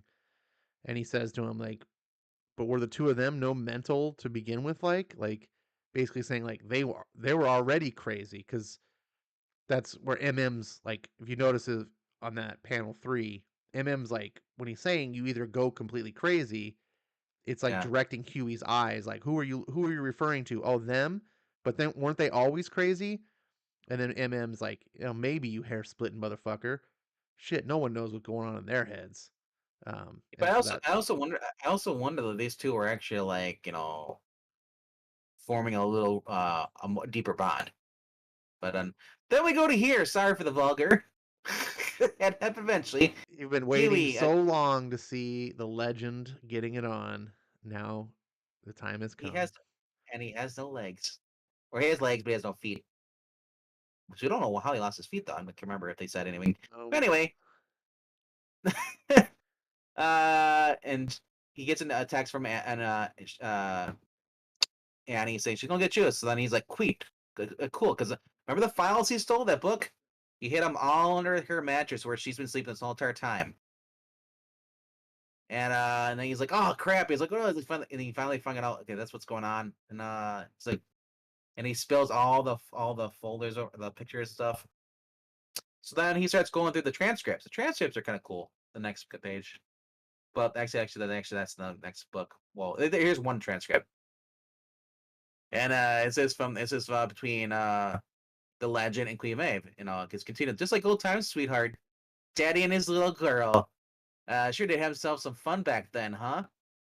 Not talking. Listen, honey, I think you know why you're so mad at the son of a bitch. Now, don't get those pretty little pink panties in a twist. But but is it anything to do with those pictures? She's like, what? Of you and him. I mean, it's him, right? You've got to be the one that sent them around. Sent them around where? He's like, well, someone gave Daddy a set when he was at Victory. Some of these guys are on the board. The Vaught had them, but don't worry, Daddy burned them all. So basically, the photos that he's holding are the ones that he supposedly Legend burned. So He's like, basically, don't worry, Dad. without having to read the whole comic, um, Well, it's into the basically conversation what's there. happening here is the we've seen pictures in the past where showing Queen Maeve Yeah, having sex with someone that they believe is Homelander, but they remember they never saw his face. yeah. And so here we're getting kind of reference to like there's pics and there's a dude and we see Legend kind of questioning like it's him, right? Like and we're trying to confirm and Huey seems to have stumbled on this and that's why he's got that look on his face like, "Oh, is this, could this be the confirmation that we were looking for?" And that's the end of that issue. Yeah. So, um what did you think about this It issue? was great till I got to the Legend part. I was like, Yeah. ugh. basically the thing that takes the cake here is the whole Annie and conversation with Huey. That's the big meat potatoes for this, and that's the part I like the most. Yeah, it's kind of cool to see like the relationship, and you hit the nail on the head too. I think like when you said it's just not rushed. You know, they don't just like, oh, they're back Yeah. together and it's all fine, and we just sweep things under the carpet. Like we get to really see the bumpy road that it takes, and it feels a lot more authentic. Um, yeah, but I also was very intrigued about Maeve throwing away the bugs. Oh, Um, just because, like what you said, is like, is she doing it because she's choosing a side, or is she doing it because she's scared and doesn't want to get caught?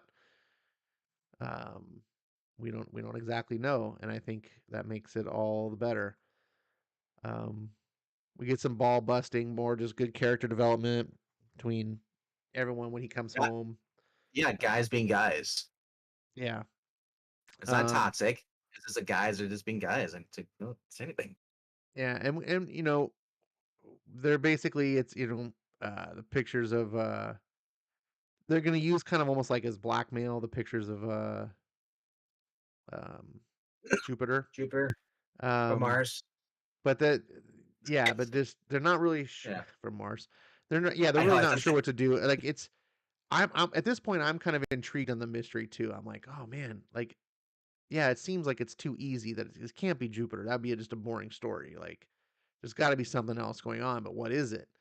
Um, I like the bonding with MM. I really just like all these side characters and their interactions.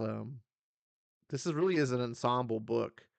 It's And Garth, definitely Garth, written. I say real quickly, it's definitely written for the movies or series. That's why it works so well as a series. yeah. Um, I think that yeah, just I just enjoy seeing these characters interact, and it's it's really a testament to like how well Garth is has built these characters up. Because normally I'd flip open a book and to see characters sitting around eating and be like, oh nope. But it's not because you can't tell a good story with characters sitting around eating. It's because most of these writers that are doing that are doing it because they're not good writers. um, where here I'm reading through and I'm like hooked on every word that Garth is saying. Yeah, and here I get a sex scene, but it's meant to be off-putting. Like you see, Huey's reaction is meant to be like our reaction. Yeah. So, again, that's like I like that Garth puts that in the books because you need to feel what the character is feeling. Now, my only question is this: he's got all those things here. Is he gonna like accidentally have all the photos out and stuff, and then Annie shows up, catches them? So That's a good we'll question. find. Yeah, like he spills them all. That first page on the left there, I had to actually go. This is like again where the artist isn't is a bad artist. I was really having a hard time following the story.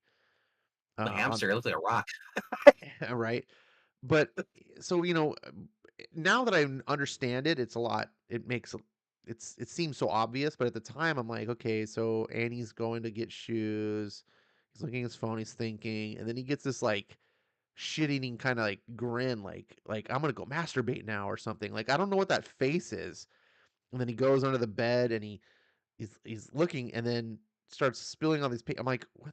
Is he finding papers? And then it's like almost like he's looking like, what did I just find? But it's like, but you put these here, and I had to go over it a bunch of times to like really, and I'm like, oh okay, basically what you described is exactly right. Like this is the Queen Wait, Maeve books. He hid him because you're there, showing. It and works a he's lot better if you just show one page at a time. When you show that, it's like you don't get the reaction that we got reading it.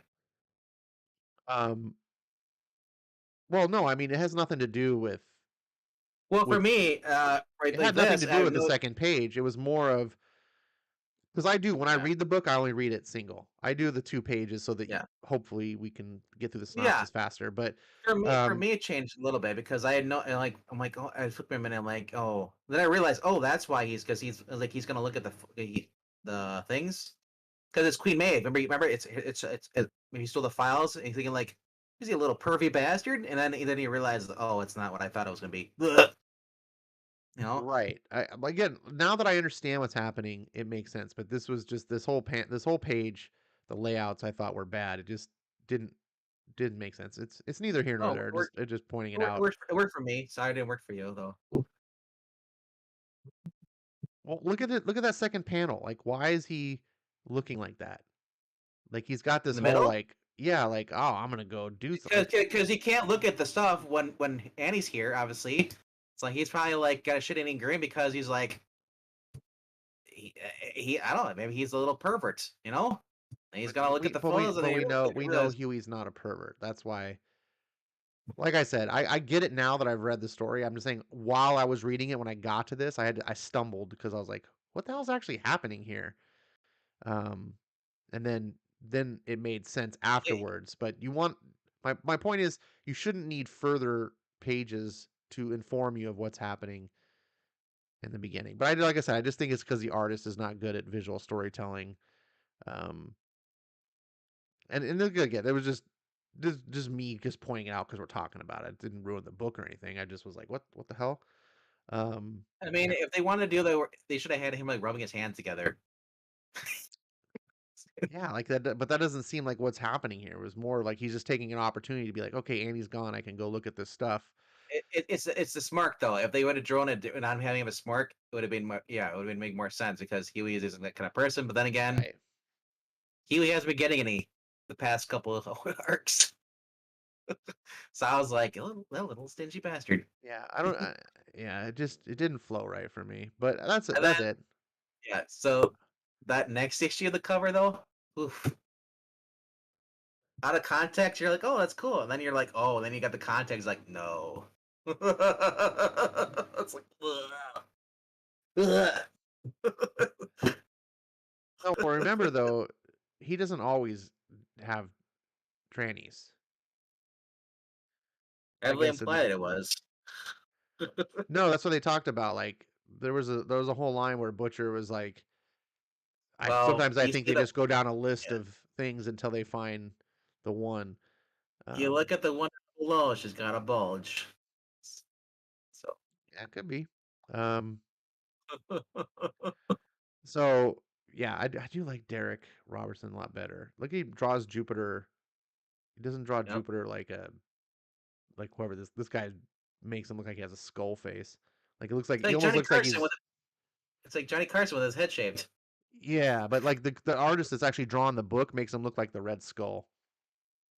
Yeah, I know. Um, all right, we got two more issues to get through. All right. Let's bang And then through them. part three of the big ride. All right. They're back at Doctor Strange. I mean, I say sorry, Doctor Peculiar is little home here. And they got well, Huey's standing looking at all the different sex actors like, oh, this is kind of weird and just kind of disturb. And this person's like, is it this making you uncomfortable? He's like, no. You don't seem exactly overjoyed to be here tonight in a room full of pre-operative transsexuals, I mean. And it's just like that's the thing. There's a lot of guys who are grossed out by it. Yeah, it's just like you don't even want to be in the same room as it just disturbs you Yep. because it's disgusting. You know, and he captures that with Huey here. Now, you know, and he's like, and Huey kind of apologized, like, and I kind of like how this character just basically busts his balls, and it's like, you know, geez, like, you know, show a little sensitivity and stop lurking over here and come, you know, and in a corner. Because yeah, because basically the way you know, it's like, imagine the way we feel. Our friend's been murdered, and the NYPD's sense of priority extends as to British exchange officers. You know, so then we finally meet the third one.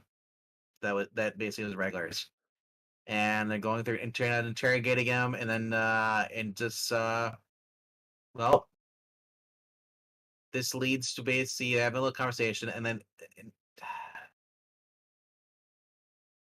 he basically says like, is there's something I've been wondering about this fella, you know, and did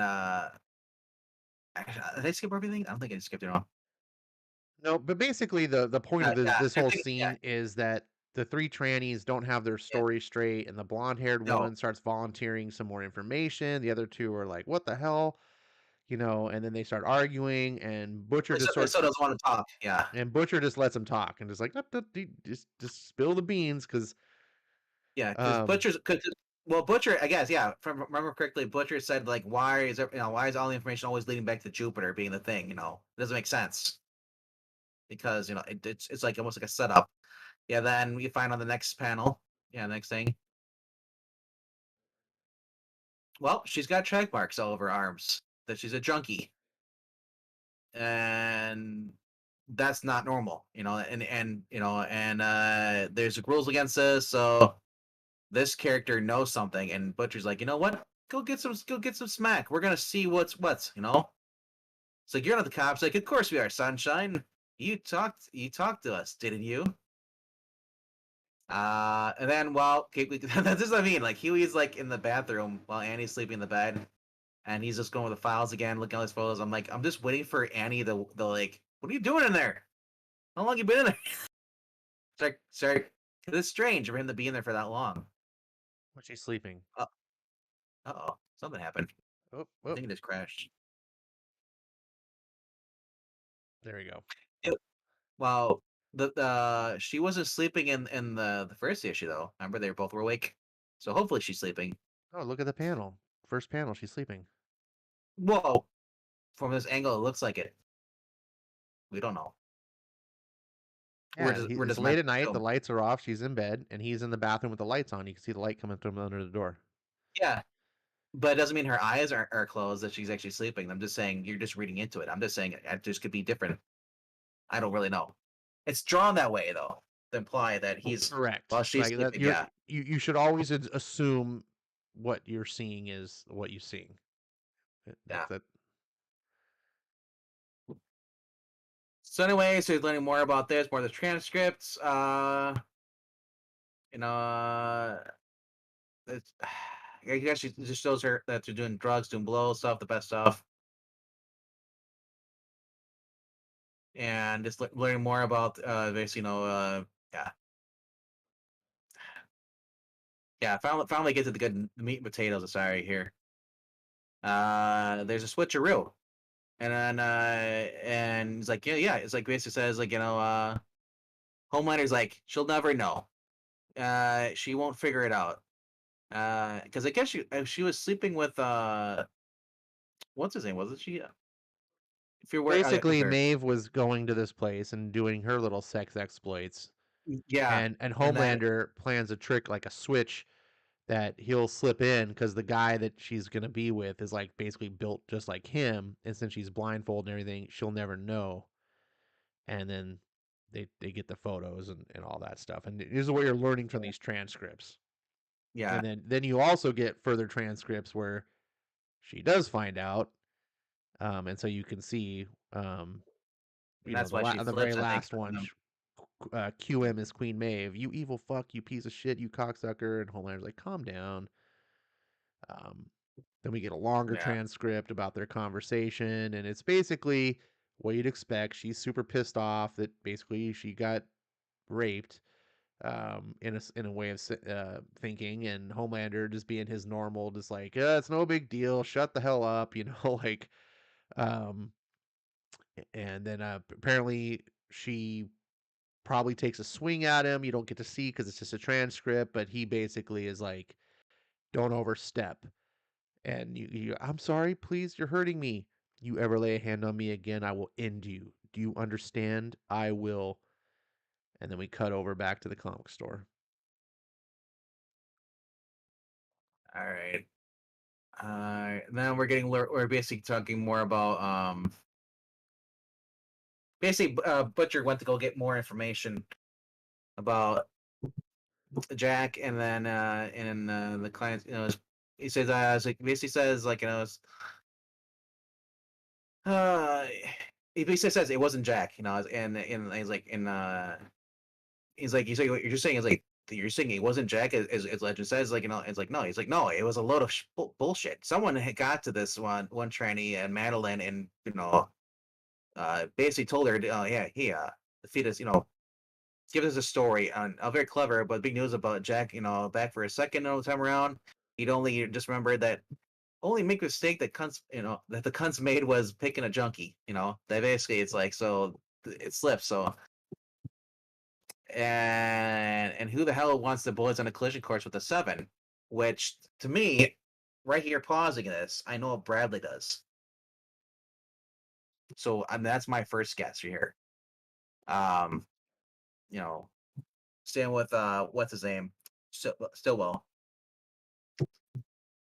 And then so basically Butcher's saying like it doesn't make sense to me. It's like it's just so they just knocked on his door and they Asian bird, any black lad, casual club or local accents, it means nothing unless this sort of thing go through as off the scent by or weird, which is like just I don't know.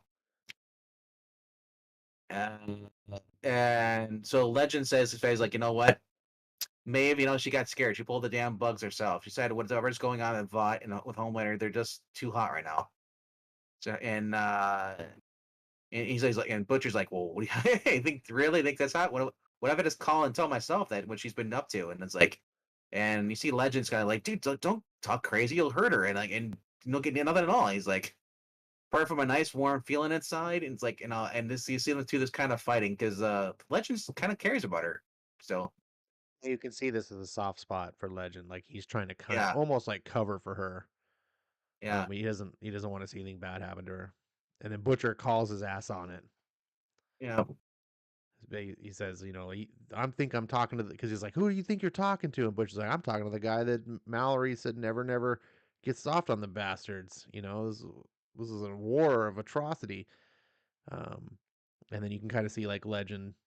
He kind of just bows his head and he's like, realize he kind of put in his place. And then Butcher's like, right, and Dove. Tell her if she, and I like that. I like that Butcher asserted his dominance. And then again, Butcher's the alpha dog of this book, of the whole series. Like he's constantly he's dominates everybody he's around.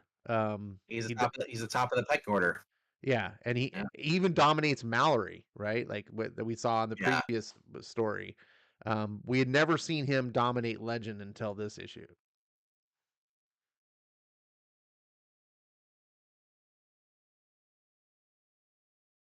Then we get this, and he's like, if I find out that, yeah, well, this was a surprise. I did not expect this because they're sharing a bathroom because they're still and so basically she's wearing herself. She's like, oh my god, I just gained a pound. He's like, oh, you're not gonna believe this. Sorry. He's like, didn't know you were like, oh, he'll just stop it. He's like, I should have knocked. I'm sorry. He's like, don't be a dick. It's like he's like, I mean, what are you freaked out about? A naked chick or the fed hamster? It kind of makes him laugh. So should I put my shirt back on? Oh shit. Like his phone gets a text message. Get near Jack's footage release. Get here now and watch your back.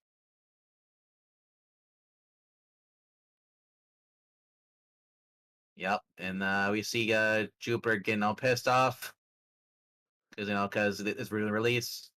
What are you doing here? I went too many pages. I was trying to figure out. Right, says I disagreed. Terror is the true alpha dog. Butcher wrapped around his paw. Yeah, it's true. She makes a good argument. I can't disagree with that. That's how pet owners are. You're whipped to your pet. Uh, well, some are. Anyway, so basically, it's been really is all uploaded, and he's pissed off, and he's like, they're gonna do me in like the kept doing me like this butcher, like his sick freaking crew, or like his releasing. And that's I just love A-Train. He's like, dude, that's a lot of fucking in there. What the hell? He's like, fuck you. The whole situation is just blowing up, and it's like, oh, he basically wants to get revenge. I'll take on those, yeah. And he's like, Homelander's like, you're not gonna do anything. He gets knocked down. He says the word carpo, and he calls him a he called Homelander a bigot. Which we don't gonna condone that word, but I mean the fact that he actually said it though out loud is like his guy's gonna get killed.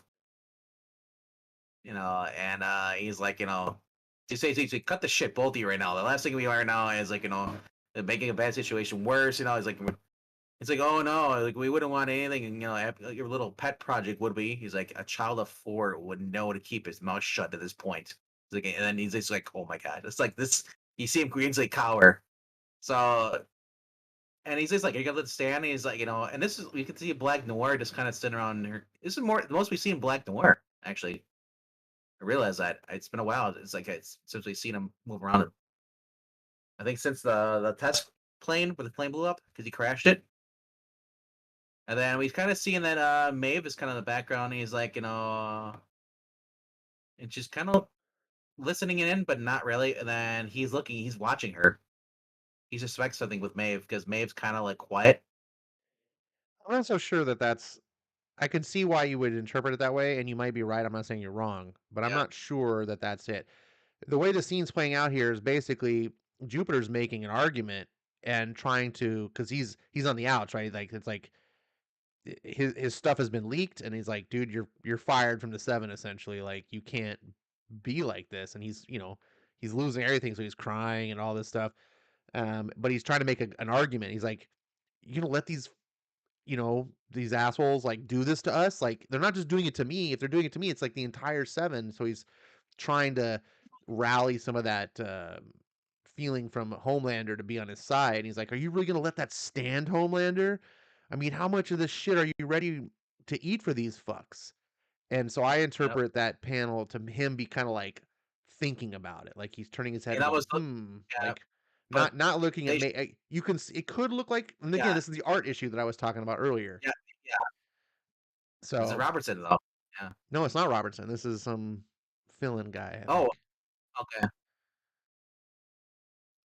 Yeah, All this is. right. So go Go ahead. ahead. You want to continue? No, no, go ahead. Go Right. ahead. I'm sorry. Unless All you want right. me to, I will. I mean, I don't want. Go ahead. You want? My voice is starting to get a little rough here. I'll I'm give your voice. I'll drinking. give your voice a break. No Plus, worries. plus I'm drinking beer, so Oh, okay. Well, you go drink some beer. It's tough to do it when I'm you're getting a little drinking tired. beer. You know, I always get the burps, man. It's hard for me to do talking when I'm drinking beer.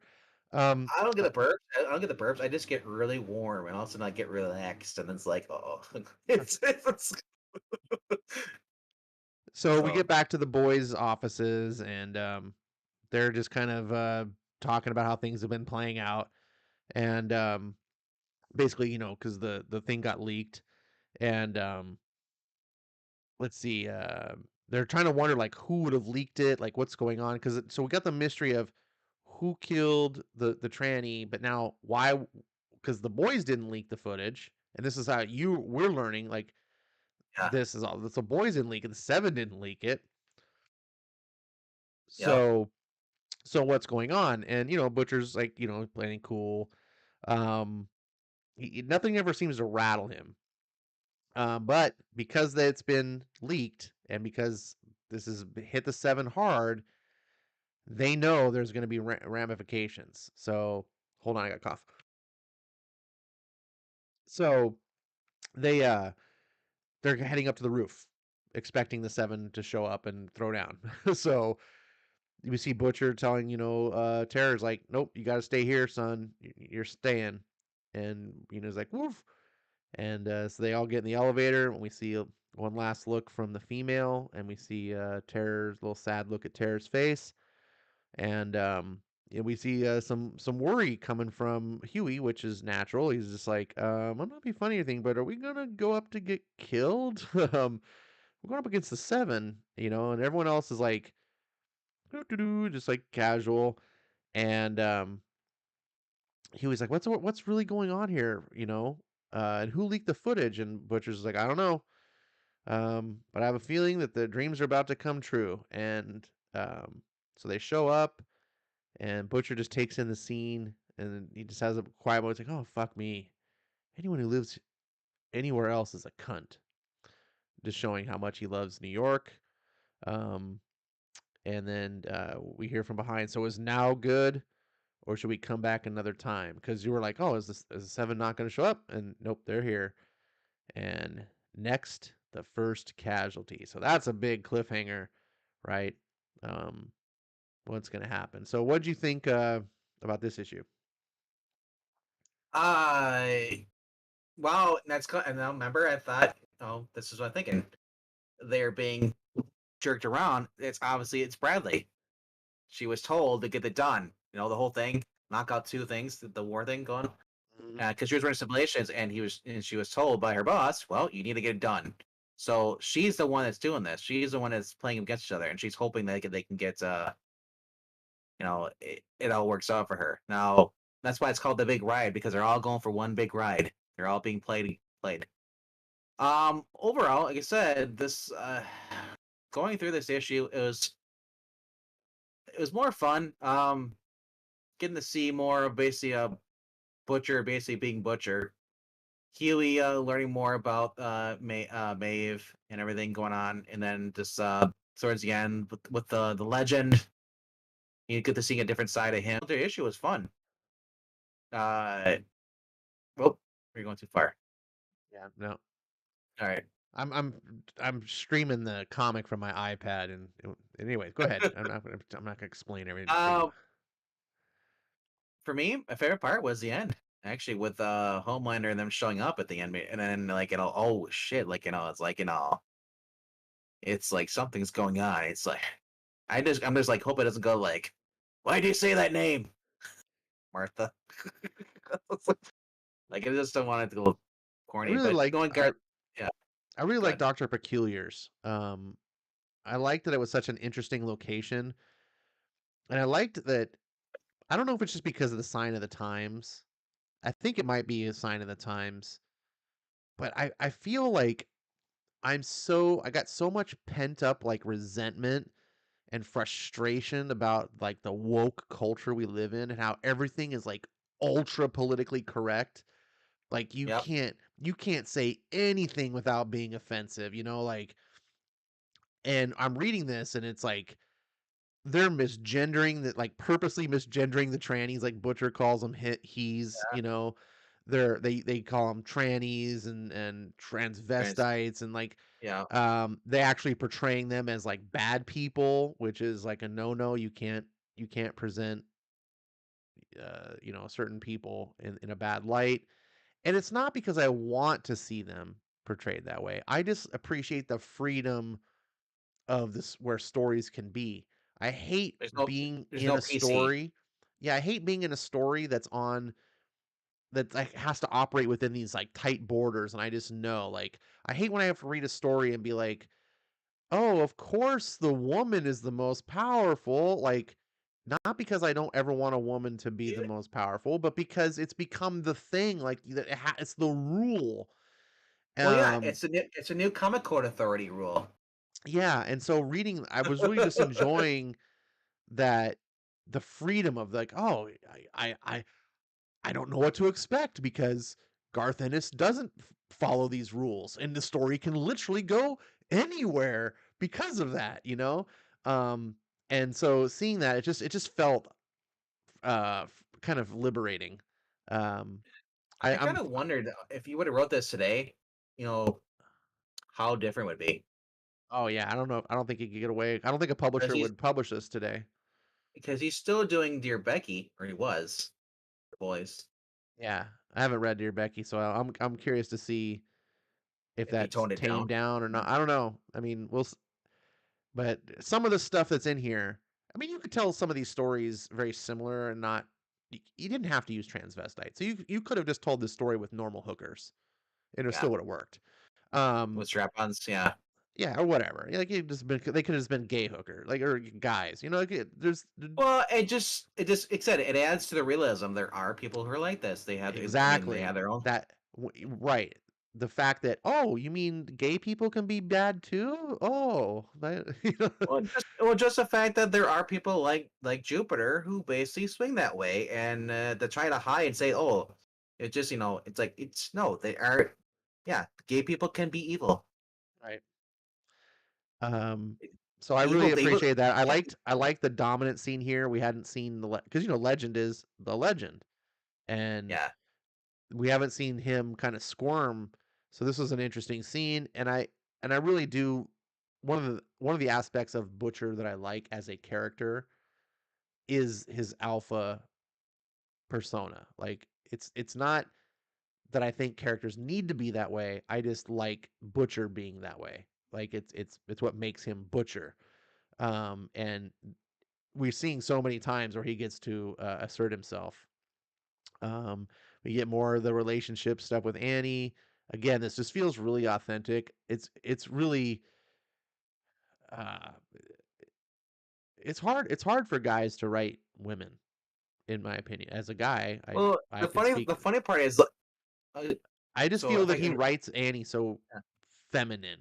If I yeah, guess. yeah, and her little when she's drawing at the bottom left panel is she's like, really, like, you're freaked about a naked chick? It's like they haven't had sex before multiple times. He hasn't seen Right. her naked, Right. and he kind of, and the fact that she adds like, or is it the hamster, the fat hamster? Because I'm like, why is she holding the hamster? That's I was trying, like, I don't understand why the hamster's in a scale with her. She's trying to weigh the She's herself and weighing the hamster uh, because you can't just like let the hamster's not going to sit still on the scale. But if you know how much you weigh and then you pick up a hamster and you just subtract the difference. you know, Um. So yeah, I dug that. And then this when they were going up the elevator, I was like kind of kind of on pins and needles. I was like, oh, are they really going to throw down with the 7 right now? Like, no way. We got like 20 more issues in the series. Like, what's going on? And then the 7 show up, and it's like, uh-oh. It So all goes now, back to with Mallory on the rooftop with Lamplighter. Is this what's going to happen? We're going to get another Lamplighter 2.0? yeah. So then we cut over to the last issue with Terror, who I'm not really a Bulldog fan, but I am a fan of the comic like the Terror. Well, that's the thing And with pit bulls. I'm not a big pit bull person. Pit bull. this is not a But pit a bull; lot of it's a people, bulldog. well, the same slobber and all this stuff. A lot of people like pit bulls. To be bulldogs have the same kind of face as a pit bull to me. See Yeah, them. They're not the bulldogs cutest. just are weird to me. They have like really short little back legs, and they're squat. Like, yeah. Anyways, I'm not gonna get on my. Well, But I'll just say I bulldog. love the character of Terror, I guess. And so seeing his grin here, it's just this is I like this cover. I guess what I'm trying to say. I'll just say this. Time I see a bulldog on either it's a cartoon or comic book, they always got that shit eating dumb like grin, like there's nothing going on between their ears. Yep, very much so. But there's a reason I picked this for the thumbnail. Um, and we're gonna get to that. So we see Butcher and Homelander facing off, and I think it's by design that Butcher and Homelander pretty much have the same face. They both have Same the chin. big same chin. Yeah, because they're the two alphas, right, on either side. And this whole series is like a buildup of like the two alphas. You just know eventually they're gonna have to meet, right? It's like a Rocky movie. Eventually it's like Rocky and Yeah, Clubber are gonna fight, or it's more like Drago. or Drago or whatever. Like every Rocky movie follows that. Um, Yes.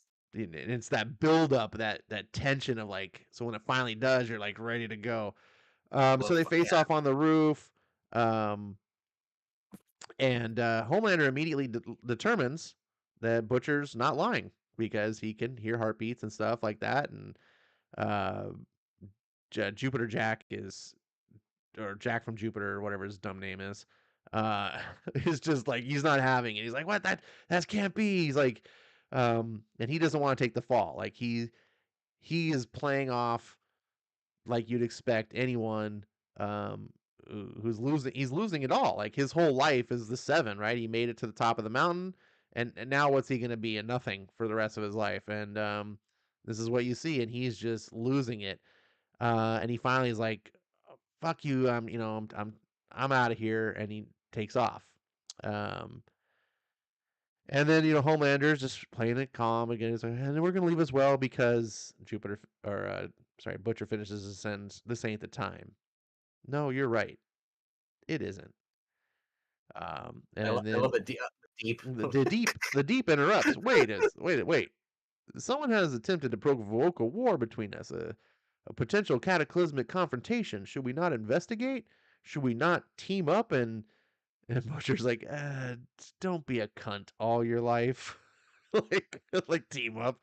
Come on. I thought that was a very funny line. Yeah. And so he's like, you lot be on your way. We'll be back, things back to normal, blah, blah. And, Butcher looks, kind of gives a glance over to Maeve, but she looks away and he's like, get everything back to normal. Yeah. And now this is important because, uh, in the scene when he was talking to Legend, Yeah. he was Is that talking she about told? Maeve. We kind of didn't cover that part, but he was basically like, I want to meet with her personally because normally he just deals through the Legend, but he was kind of Yep. feeling like, I guess we can't get things done deal with you, so I want to talk to her. So he can't really talk to her because obviously the Seven would be like, why are you talking to Butcher? So this is like a code almost, like Butcher trying to Yeah. communicate to her, like, and she's just looking away because she doesn't want to. Um, so anyways, so she just flies off and A Train kind of is like, what the fuck's your problem, huh? Like, oh no, he's looking at Huey's looking. Huey. Huey's Yeah, like, look at give Huey. him the fucking death stare, you know? Because And he, yeah, yeah, A Train killed his girlfriend. yeah. So yeah, A Train's like, he's like, and Huey's like, yeah, do you want a fucking problem? And uh, he has to be held Uh, back. Frenchie holds him back and is like, yeah. Yeah, and it's like, the Butcher's like, "Oh, that was a laugh, right?" And I'm feeling bit peckish. Does anyone fancy a spotted nose bag? And I was like, "What the hell's like nose bag? Is like that like doing coke or something? Like what the fuck is nose bag?" But apparently it's like going out for steaks. So they go out to dinner and they're just talking about shit, and Huey starts to lose his patience. And he starts calling Butcher out on being like upstaged, and every time, and this is the thing we've kind of pointed out where Huey was getting his Yeah. balls busted all the time. And this is that stage of every growing boy gets to, especially if you have like an older brother, like He's, just he's, he's becoming Nightwing. he's having to assert his own male. Every male has to assert their dominance at some point. And so Butcher's the alpha, and so now Huey's just like, you know, he's just getting uppity apparently because dastardly is his word and Butcher used it and he's like, that's mine. And what's funny about it is it really comes off the way a teenager Yeah. comes off to like an adult, and Yes. you're like, you don't even realize how dumb you sound.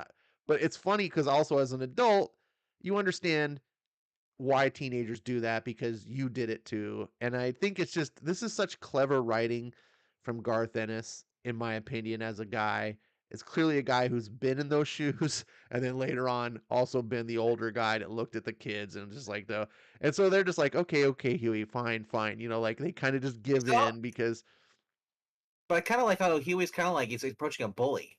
He's just like, yeah, I like he says, you undermine everything I do. yeah, I, yeah. I love that. And He they calls him and out. yeah, but also like I like because these guys aren't really bullies. They're not actually malicious too. And so Butcher like backs off because he's not really trying to antagonize Huey, and Huey being able to assert himself. So but even when he backs off, he ends up doing it again, or at least Huey thinks it that way, and so that's just like growing pains. Um, and So it's a fun, cool dinner conversation, but you get the big You know? page turn when they get back to the office, and Yeah, this is there's the sad moment. I when I turned the page to this, I just was like, no, L- Lamplighter, no, lamplighter. no. And you just see, like, at first I'm like, is he just injured and like lying down? Like what? And No, neck's broken. you just see the Butcher, excuse me, boys, right? Because Butcher doesn't show emotion, so he doesn't So makes you wonder now. Now who killed him? Obviously, but we would think, it's Jupiter. But what if Jupiter flew away? Jupiter didn't do it, and someone's the whole time trying to get them to go at each other. This is a sure way to do it. This is their So backup Butcher plan. just walks away and says, I gotta go see a man about a dog. You mean, wait a minute, you can't go after him now. The Seven are. Shut the fuck up, Huey, says MM. But you gone out of your dumb mind? And then we just see female just laying down with the dog. Um, oh man, that whole panel sequence just got me because I love dogs and I love I know terror, and this book, it's John Wick. whew, You killed his dog. He killed his dog, man. He killed Butcher's dog. It's not good. And so this is where we learn. We get conversation with Bradley and Mr. Blonde. Um, that she's kind of apologizing that she took some initiative and did some things because she's got autonomy. She's got and she kind of set this up like so. The whole thing was really her. So you were right, Mankman. Yeah, I didn't. I somehow spaced when I was reading the comic. I kind of spaced Bradley. So when I found out it was her behind it, I was like, oh yeah, that makes sense. But I didn't think ahead that that was her. So um, it was kind of a nice reveal for me. well, And she's apologizing though because she thinks she overstepped her line. And we see Mr. Blonde's in some sort of bunker thing, and they got a car driving out. Looks like a presidential limo, which then seems to go over a mine and blow up. And the whole time they're just having a conversation my about thoughts right away is Dakota Bob.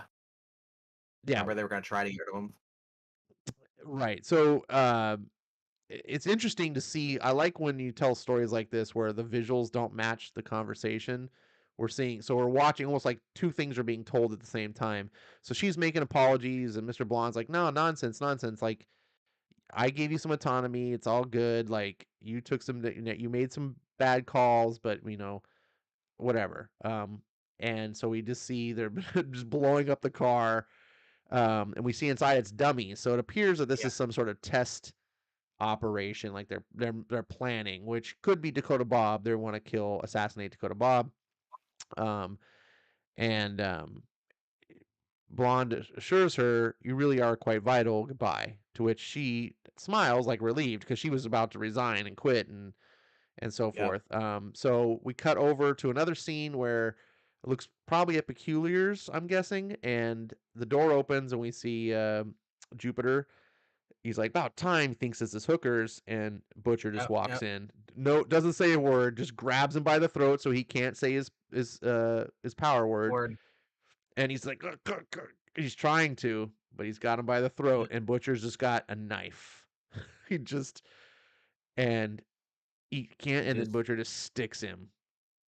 And got then we some. see in the background, you see Peculiar walk by and just close the door, and he just sticks him. "Why'd you kill my dog, Jack?" Mm-hmm. Sticks him. "Why'd you do it? Why'd you kill me, dog?" Just keeps sticking him and sticking him. And then he's like, Please. It ain't me, son. I'm somewhere else watching it happen. It ain't me. Why'd you kill me, dog, Jack? Why'd you kill me, dog, Yeah, Jack? yeah. Why'd you kill me, dog, Jack?" And it's just like Wow. And she's the crying in the end. background. They see the other girl. Yeah, it's just they're horrified. Yeah. And was the end. So this was why I said this was my least favorite. Not because I didn't like this. I did. I liked it. I read boy Clever stories. dog. But it just end well, I don't like that Terror's dead, but as a narrative piece, it's powerful. Like you need things like It is. that to help make emotional story con. So it's not something We've I had no like, death. but I like that it happened because it makes me more care about the story and Well, it really informs this part of the story too. Like you need to see Butcher past the edge, like, and we have to understand why he would go. But this isn't normally every boy's story has like a really powerful ending, like of something. This is more of a I don't know. I forget what the term is for this type of dark, ending. dark. You want to make it dark because it's very sentimental thing, because up at this point, none of the boys have been killed. Never been made. Nothing bad's happened to them at all. Yeah, Now, it just now doesn't feel finally, like a it's shock value because like we weren't expecting this. Um, there were consequences. Somebody killed his dog. We don't know if it was Jupiter or not. It may have not been him at all. Uh, like I said, everybody was set up by Bradley, so we don't know who did what. Maybe Jupiter did kill the dog, but if Jupiter didn't, though, and he just fled here because he's pissed off, he's howling out, and so yeah, I mean, think about it. The best way to clean up evidence and everything is to get Jupiter killed. So I wonder if Bradley didn't clean it up. I wonder if it was Stillwell. You know? Oh yeah, yeah. It could be. Yeah, we don't know. Obviously, the narrative is meant to lean you towards believing it was Jupiter. Yes. That's where it's steering you, and it could be that. Um, but all I was trying to say was all the other stories so far have had like a clean resolution.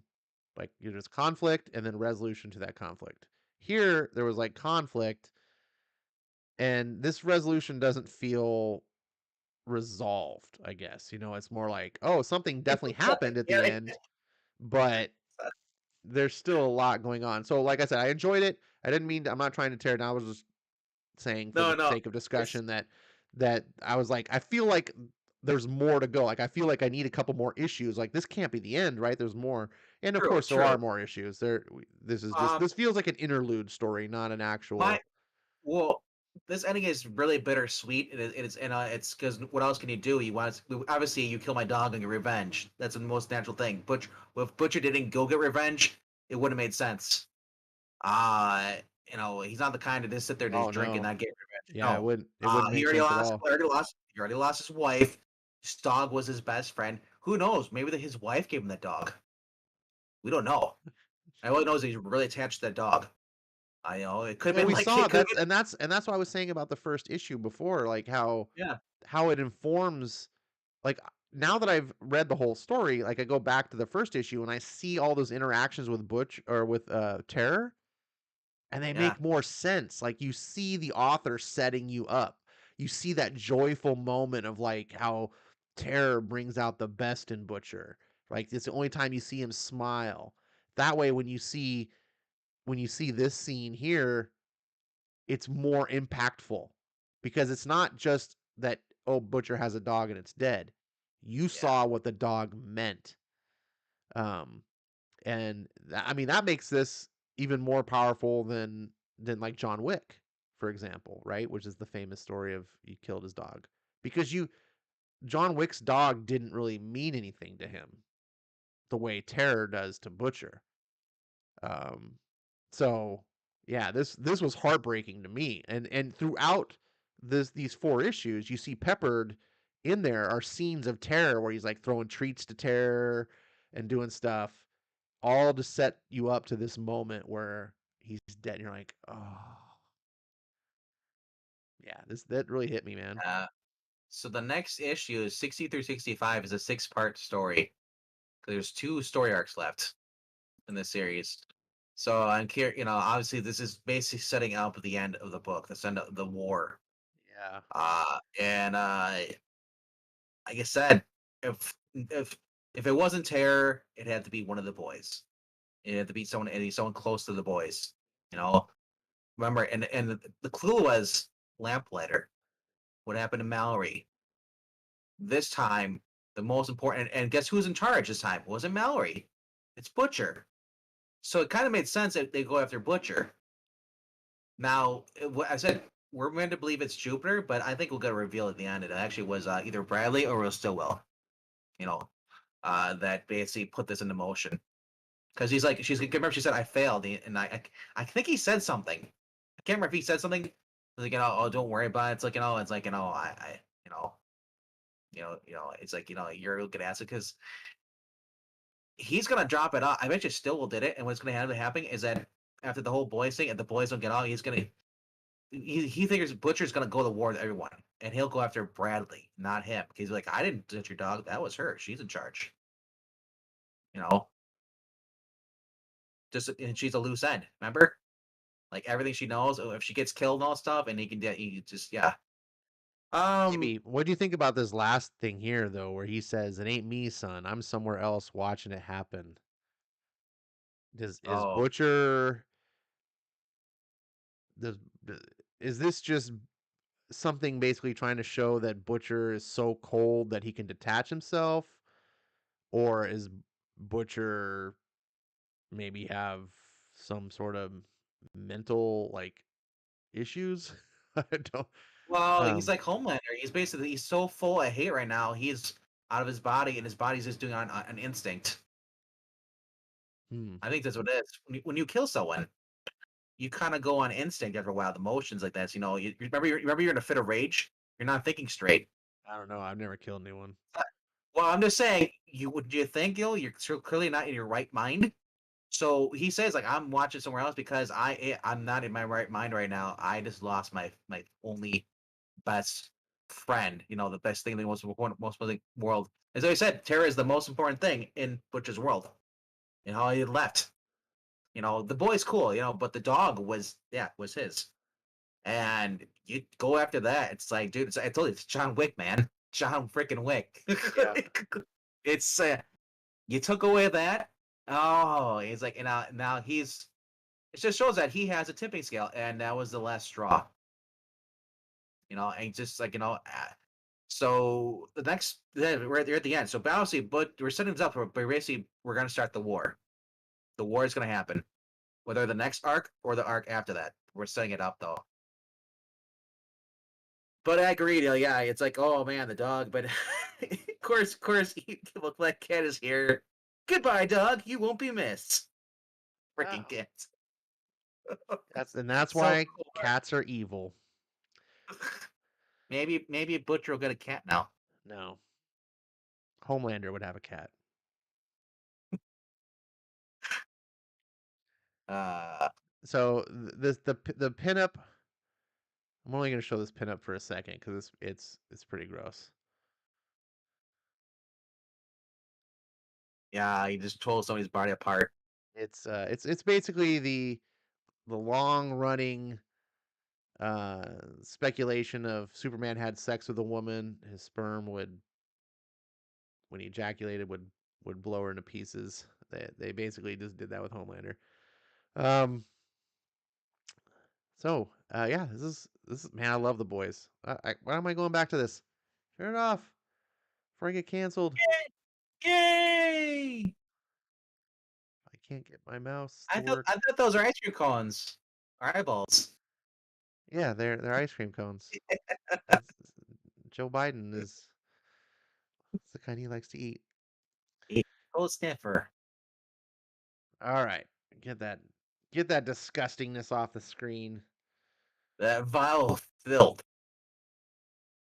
I looked it over every single inch of it twice. with a Porkies. magnifying glass. Porkies. uh, so overall, like I said, very fun-ish little story arc here. Well, apart to the where Tara gets killed, but honestly, it had to happen because that's the only way you're gonna get Butcher involved to really go off his rails, not think and just go bullheaded into it. Uh, you don't think Butcher's already plenty motivated? I don't. Right now, he's comfortable where it is. He's not gonna. He's not gonna make a move. But now, I think he's gonna make a move. Obviously, you kill his dog, all bets are off. He doesn't care anymore. That's my take. I mean, you think he's thinking straight after you lose a loved one? Well, I don't think he's thinking straight. That's why I think that last scene was relevant, where he's like, "It ain't me, son." Um, like Yeah, he's on autopilot right now, and that's what makes it scary. What? he's Why? yeah, he's grieving. I can't control my screen. Don't you have two of them now? I do, but for some reason, anyways. As it fades to black. Don't look, Zach.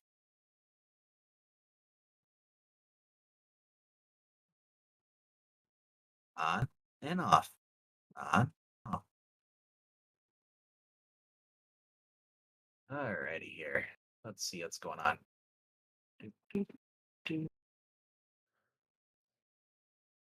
Still there?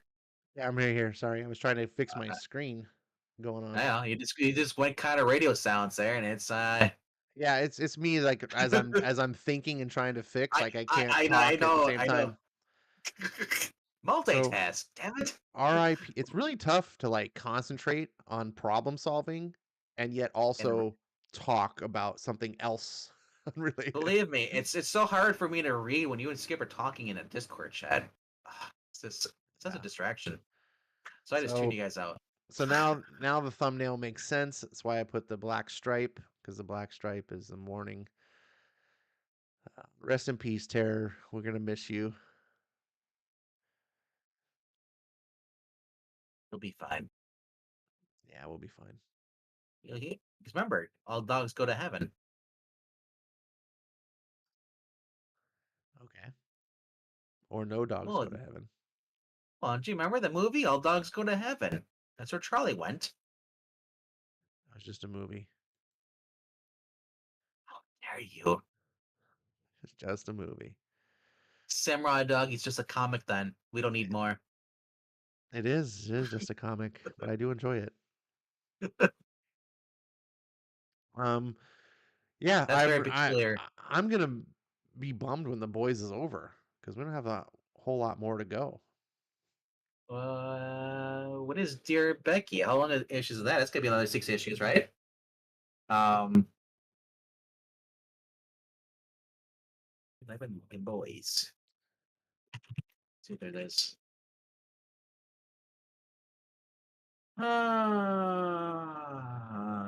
There's the boys. There's 11 issues going on right now. What is this?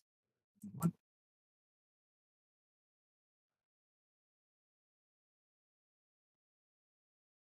Well, the reprints.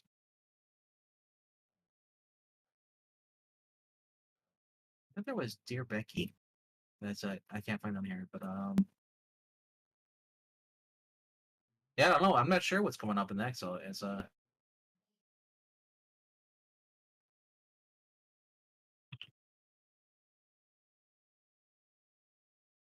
the boys, Dear Becky. It went for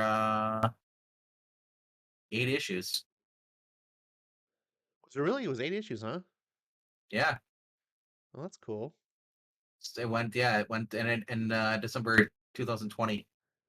Okay, so we just finished volume 9, which is the big ride. There are essentially 13 volumes. So we have 4 more volumes to go. The next one, so that's another thing. Remember, not all of these are part of the numbering. So the next one, I believe, is one of those ones that's not part of the numbering. It was a mini series. So we'll be doing Oh, Butcher Baker Candlestick Maker. really?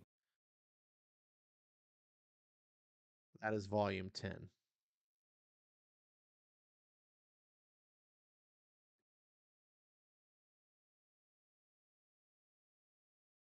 Let's see. It was actually the name of the episode 7 in season 2. So that's right.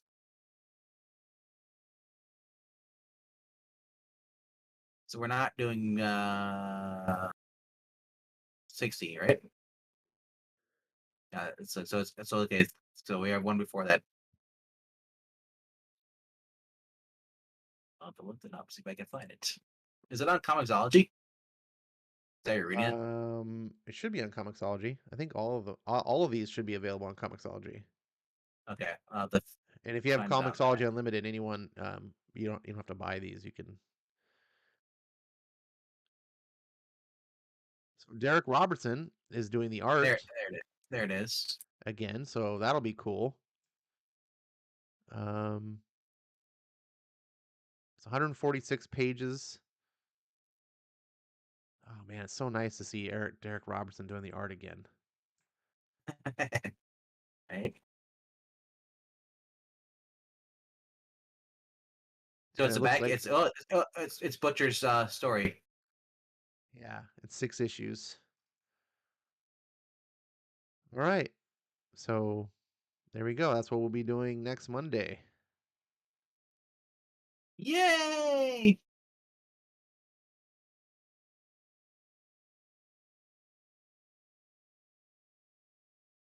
Then it's volume 11 is Over the Hill with the Swords of a Thousand Yep. Men.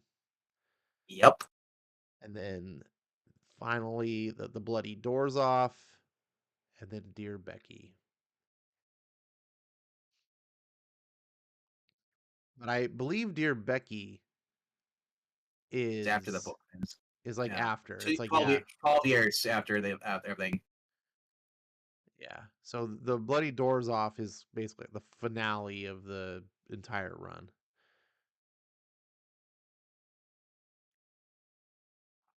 All right. So what else do we got? We talked about so much stuff tonight. Talked about Aftershock. We talked about uh well, books that are coming out this week. We can talk about the worst books of the week. Let's see what books you should be avoiding this week. All of them. Just kidding. Just Uh I kidding. you can avoid Batman Urban Legends and Catwoman. Gold Goblin #2. What else we got going on? Ooh, Junkyard Joe's stuff this week. Dude, my pull list for this week is crazy long because books are coming out like all at once.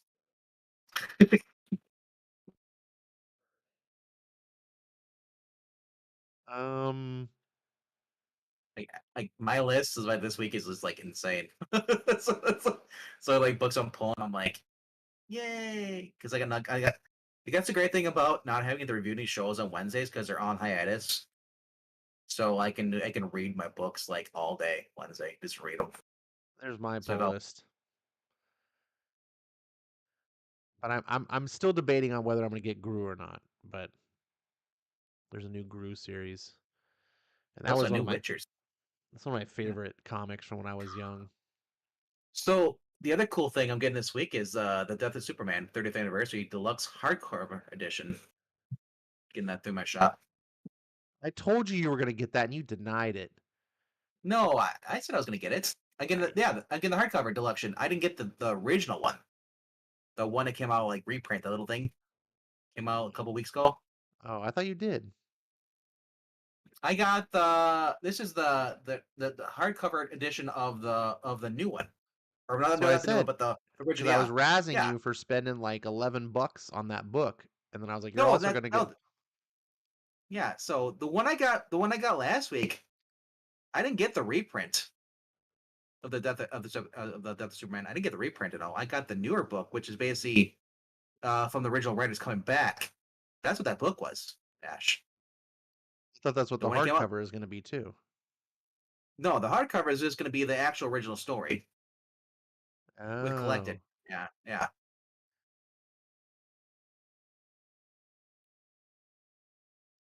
yeah. It's the original. Let me pull it up here.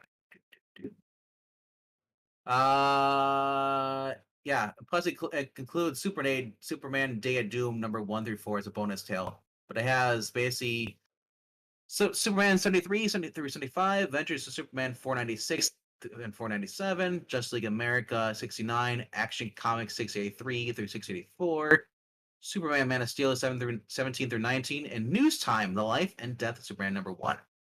So it's got quite a few different books stories in there. This is 328 pages. Its original price is $40, but I'm getting it through my 20% discount. So Here's a book that no one needs. Just avoid this. When the writer's I only would, credit is Marvel voices, just yeah, just stay away. Stay far away. No one cares about Dark Web anyway, much less a spin-off. I hate when they do these where they like make these like #1 issues like it's Miss Marvel #1, but it's not really. It's Dark Web Miss Marvel #1. they're little It's one shots. Yeah, it's so exploitative. Just why don't you just have Miss Marvel comic crossover with Dark Web? Why make a separate Miss Marvel comic? Because they can sell these #1s. right. Very frustrating. So that's one I'm going to tell you to avoid. Um, Homoerotic Wakanda. This one, this one is going to be for our boy Zach. Wakanda forever. Look at that, man. That's That's a sexy Killmonger. Oh, I didn't see that. That's Wakanda 3. There's two Wakanda books out this week. Just There's actually a Black Panther book out. also So there's featuring also featuring History of the Black Panthers. Panthers. Yeah. Shuri and her brother, and then the father, and then his father. Do they not? Okay, so this is a history of the comic Black Panther heroes. Yep. Because the Black Panthers is a racist I know. organization. It's like the I know. Black KKK. I've always said that. Good About Lord, that Marvel! Like you're so like, are you kidding me? because Yeah. they're the Black Panthers are like Black Lives Matter. They're the same thing in a sense. Anyway, uh, Heretic. You never. No, I'm Ronnie. I don't watch Twilight Zone. I'm not as old as you are. Wow, that was not called for. I apologize All for him, Rania. So there is. Speaking of apologizing, someone needs to apologize for this. Oh, What I the was. hell? What the hell am I even looking at? That's the end of the world. We're basically Namer one. The world's flooded. He's the last hero. Yeah, but look at Last this person. cover. It's like It's Doctor drawn by Doom. like a 12-year-old. What? He's got a power suit on. Okay. Yeah, I can see there's a Doctor Doom face there. This art is terrible. This isn't suitable for interior art, much less a cover art. That's your Steven Universe art. Um, Uh, anyway, oh, there's a book it's on there. Cantwell. Well, he's doing the writing. Yeah, It's so kind of the writing is Cantwell with that art. Why would anyone be buying this? So there's one book on there that's you should be avoiding about every other book, mainly because who the writer is, and because most people probably don't like the character, because people said this character has been ruined by DC, and I think you go a little further down. Right there, the middle. Go back up. Right next to the name. We're there. You go. T. Franklin, Harley Quinn, animated series, Legion of the Bats. Oof. T. What more do you Franklin. say? I don't even have to tell you the story. I'm just going to tell you this T. Franklin. Wow, this cover's even worse than the Namor cover. Like I don't mind the costumes for like the heroes. I don't mind that.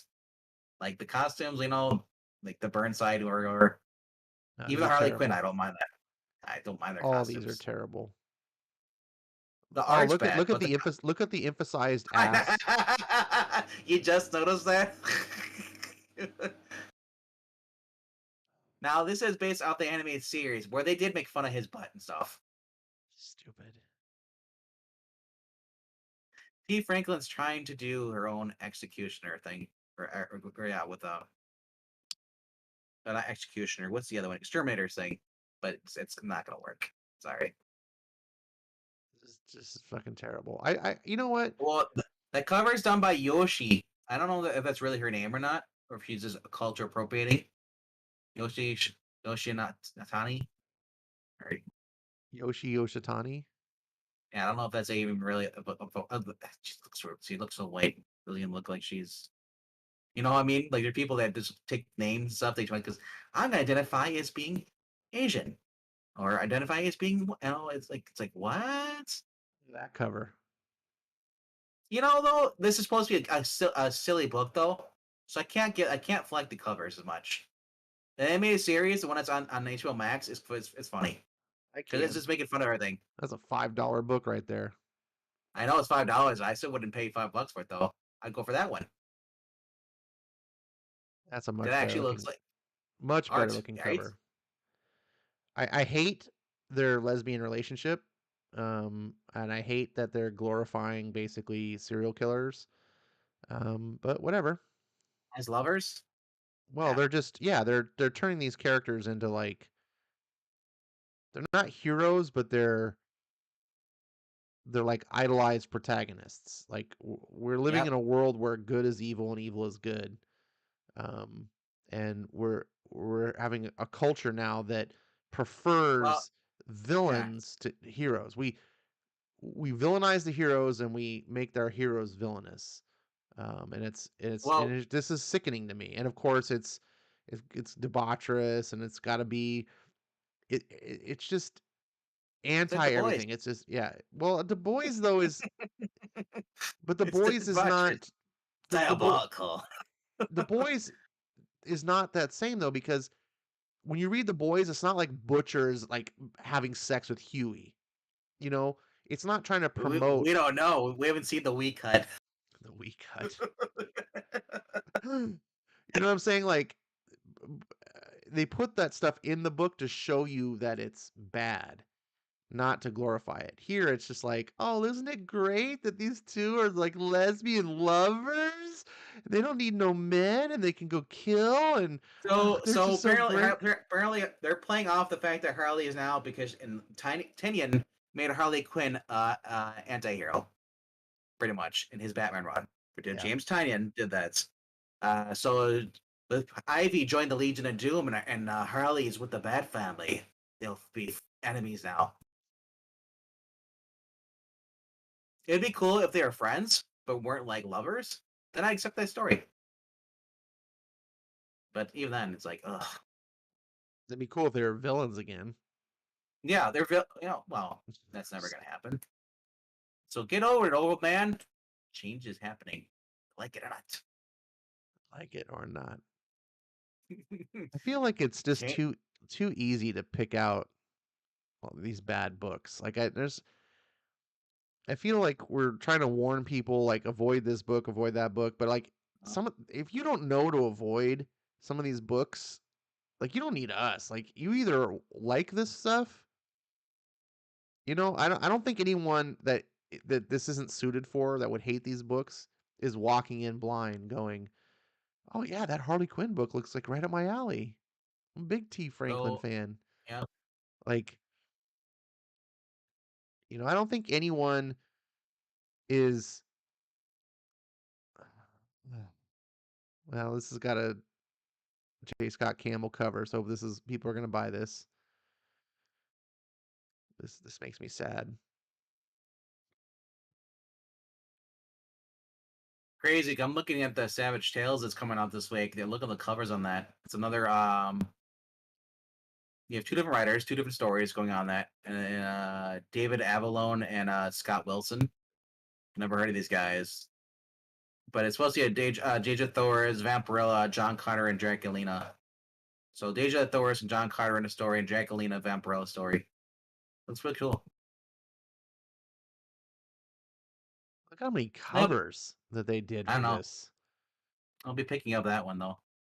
It's Jim McKay. This makes me sad. This makes me sad that it exists. It makes me doubly sad that you're gonna That pick it up. now this was well. They said that's Adam Hughes.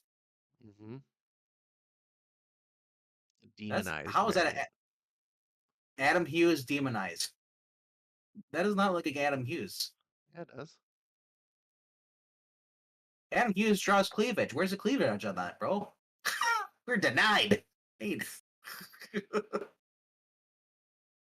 He doesn't just draw Now cleavage.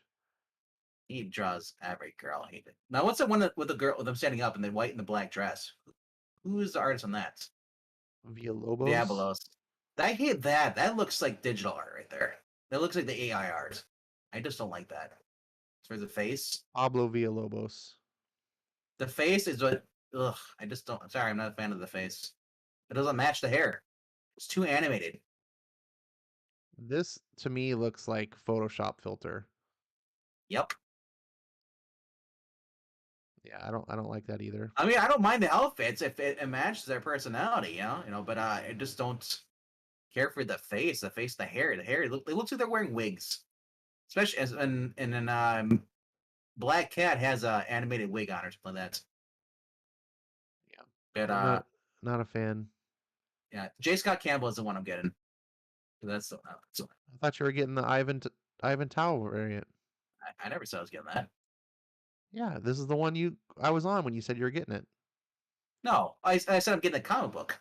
Oh, that's what you meant. No, I'm not getting that. No, that's even worse than the other one.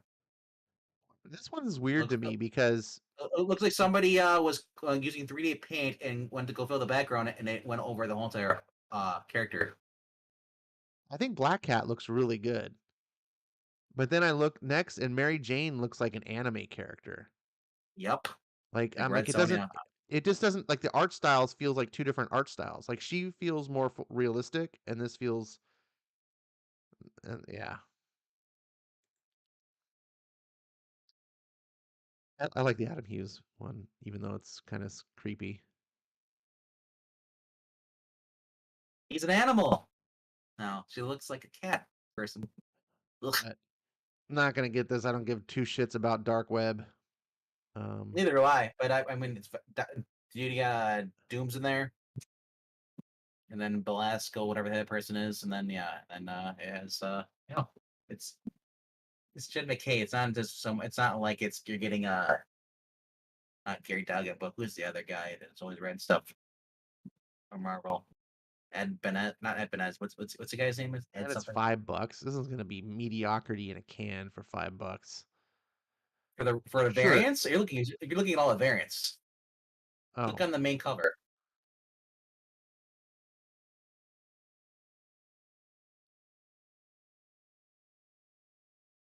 $5. It is $5. Okay. 36 pages, a little couple more pages, but how many of his ads? I don't care. It's gonna be it's dark web spin-off number one. It's gonna be garbage. It's gonna You know he's not what? You know gonna what did I do though? I get these for covers because even the ones that Straczynski was, or no, not was it wasn't Straczynski. It was during Spider-Man before Straczynski took over or ended. They had a lot of the covers I'd get the J. Scott Campbell just for the cover, even though the book actually sucked. So I yeah, don't know. I kind of like the pinup covers. yeah, but I buy them you're gonna store it in a box. It's not gonna be seen. I do that with every other book. So what's the difference? Well, that you might actually like the book. I don't know. Well, I might like this book too. I don't know. I haven't read it. It's true. This would be the kind of book I would preview first. Well, I definitely will. Yes. Uh, yeah, I have very little hope that's. I don't think Jed McKay is a terrible like.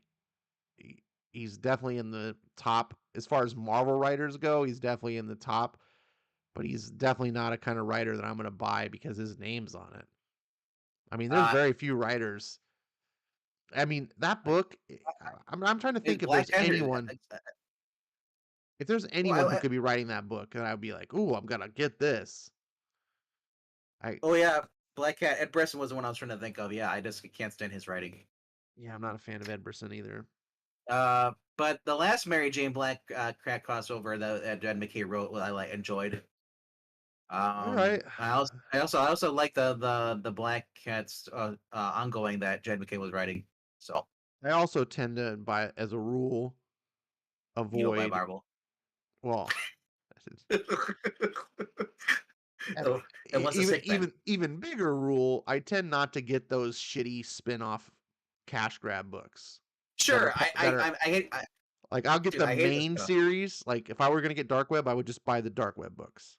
I wouldn't get the dark all this. They tend to always suck, and even if they don't totally suck, they usually just kind of meaningless. They're just filler fluff. So yeah, So I got now. See, I'm with you on that. Usually, I don't get spinoffs. Like the one the last the I think the first spinoff book I ever got was actually recent years was Leah Williams' Amazing Mary Jane because it was better than what was going on in the actual book, the Spider-Man. Because Nick Spencer was writing it. I just didn't feel for the story. The Mary Jane was basically what Spider-Man should have been. You know, she was a central character, and you just had the supporting cast, conflict, adventure, jokes. I was like, what where what is this what, in the original? It's what was that a yeah, spin-off from? from Spider-Man, Amazing Spider-Man, Nick Spencer's run. Did it because Mary Jane left? She got a job, out in L.A. For a movie. No, no, I'm And talking. That was like So sounds like its own book though. Was it its own book? it was a 6 issue little miniseries that that spun out of the pages of Amazing Spider-Man. Oh, no, I'm not talking about that kind of spinoff. I'm talking about the kind of spinoff like where they go, it's The event Absolute stuff. Carnage. Oh, and this is Oh, Absolute like that, yeah. Carnage, Morbius #1. You're like, I look what? at I look at them as being the same spinoffs, whatever. It's like I don't need a Ghostmaker comic book. I don't want that. I read them in there. And no, I said I just don't need that. It's just same thing. I have the same problem with the annuals. You buy an Wait, annual wait, wait. today. You don't need Ghostmaker, but you need Mary Jane. She's an established character, so is Black Cat. Well, everyone, you have to. And when they're written well, yes. And it's not like you're gonna have Peter Parker and you're like, oh my gosh, I wish it could be like Mary Jane and Black Cat. You don't get that in these books. Okay. So So I get it that you're more interested in Mary Jane than you are Ghostmaker. That's a totally fair thing. But well, not just this doesn't just Ghostmaker. Just like I said, a lot of these other characters I just prefer, not just because they're female. It's just because I just prefer when they're written better. And if it's in a spinoff, sometimes I will pick up the spinoff if the I, spinoff is I would written well. I would hope everyone prefers when characters are written better. Yeah, I mean, if you say, but would you Ghostmaker, rather read but this book or this book where this character is written better? I'd be like, I'm gonna pick the one where the character's written better, obviously. But I all mean, things being equal, yeah, it's not a fair comparison to say I want this character written better versus this character written poor. Like, of course. But if all things being equal, I would rather. Well, obviously everyone's gonna prefer what their own characters that they like, so that's fine. I mean, if they put Ram V on Harley Quinn, I'm buying that book. Sorry, it's Ram V writing Harley Quinn. Hell yeah. That's different if it's its own book. Like Ram V's doing Carnage right now, right?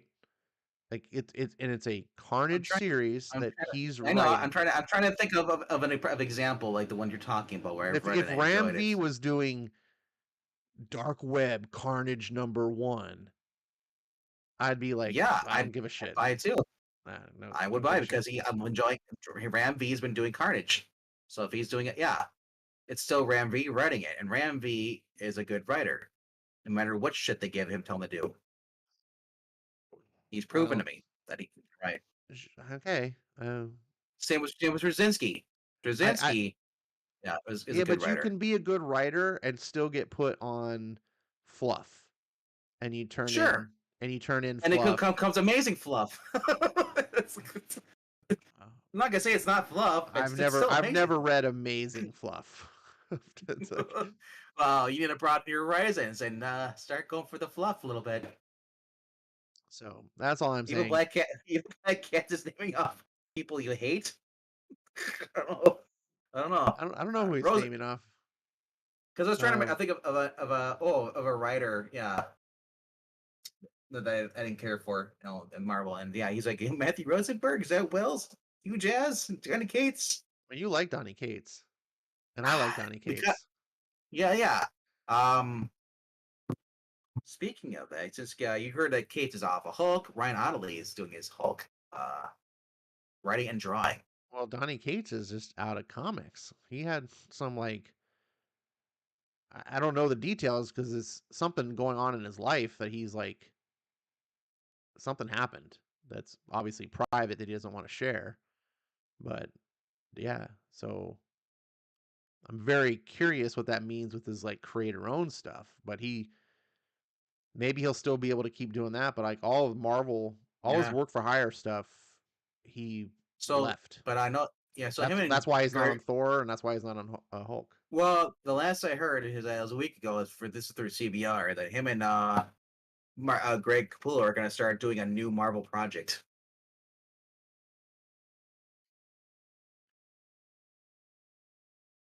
Okay, So it makes me wonder what book he's going to be taking over. A new book that's not a current title that he's going to bring back. makes me wonder how Marvel can afford Greg Capullo. Like, what the hell they're doing I with it. know. I'm interested. I'll depending on what it is, because unlike DC, I haven't boycotted Marvel. I just don't buy Marvel because 95% of their stuff is god awful. Yeah, because Um, what it was is that it says Greg Capullo said he tweeted about on the 9th. He said I'm about the Marvel up, cool with that. And then Johnny Cates does the whole Tom Cruise and Maverick putting the shades on as a quote tweet. So Donny Cates and Greg Capullo could be a good pairing. They both kind of have a very metal style of like how they tell stories. So I think, oh, man, it's got to be a mini series though. It's got to, you you know, think? it's got to be a mini series. There's no way Marvel's committing to an ongoing with Greg Capullo art, and I don't think Greg Capullo is going to commit to an ongoing at this stage in his career. Like Well, he's still doing Vanish, isn't he? Greg Capullo's not doing Van. No, No, that no, no. Johnny Cates, is he still doing Donny Vanish? Cates. Yeah, yeah, that's his create your own So book he, with Ryan Stegman. so so he's still doing that book. He's still in that. He hasn't left that. He just hasn't put that on hold as far as I know. Because that wasn't an Aftershock as well. I don't Or was know if that he's put Image? it on hold because it's his book. He could step away from it any time. Like, Well, no. My question was it Aftershock? no, Vanish? Image. What? It is Image. Okay, okay. I'll just make sure. Well, um, like I said, maybe he was offered something that he wanted to do for the longest time here, and he finally Greg Poole was finally free. He's like, well, fuck this shit. I'm gonna go do something really cool. So maybe that's what it is. I don't think I didn't hear anything about his personal life though. No, no, yeah, I heard some like tragedy. Something happened, and he had to. That's why he bailed. I mean, he because that's why it's sudden. Like he just left Thor and Hulk. Boom, gone. Um, Now you got to remember that everything's in a pipeline. So when things like that Yeah. happen, there's still books like in publication, so you don't see the change instantly. That's why I'm saying I don't know about Vanish because they could have already had like 4 or 5 books of Vanish like made before they release number one. So we're seeing them come out, but eventually it can come to a point where they're not. So we'll have to see what happens. I hope not because I like Vanish. And also, I'm wondering if that affects this thing with Greg Capullo because, like I said, I've heard he's gone. So is he still doing that? Like, was that solicited before this all happened? I I don't have know, but no. according to Mark Millar had basically interviewed him saying he's like, my friend Capullo has announced all weekend he is leaving for DC for Marvel. This is huge news. I was looking up the first person who talked about it on my YouTube channel. Uh, he said Capullo said he's like Marvel's been approaching me forever when Joe Quesada was editor in chief. He would send me an open contract for like 10 years. He sent me an open contract. I've always only wanted to do more Marvel stuff. But here's the thing: I've been at DC a long time. I had a great time now working with the Creech. Uh, I guess number 3, whoever. I run into Sabluski a lot, and so I know just let's get started. We'll do a project, but I'll just do some covers, So, but he said he's like in a close. I'm just going to be doing some covers because Creatures will be my priority. It's 100 page 10s, 110 pages, and I got to get through with that. And Sablutsky and I have discussed a particular project because here's where I'm at. I'm 16 years old now. I'm 60 years old now. Yes, yeah, 60 years old. I don't want to do runs anymore. I told everybody, DC, Marvel, whoever, that 3 to 6 run and that's it. So yeah, she's not going to do an ongoing. I kept getting locked in because I want to do a few things before I hang up my pencil. Uh, yeah. So he says he's going to work on Marvel after he finishes Creech. Once he gets that done. Uh, He also Miller also brought up that both DC Comics and Marvel Comics aren't what they used to be. And also mentioned that in his newsletter. So the industry needs some brilliant people to make things great again. I recommend that Capullo team with Scott Snyder on X-Men or Johnny Cage or something like Wolverine. And as a fun fact, Capullo actually got his start with Marvel Comics on Grunwald's Quasar. Those and all. Yep. He said that, and Miller said that was actually his favorite character that led to the creation of this site and designed, you know, uh, yeah, yeah. Okay, so yeah, so basically, yeah, he does, yeah. So I don't know, crazy. We'll see what happens out with Donny Cates. Other than that, I haven't heard anything. I mean, I heard from people on YouTube, but I haven't heard anything like any articles. really written about it, but maybe they are out there. But overall, uh, man, we'll find out, man. What happens, as far as with Donny Cates. I mean, if he's stepping away from comic books, maybe he's gonna go do screenwriting. You know, maybe they're gonna do a Hulk movie and he's gonna write for it. I don't know, That's but highly unlikely. No, like I said, uh, distinctly remember hearing something happened, like Family Matter or something, and he had to step away uh, from comics. So, and again, it was like no details other than that. So I think something happened in his life. Either his someone wife, something with his wife. I don't know. I don't know. It could be. could be something like that. Could be someone passed away.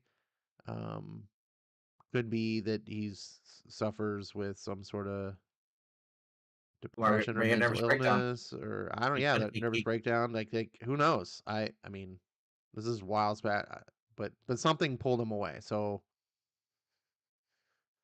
uh, I hope he's okay. Um, like life can be pretty awful sometimes. So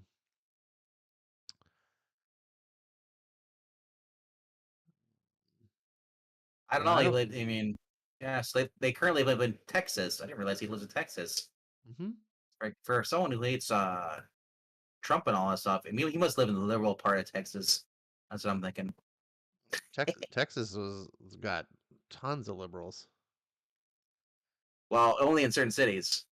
Majority though is conservative, but slowly and surely, yes, it's If gonna by be. only in certain cities you mean the three biggest cities in Texas,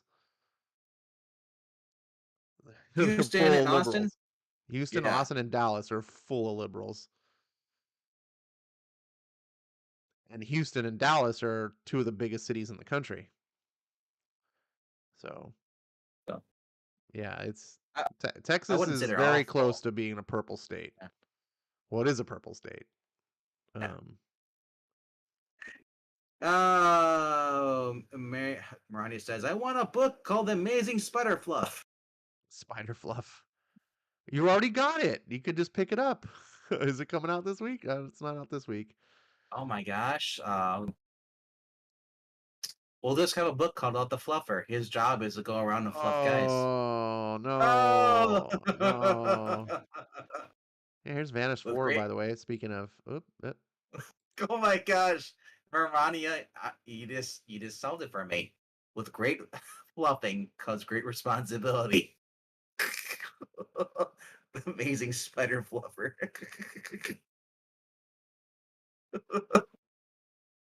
Let's get sticky, guys. and Vanish has got all these really cool variants. I don't really like variants, but Oh yeah, look at all these. There's also a bad comic book coming out this week. Bad comic idea. You know what bad idea comic were? It's coming out this week and has Robert Venditti writing it. yep, I talked to Skip. He's gonna see if he can get me one. yep. I don't even try with bad idea. Just like Was Skip's my go-to because Skip he can find things that I need. yeah, yeah. More power to And you. yeah, and I I'm just willing to pay for it though. So yeah. I always tell Uh, me if you can find it, cool. If you can't, don't worry about it. yeah, bad idea makes it just too hard for me to buy their books. So it's like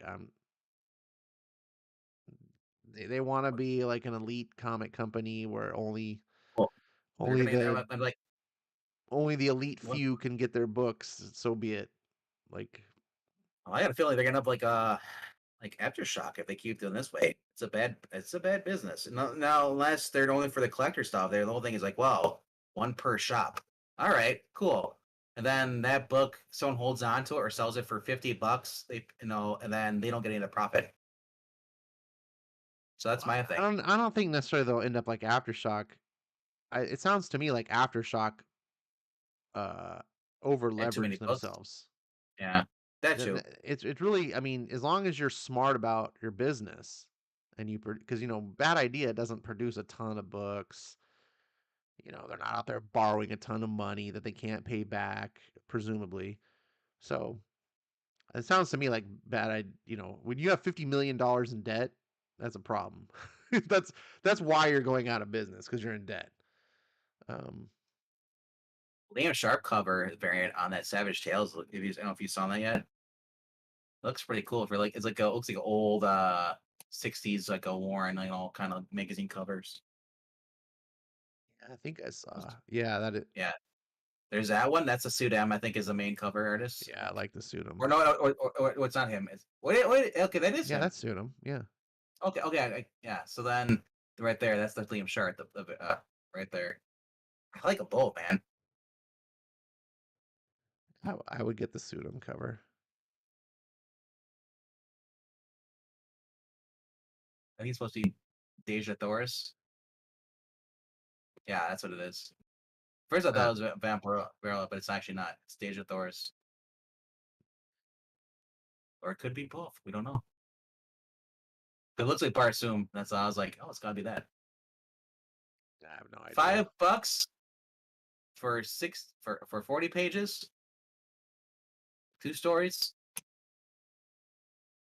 Looks like But 3 stories. might be three. No, it's 3 stories. No, Yeah, there's two Crypt writers. Crypt Junkies, His War Chapter 2, and Honeymoon on Mars. Oh, so David Lone's doing 2 stories. Okay, that's threw me out because I saw 2 writers and 2 artists, but now I see there's more than one. There's a bunch of artists. So, Yeah, cool. I don't like anthology books, especially when they're one shots. Well, these are from the Cube Art School, so these are new writers, and like I said, to see if they're good or not. Yeah, I mean, if I were gonna get an anthology book like this, I would rather be ongoing. Like the old Heavy Metal magazine. Well, I mean, it's still going actually, Heavy Metal. You want one like every other week later with Creep Show? I just want to be able to keep getting them. Like, I don't want to just buy a Yeah. one. Oh, I get to buy a one comic and it's got like three, you know, 12-page stories in it that are not. Then there's, when you have an ongoing anthology, you can have these like short stories, but then they're continued on. Like if you read Heavy Metal, you get a story, and then like the next month you get like that story keeps going, and you can follow it, and whatever. I don't know. That's just me. Anthology books have always been a hard sell for me because I just think that the medium of comics, I enjoy it more in a long form versus Well, like sure. short. I'm not like I know what you mean. I like the actual weeklies. Weekly action comics. They had for a while in the '80s. They had like 6 stories, but they were ongoing, kind of like they do in Urban Legends.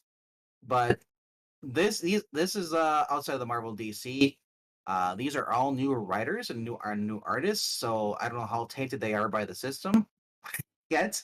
Well, I'm not even arguing that. I'm giving them the Yeah. benefit of the So doubt that they're that's okay. I'm I'm not I'm interested in little 12-page stories that are. I I I'm am because I'm hopefully if these are, I mean, if these turn out to be good, these guys might actually continue on at Dynamite or something. So Are you it's really? kind of like what? Are you Anyway, really what do you interested mean? in 12? No, I don't. That's why. Come on. Why did you skip on Skybound X? Skybound X, because I looked at the stories. I didn't care for most of the stories that are in there. Descriptions. And and then I got Skybound. I didn't skip on all the Skybound X. The No, ones you with The got Walking Dead. you got the ones I with The got all Walking of them. Dead. As soon as it didn't have walk. Anyways, my point is those There type of was one. books There was aren't only as one. appealing.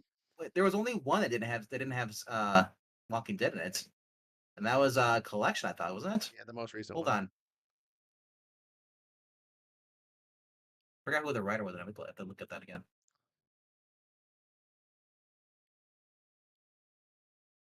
But actually, I don't even remember that at all. I have to look. Do, Ugh. do.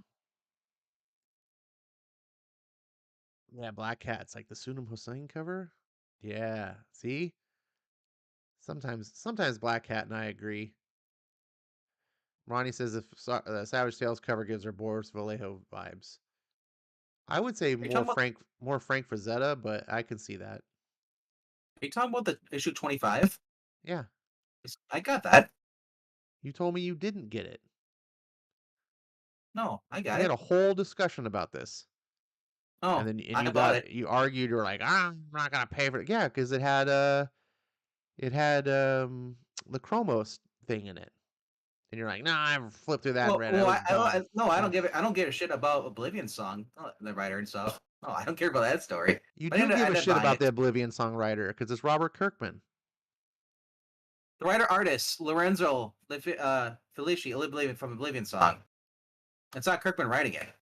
Kirkman wrote Oblivion song. No, but he's not writing Chroma. Right. That's why I said writer art. Yeah, the writer, You said I didn't Oblivion give a shit writer. about the writer of Oblivion Yeah, song. because he's a writer artist. Sorry, I misspoke. Not of Oblivion song. Because it says Anyways. writer artist Lorenzo Felicia Oblivion. So I'm looking at it right now. That's why Yes, I of misspoke. Chroma. Yeah, correct. Yeah, I didn't give a shit about the Chroma thing. And also Oblivion song had. So Yeah, wait a I second, didn't. hold on. You don't give a shit about a person you've never read any of their work, but you're interested in Savage Tales because it's about new people and you've never read their work. Because they're better characters. Because I don't Yeah. care. It's yeah. That's why, dude. Also, yeah. I said I don't. I looked at the new thing. You know, it was yeah. Yeah. Also, because I think you're really trying to push me to do it too, and I don't like when people tell me, "Oh, you should really get this." Why don't get this? It's like that kind of irritates me a little bit. I was trying to I know tell you're you to get teasing, anything. I'm not telling you to but I get did. anything. I'm just calling But you I did. out on inconsistencies. When you make a Well, statement it's and not say, I'm not interested in this or I am interested in that, but then it doesn't match up. It, because I changed my mind. I'm an American. I'm a human. no, You change your I mind. got to the bottom of it and you were basically, it's because of the characters. You Yes. like the Dynamite character, so all those other things that you were saying were really irrelevant. It was, I like this book because it's about these kind of characters that I want. Well, I'm saying also the reason I wasn't originally going to get it though was because I don't. It wasn't Kirkman writing the story. It was Chroma, the artist. Was the artist Lorenzo De Ficia. Like I didn't care for that. I would rather have Kirkman writing. I couldn't figure. It's a Kirkman series. Well, you know, or Skybound Well, X. Why isn't Kirkman writing it? You know. number one, because Kirkman can't write everything, and number two, Yeah, you it, can. it number two, you didn't even buy his book when he was writing it, an Oblivion song. So that's kind of a silly thing to say. And number three, you've I never didn't have to read buy it. Lorenzo de Felici, so it's kind of silly to say I don't want their product, which I've never read, to even know if they can write or not. Especially when you're talking about buying this other book about 3 stories about writers you've never read because they're new. That's all Actually, I'm no, saying. he's written before. He's written before Chroma. I think he's done. Yeah, No, Lorenzo. Yeah, he did. Or it was just an artist everywhere. But he's written some other stuff before this. He was on The Walking Dead. He wrote some stuff on there, unless he did covers. he hasn't written. Only Kirkman wrote Walking Dead. Oh no, that's not true. One little mini series of Walking Dead was written by Brian K. Vaughan. Otherwise, Kirkman wrote all of it.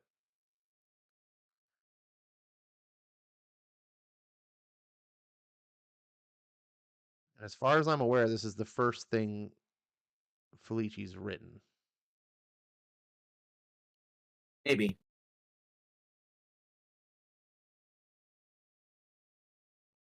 Anyway, so moving on.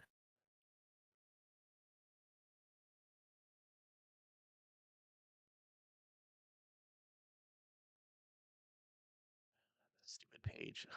It's click on a thing, let it scroll.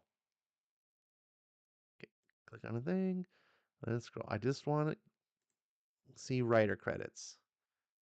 Yeah, so Chroma.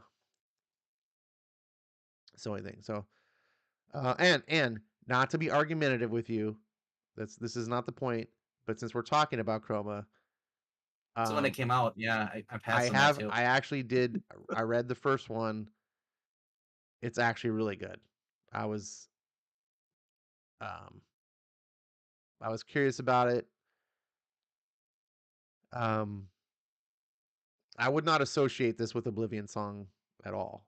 I know you had your problems with Oblivion Song, um, which I don't share. All I'm saying is those problems don't exist in Chroma.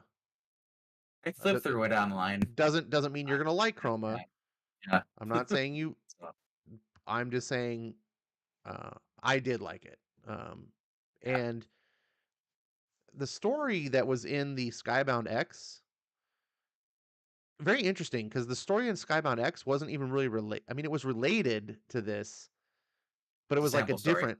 It wasn't. It was like a different story about character. It was like characters in this world, but not the characters of this story.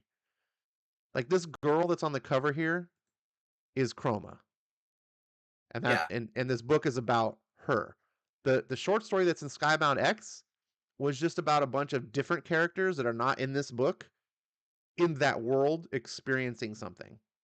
So it's interesting because it gives you a taste of the world, but not at all about what the book Chroma is going to be. You know what I'm saying? It's almost like if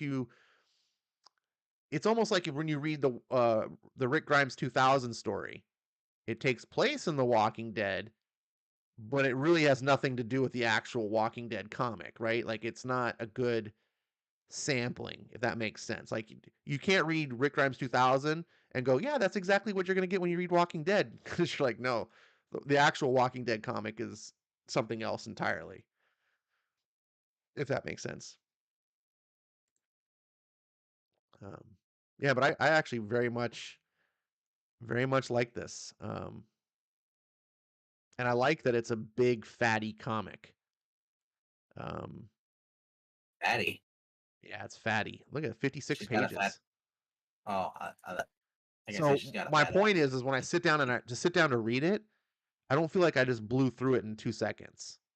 I get like a really um So sometimes those are good. Sometimes those are bad when you want to read other books too, and then it just takes like an hour to read. No. for sure, I guess if you're trying to read Yeah. lots of other books. I don't ever do that. Um my problem is sometimes a lot of these books I just read like one issue and I'm like, "Oh, nothing happened. Moving on." I guess my point is I feel like when I read I feel like, "Oh, I got something. Like something actually was meaningful." So I'm really curious about this. Is this going to be like an ongoing or what? It seems like that's a lot of pages to do monthly to be an ongoing. Right. But I think I'm gonna stick with it. The first issue was very intriguing. Um, I don't I need books anyway. I don't have. You see my Right. whole That's like list. 52 pages or 56 pages. That's like two books almost at least. It's more than two. Comics 20 pages. Well, 32 pages I normally see. I read for Xenoscope. Um, Xenoscope is bigger than your typical books. Yeah, that's what I'm saying. I'm used to reading those Yeah, 32. the Xenoscopes aren't those like quarterly? Some are quarterly. I mean, I've seen 72 pages ones, but I think are the quarterly ones, and the other ones are like just yeah, they're 32 pages each, and they Your usually go standard Marvel or hard. DC book is going to be 20 pages. Hmm. Um, yeah, and when you pick up Chroma, I mean it feels like when I held it in my hand. Speaking of holding books in your hand, um, I wasn't able to be on your stream that night, but I picked up this Saga of a Doomed Universe. Holy shit, dude! this this book is heavy. Um, both literally heavy. How many It's pages? it's like 70 pages, Wow. but Okay. the paper that they use is like Oh, really like dense like paper. I don't know how to describe it. So like the book itself feels heavier than it looks like it should weigh. When you pick it up, you're like, wow. It's like they just use like really like heavy paper. Um, so it's $8.99, which is like retarded expensive, but you feel like you get your money's worth because the product in your hand. It's just really well. You said Um, 72 pages. That's probably what this quarterly is. Yeah, they have a Myth Legends up this week quarterly, which is $8.99 yeah. through Zenoscope. So yeah, because I have like those new Frank Miller books, which are thick. That Chroma is thick, and they feel, but this was like, wow. But also it's heavy, like the storyline. I mean, you can tell just from the cover here. The cover is very indicative of what's in the book, um, and what the art looks like too. It's very. This is like almost like a love letter to the '80s. All the art inside is like this 4-color art with the Zipatone, just like you see here on the cover.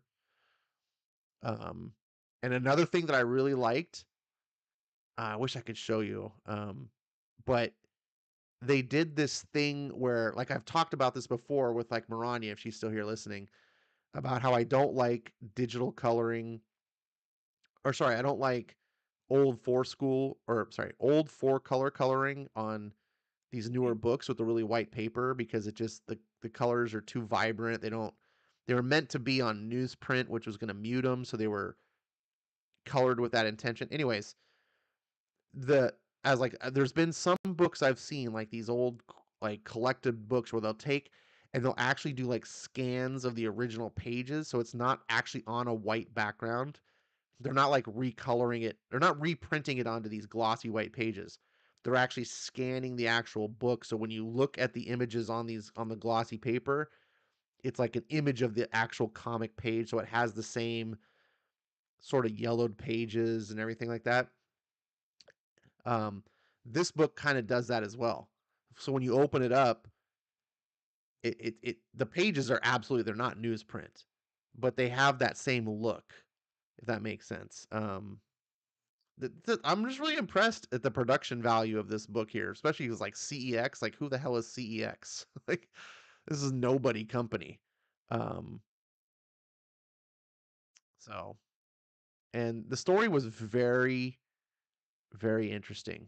It's hard to describe what it's about, um, but it's kind of like meta, like it kind of fourth wall breaking, because the writer of the comic,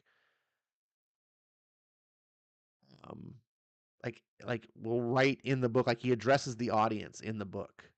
It's weird, but he talks about like that this is like he's like writing the story as if this were a comic company in the '80s that no one's ever heard about because something happened, and this was the story. I'm like, what? Um, and so he's got this whole universe of characters, and yeah, it's weird, but I'm into it. It's very different. I've never read anything like this. Um, so I'm very pleased because I spent a lot of money. I was like, this book better not suck balls. I'm gonna be pissed. Um, but it I actually is figured very out who this. cool. I figured out who this Scott Wilson is. The guy who's written on the Savage Tales. I was looking him up. The guys. Scott Wilson did a variant cover for Berserker #1. That's what that is. But the other guy, David Avalone, dude has been writing for Dynamite for a while now. He wrote Doc Savage, Altered States, like 2015. He also wrote Shadow. All the Betty Pages books have been coming out through Dynamite, which I heard from E. They're actually really good. He wrote Elvira books, are out right now, and yeah, he's just done some rap novellas too. So and the Twilight Zone, featuring the Shadow in 2016. So I'm actually feel these aren't nobodies. Kind of cool. But yeah, But Ronnie they're says there are some. nobodies to you if you've never read them. Well, I've never heard of their name before, but now they recognize the books. Yeah, there's a lot of times I'll buy a book because I like the character, and then if I don't recognize the writer, so. But overall, though, yes, the book in the middle is the one you should be buying if you're not buying the Batman Beyond the White Knight. That's for next week. And the week after, man, my pull list is small on this week. Have you read that one, the first issue? No, I'm still waiting to get it. My store, Oh, really? yeah, because I get the Sid Mead covers, Oh, and okay. yeah, and so my store thought I didn't want it, and I was like, no, no, because I had canceled Blade Runner because I thought the 2029 was the last of that series, and I was like, I don't want this Black Lotus stuff and all this other spin-off Blade Runner, but Mhm. I want the main. I consider like 2039 part of the main series, right? Get 2019, 2029, now 2039. Well, So I'm yeah, like, that was the original one, yeah, and then yeah, the other one was off the show. right. But I really do And they like also did Blade Runner Origins. Um, and so I was like, I just which don't. I I was like, but I don't want any more of the other. I just can't keep buying all these Blade Runner books, but I do want to keep the original series. you know So what she, I want though is I want them to cross over with that main story though. Have them all merge into one characters because like you know you have Avengers. We've all heard their stories now. Have them cross over in one book. You know, no, Uh, I don't want crossovers. Um, it's Blade Runner. So it's there's only so much you can go. I mean, if now if they take it different places in time, then you can't really do that. They could with Black Lotus, yeah, because they're a there's a character, lot that yeah. you can go. What are you talking about? I think that's why I like 2019 so much is they proved that there was so much more you could do with that story. Well, I no, like no, as far as that characters crossing over with one another, I'm saying there's obviously depending what time period they're from. If they're from different time periods, well Origins can't cross over because that's before even the movie. yeah, yeah. And then 2019 and then 2029, 2039. I mean, I guess that's also, well, 2019. I'm trying to remember when the Blade Runner movie sets in. I don't know, but But isn't the Black Bla- Lotus like way in the future? Isn't that like after uh 2049 even? the Lotus one, I'm not sure when that takes place. I have to look it up, but 2049 was the second one with K. 2049 was the second movie, correct? Yeah, that was like yeah, second movie. That's when it takes place. The second one, But I'm trying to but remember the other one, the first movie. yeah, Doesn't it take place in 2019? I think so. Let me look. I think it takes place in the same time He as, does, yeah, yeah, he does, yes. 2019. So why don't we have Harrison Ford's character? Why don't we have Deckard? well, because this story's not about Deckard. It's I about know, but I'm Ash. saying I would love to have Deckard in a story with all these Blade Runners, but they can't do Deckard. Not all these Blade Runners. There's Ash. This is a story about her, not. I don't care about you. No, she's had her story. I'm just saying I would love to have a crossover with some of these, these characters. Sure, I guess. Not really interacting, but like as a nod The to like, problem hey, is you can't really do Deckard because the Blade Runner movies establish yeah, certain things that if you start putting other story like, what, in I don't know. between. No, but that's If you but know you the can't. lore, You yeah. can't because Blade Runner kind of establishes that Deckard was a synth. So I don't know, like, and also I I don't really like. And again, this is just me. Obviously, I'm not the same as everyone else.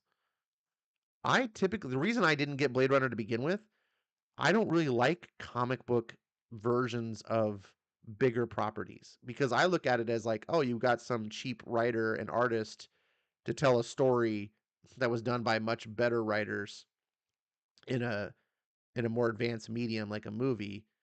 Like it's just a cheap knockoff. That's why I don't buy Star Wars comics. I mean, I didn't even buy Star Wars comics back in the day because I was like, Star Wars is this awesome set of movies back when there were just three of them. Um, why am I going to read some shitty knockoff comics that by writers that have no idea really what they're like? I don't like that. But you tell an You don't, original story yeah.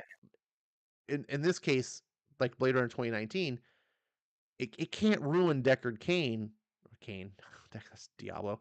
It can't ruin Deckard, um, because he's not in the book. Like if they tell a story about this character Ash and it's stupid, whatever. Like it's not. There's nothing to ruin, right? Like that's why the Black Lotus thing worked fine for me too, because I was like, okay, I watched a few episodes of this show. It didn't really wow me, but whatever, cool. It's Oh, her story. I don't care. Like, I can just move on. But I don't want. I don't. Yeah, I'm you I'm you run the I'm risk of confused. ruining. I'm confused where you say that Deckard's a synth. He wasn't a synth. He's a human. No, I don't know where you got that from. from the movies. Do you watch From them? the I watched both of them. He Spoiler wasn't. alert! Spoiler alert, people. He wasn't. He was a human. So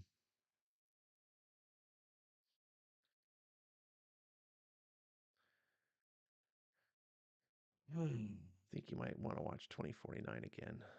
I watched it, man, a couple times. He wasn't a synth. Yes. Alrighty. Um, yeah. So Samurai Doggy's still on the docket, at least. Been pushed back all the way to January 25th now. Yeah, So yeah, first you you'll be lucky. Yeah, hopefully it actually comes out. comes out. Yeah, I know. It's Um, I don't see the other ones listed anymore.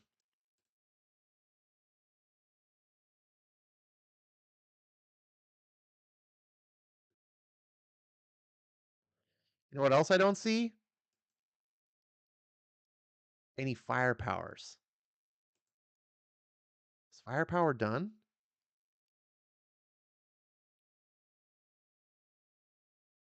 oh,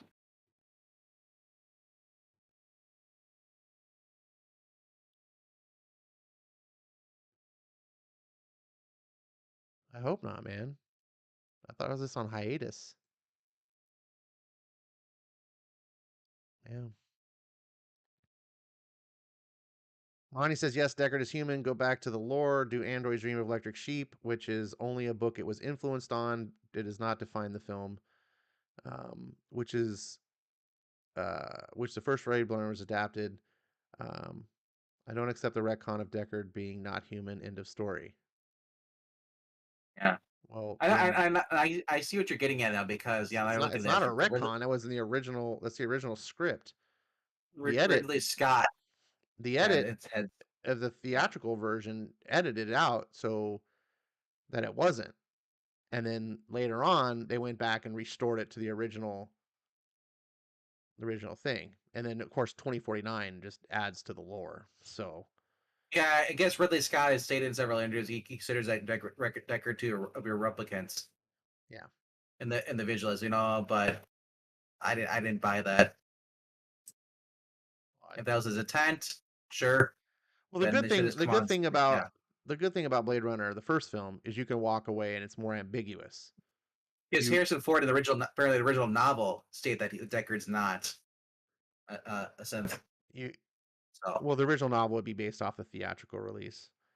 Um, you you can take it any way you want, and that's the kind of the beauty of the original yeah, release of the film. Well, the original release of the film pretty much makes like he's not. Then there's been like 3 edits of the film since. Um, but the original screenplay was that he was. Then just like movies do this all the time, they do like test audiences and producers and studios get involved and they tell you to change things. So my understanding is they made it they're like, no, we're not gonna make him. So they got rid of that. And um my understanding is one of the more recent edits, Ridley Scott has put it back in, um, but it's kind of an um, ambiguous. Like you can walk away from the film and have it either way. It's kind of like Total Recall. At the end of Total Recall, is he really on Mars or is it just a memory? You don't know, and so you can have it either way. Like whatever way works best for yeah. you. The So film never officially tells you, but the problem is 2049 kind of does tell you. So so somebody says I was looking it up because I was trying to figure out find more information on it. Somebody said, "Why the frick would you if he's a replicant? Why would you make him? He's a drunk, depressed cop." What kind of where's the joy in that? Wouldn't you want someone that's like, more efficient at his job? Not like, if that's the case, just get a human. uh, Well, the point of replicants were to, yeah. well, their point was that to pass as human. Um, Yeah. so I, you I think so. obviously to I think pass as human, you have to have the same types of flaws as human. yeah. Yeah, well, that's true because he also had the pleasure droid kicking his ass, the model. Yeah, there's different So models of yeah, yeah, replicants yeah, too. yeah, yeah. Um, It's he wasn't. Yeah, and but yeah, some people speculate because, well, Casey said a few things like, "Oh, would you ever done the testing yourself?" You know, so yeah, yeah. I guess you can build it off clues or things, but I always thought that he was a human. Yeah, no, the whole thing with the origami unicorn at the end is what informs you that he's really a replicant. But like I said, like it doesn't matter for the first film because the first film is more of a mystery Uh, about yes, I agree with you as far as having original characters and set place or top, but I would like to have like Easter egg and nod to this. Hey, this is the bar that Deckard was at. If it's 2019, I would have loved to see something like that. Callback nostalgia. yeah, You but don't necessarily have to show Deckard though. You don't have to do that. But I mean, I would love callbacks to certain things. It's like, okay. maybe I don't know. Sometimes nostalgia gets in the way. Like I would just want a good story, and 2019 really was. 2019 was fan freaking tastic. Like I think 2019 is better than the original Blade Runner movie. And then you find out she's a lesbian. Then 2029. um, but 2029 was a different writer. So, um, yeah, the guy who wrote the 2019, the reason I picked up Blade Runner 2019, besides people raving about it, I was like, I don't want to buy these. I told you I don't want to buy these inferior comics. In my mind, they're inferior. So I stay away. I don't buy anything that's like a movie property that I like. I don't buy it like the Avatar comics. I don't buy them. I love Avatar to death. I can't wait to see the new film. Like but I don't buy the comics. I don't buy Terminator comics. I don't buy Alien comics. I don't buy anything. If it's a movie that I like, you know, I typically stay away because I'm like these other people that they're getting are probably not as good of writers. Otherwise, they'd be writing their own Terminator movies, or whatever. So I just if it's a property I like, I just don't want it to. I don't want to muddy the waters. So I'd rather read original material. That being said, Blade Runner 2019, people are going raving about it, and I was like, oh, is it really that good? I don't really buy it. It's Titan Comics. What the hell? And then it come to find out the guy who's writing it was the screenwriter um, on the Blade Runner movies. So I was like, oh well, shit. um, and that's why it turned out to be. It's not only was it good, but it like fit. Like you could tell it really understood the universe. 2029 was okay, but lost a step.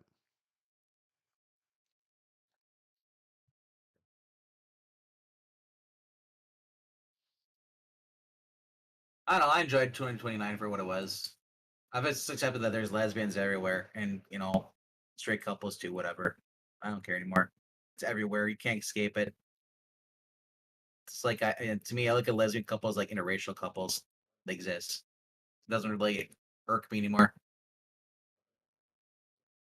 Now, if It it's doesn't only built, if it's built only around the fact that they're lesbians, yeah, then it ruins it. But there's some people who just don't like because it features a lesbian character. It could be a great story. It's just I'm not saying that you're that person. I'm just saying there are people like that, and then like it just annoys me. It's like it doesn't annoy me that it's there. It annoys me why it's there. It's just the if it same thing with shoehorn, like it's the same thing if it with like the should, female protagonist thing. Like I have been loving female protagonists since I can remember, right? Like I've never had a problem with female protagonist. But the modern female protagonist is like, it's we gotta force it in there. We need to pull the man out, put this, make you're gonna like it, and it's just like, no, like, just make a good movie with a strong, like, I, never had a problem with it when before, but you're not doing it for the right reasons anymore. Now you're just like, it's like you want to force people to, I don't know, follow some sort of your, agenda of like, social agenda, and it's like, Like Aliens when she somehow survived, but all the guys died. yeah, Ripley survives the both. Well, she survives the first two films. Um, Never and would happen. The guy would survive. He's stronger. He's smarter. She's just a woman. What did she know? um, I just, yeah, I thought both Alien movies, the first two Alien movies, are brilliant. Um, the Terminator I've original. I've never seen the first Alien movie before. I've only You've seen never Aliens. seen the first one? Nope, I've only seen Aliens, and I didn't go back after that. Oh, yeah, Alien is like, whew, was a masterpiece. Not into the whole chest bursting and like all gore and like bleh, like that. It's like I'm good. Dude, The Aliens has horror got aspect. like 10 times more gore than I Alien. know, but I mean that's what I heard. But still, it's like I just didn't care for that. But So like you just but like Dead Space, don't like that either. but That game. you but you saw Aliens. Yeah. So how much different can Alien be other than just like less gore? Well, I'm just saying, if that's the thing that you didn't like, I'm saying the Alien has less of it. So So it's boring then? There's less no, no, violence, action, it's a horror, it's a it's survival. a it's a different type of movie. Um, the Alien is a suspense horror. Aliens is like an action thriller. Yeah, I mean that's probably I probably would like that better than the suspense. Oh, I mean, I yeah, like action. Aliens is Yeah, is yeah, more yeah. fun. It's frenetic, and I will watch Aliens 9 times out of 10 over Alien, but it's not because Alien's a bad movie. It's just, first of all, like, once you've seen a suspense horror and you know what's going to happen, it loses the suspense. Like, oh, um,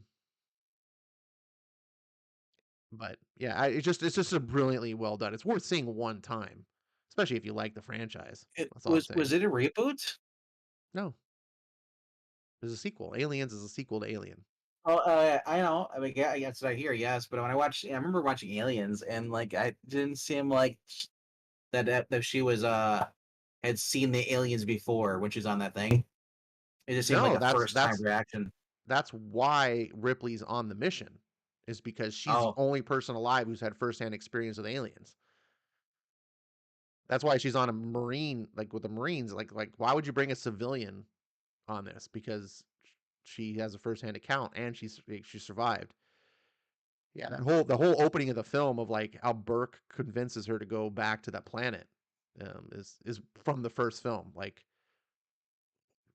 because the whole premise is I like, haven't, she's a mining crew, and I they're, haven't seen it since I was like what 10.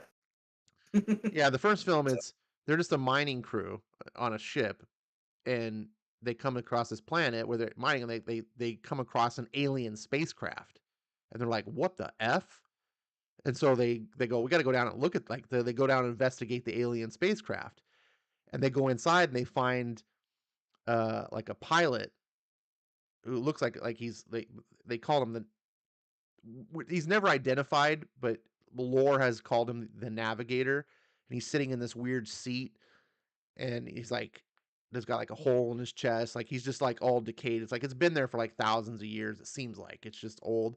And they're like, whoa. So they come across this room where there's all the alien eggs, which at the time, you don't, as an audience, you don't know what they are. And they're like, oh, what the heck? And they like get in close, look at it, and that's when the chest burster comes out, or the face hugger comes out, gets one of the guys, and they're like, what the hell? So they leave, they all run away, and they go back to the ship. But unbeknownst, the face hugger had impregnated the guy, right? So time goes on, and then all of a sudden they're sitting around eating dinner one night, and the guy starts to have like looks like he's having a heart attack, and they're like, "What the hell's going on?" And then the thing bursts out of his chest, and they're like, "What?"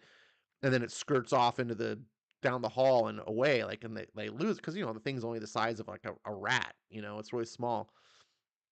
It's like, holy shit, what's going on? And then of course, again, imagine seeing this the first time. You don't actually know what aliens are. Thing grows up to be a full size alien, and then it starts hunting the crew. Um, and they don't have any weapons. Well, they have flamethrowers. But they don't have guns and so they're just trying to survive, and they're trying to trap the thing. And the brilliance of the movie is in what you don't see. It's very similar to like Jaws. Like you don't really see the shark very often in Jaws, but it's that tension of like it's there, and like the crew's on this boat, and like it's a similar type of feeling of like tension constantly. Then people be walking down the hall, and like the alien's there, but you don't see it, and it's nerve wracking. And so the few times you do see the alien, it's like really powerful. um, yeah, there's not a whole lot of blood and guts and gore. The chest burster scene is the most, but most of the time, like when you do see the alien, you just like see a close up of its face, and then the little mouth comes out, and the person's dead. Um, and then spoiler alert, Sigourney Weaver survives at the end. Everyone else is This dead. has been this has been a review for Alien with Ash. Your 10-minute review. I was just giving you a synopsis. I know. Yeah, So now that makes sense. That you get to see Sigourney Weaver in almost nude at a time when she was really young. So might be up your alley. I think she was in Ghostbusters too, almost in a sense. Yeah, Well, this is but way before Ghostbusters too. she was still hot then, though. Yeah, not as hot as she was in the 70s. Eh, Anyways, yeah, it's like I Nintendo said, overload. it's a good, it's just a masterful horror movie. Like not Yes. worth seeing just once to get it under your belt. Um, And real quickly, for those who are still here with us, pick up Stargirl and Gun Honey tomorrow, along with Junkyard Joe, and you'll be set. what about Berserker? Wow. I don't know. I don't want to encourage that. The Berserker book. We don't know what's going to go on with that. It could be a horrible ending, or it could be we're pausing it for another year. Who knows? Also, Berserker's been hit and miss lately. Me too. The last one I was like, okay, cool, that's cool. It's filler. When's the next one? Like they're just. I didn't think the last one was filler. I feel like it's been like 2 months since the last one. It's been a while. Like It's like it so I has been kind a of forget while. what I forget what happens. No, man, you got to skim through the last issue. It When was the last Berserker? Oh, let me look. Like, was it hmm, November, October? Oh wait, it was September. Jeez Louise, guys, look at it. Well, that's been the pattern though. Look at that though. It's 5, 6, and 7 were like a month apart, and then the issue 8 came out in April 27th. But before that, it'd been out. The last one, issue 7, was February, and then issue 9 came out on the 29th. And then we had to wait to September. Now we're waiting to December, which would be tomorrow. Crazy how they just wait. They just really stretched it out.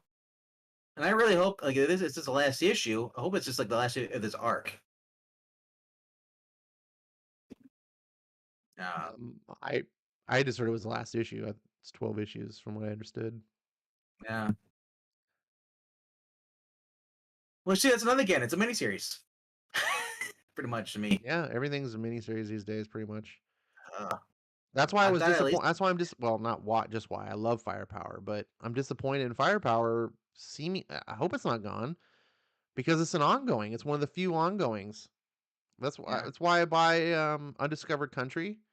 I mean, it's a good book, but it's an ongoing. I buy Noctera because it's ongoing. If they were just 6 issue miniseries, I would not have bought. I don't think I'd have bought either book. You know. So volume 5 of Firepower just came out on 23rd of last month, but October 26th was the last issue.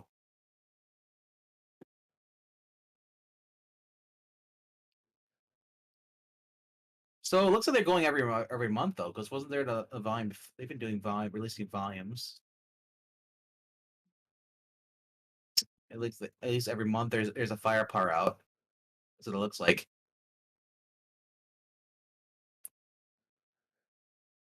Yeah. I forget what the last issue was, like 39 or 30 something. 24. 24? Not 24. Yeah. Was it? I thought it hit the 30s. Nope. Man, it didn't even get to 30? Nope.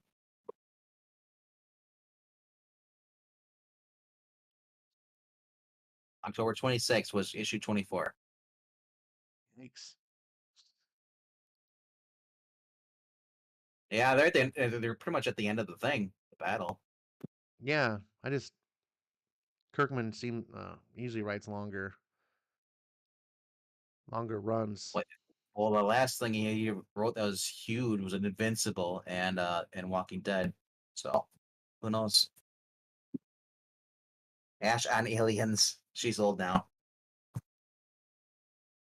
Yeah. Yeah. You know what I want you to? I want to do. And I want you to start reviewing the Blade Runner series with 2019 and then 2020 29. I want Ash on Ash every Wednesday. Bring back the Ash Wednesdays when you talk about 2029. Oh man. For some reason I thought it reached the 30s. Yeah, I know. Not even paying attention. It's the Uh volumes that yeah, you're in the 5th volume, so I mean,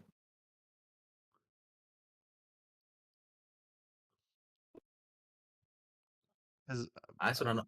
Oblivion I want to Song made start it. to Oblivion 50, Song right? made it. Trying, Or did that's what I'm did looking up. Let's see, Outcast. How many issues? I think Outcast was like 45 issues. No, 48 issues. And no one bought Outcast. Like, um, well, apparently some people bought it, and I do want to go read it now that it's over. But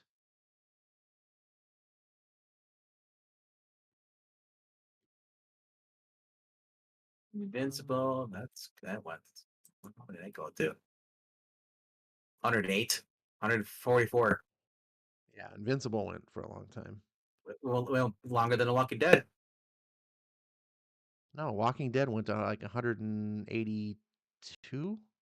Was it 100? No, I thought it was 130 something. I didn't think it was that far.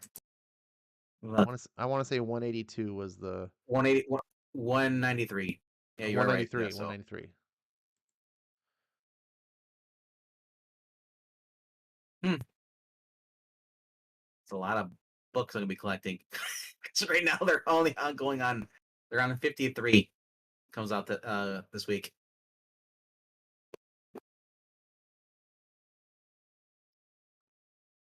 I've already got like 2 short boxes I'm dedicating to The Walking Dead.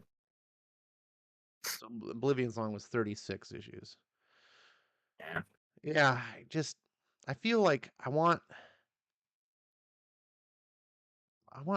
ongoing series. I would like try to get to 50 issues, man. Just you don't have to do 100 and something issues like Invincible or Walking Dead. Just a series needs to last like more than 3 years. And even if you need to take hiatuses, man, like Birthright lasted like 10 years. There's only like 50 issues because they ended up taking hiatuses and things, but that series ran forever.